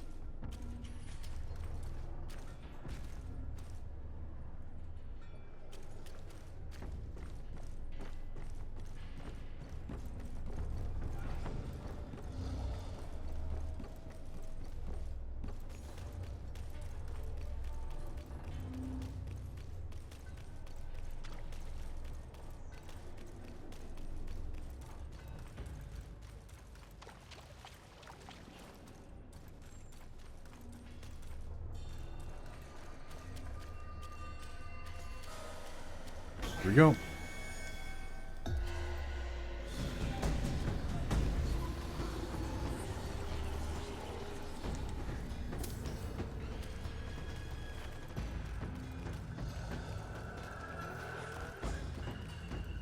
Come on.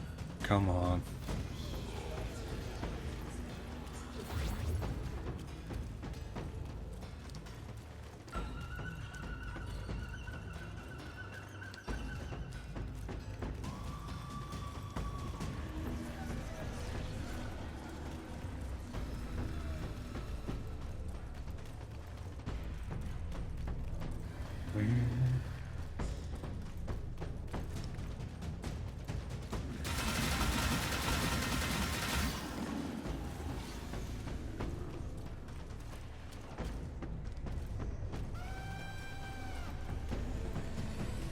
Where the hell?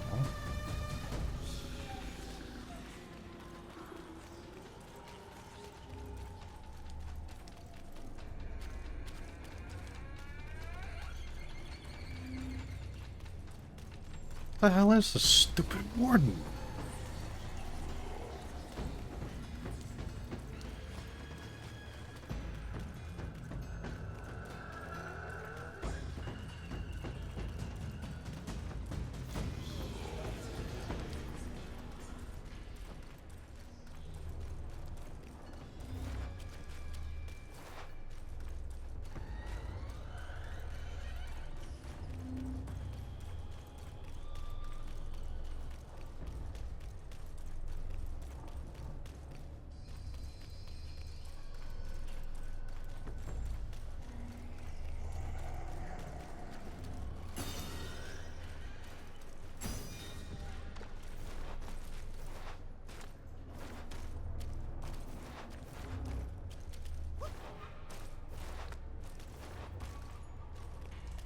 Start here.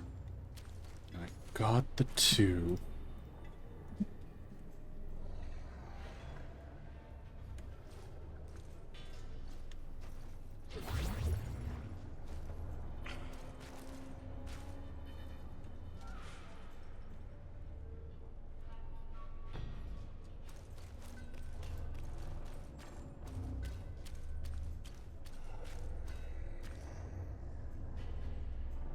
Okay, so, hang on. I got them on the...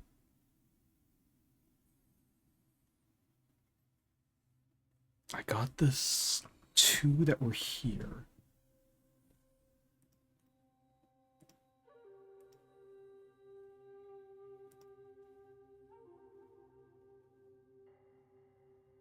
Hmm.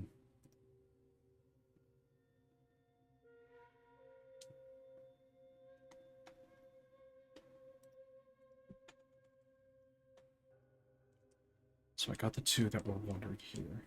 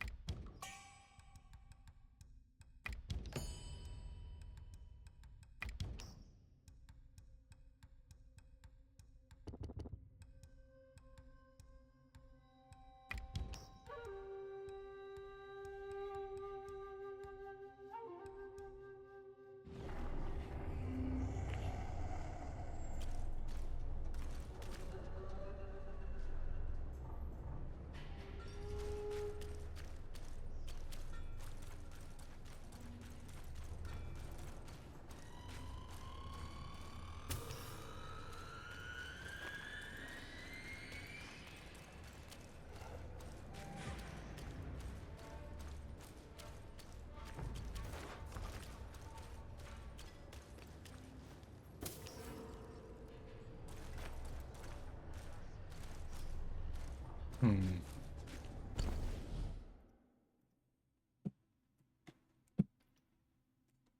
And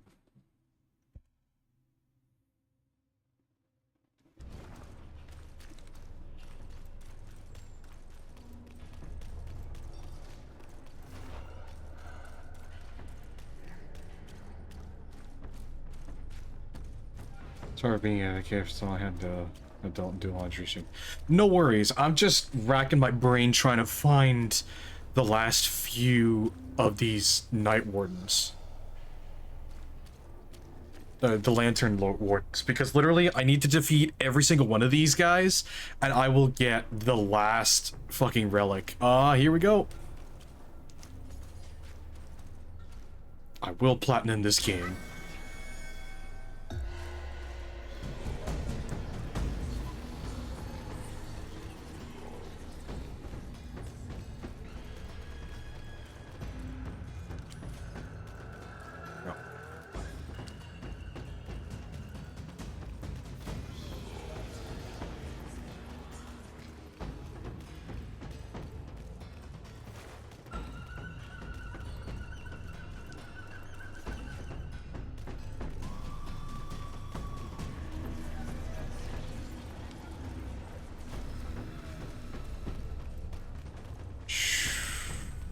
Hang on.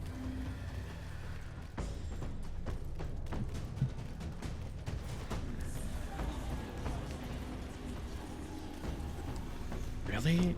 Are they all just... Where the hell are they?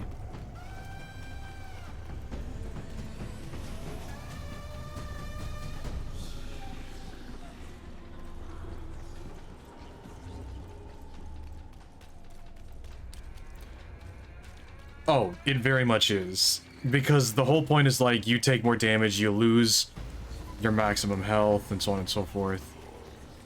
I need to get to the...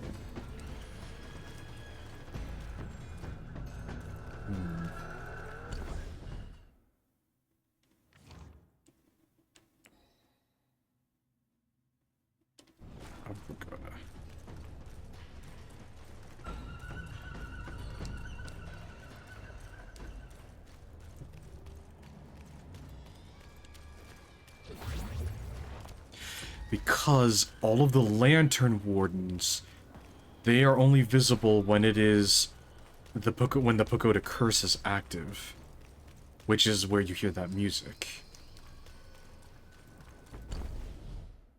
Okay, so the...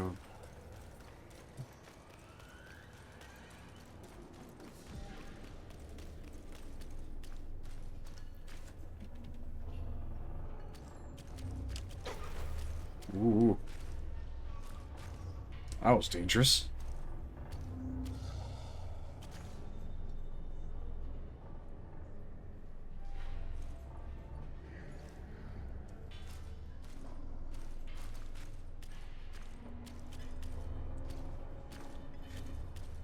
Okay, I need to wait until the Pagoda Curse is active.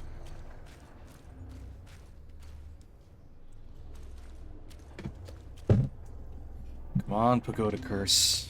Come on.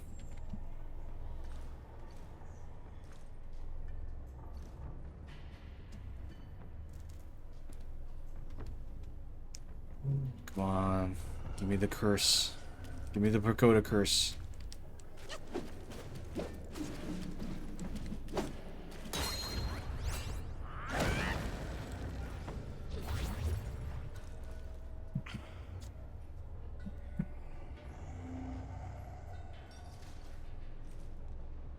Come on, Pagoda Curse. Give me Pagoda Curse.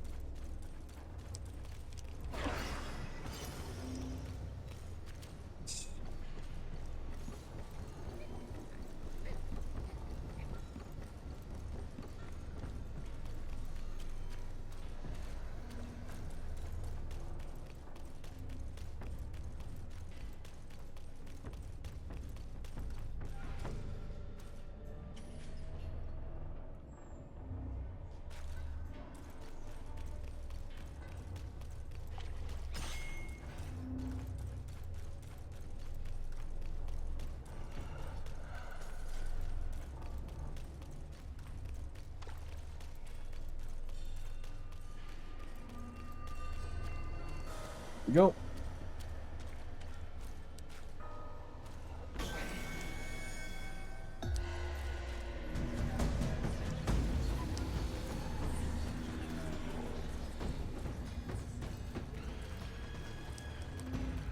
No. I already got the one here.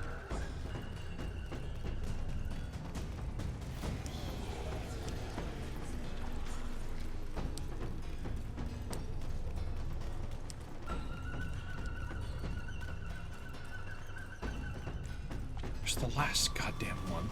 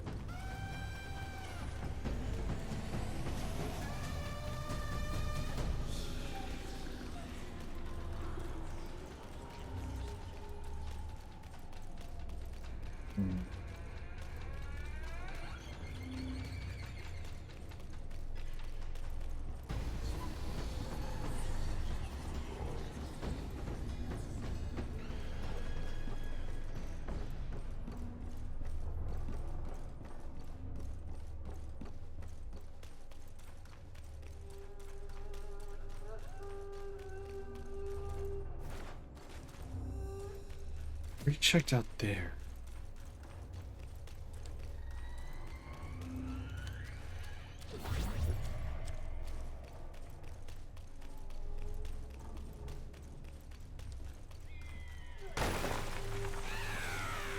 Come here.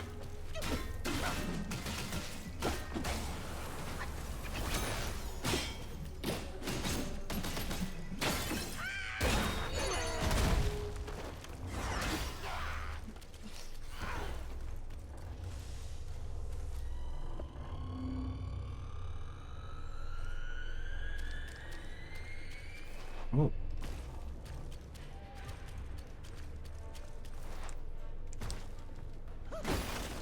Oh, cool.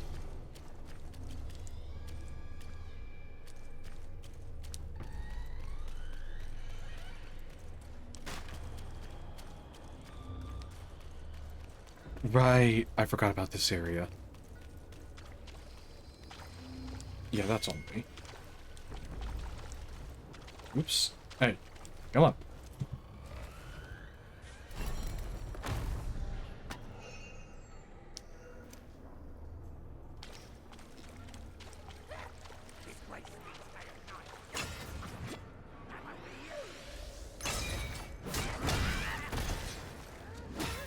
Idiot.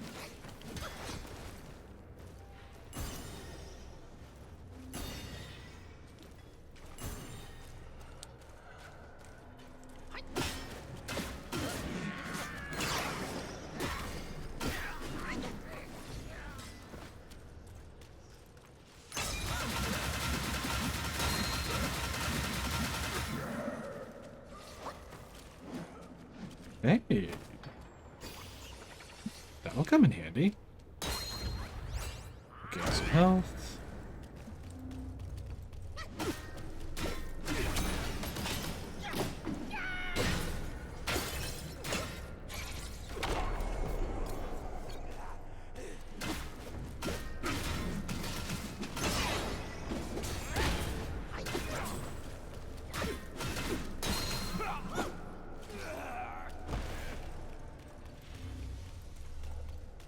Okay, so now that I'm here...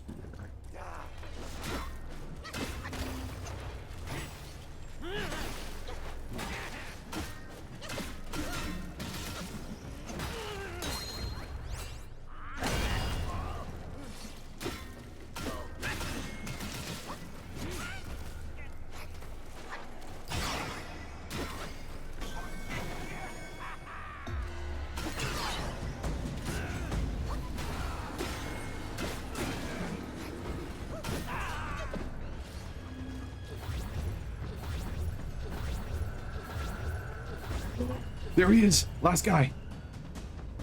Suck up the soul, suck up the soul, suck up the soul. Sure, favorite Takis. Nice.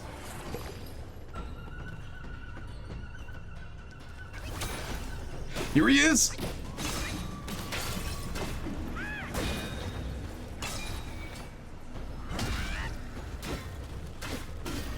Here he is! Oh, there it is! A curious collection! A every rare wonder. Oh my god, yes! Every rare wonder the world can offer, collected and kept. Final fulfillment! Oh, there it is! 100% progress! Home is behind. The old monkey is ultimately onward you must go. 6.2% of players earned! There it is! Ah!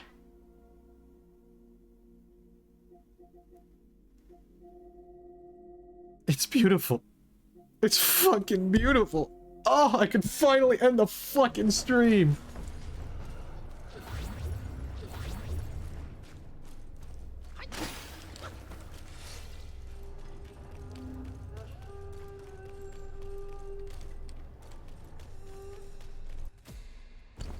Okay. Actually, because I never got this one before, I need to see, what does it do? Auspicious Lantern. Inflicts chance beguiled effect to the bearer in Cloud Step. Moderately increases attack, but massively reduces maximum health. Oh, so it just puts the fucking curse. It just puts the curse on me. Okay. Teleport. Teleport to the shrine. Get me to the shrine. I don't care. Get me to the shrine. I don't care. Oh, my lord. Oh.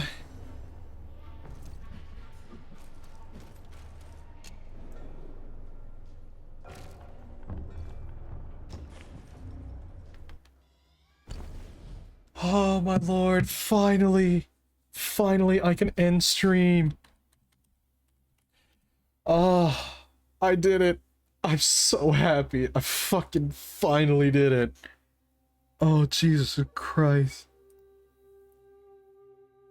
Now start over. Speedrun it. No, I'm not doing that. I'm not doing that. I'm 100% of the game. I'm happy now. Let's...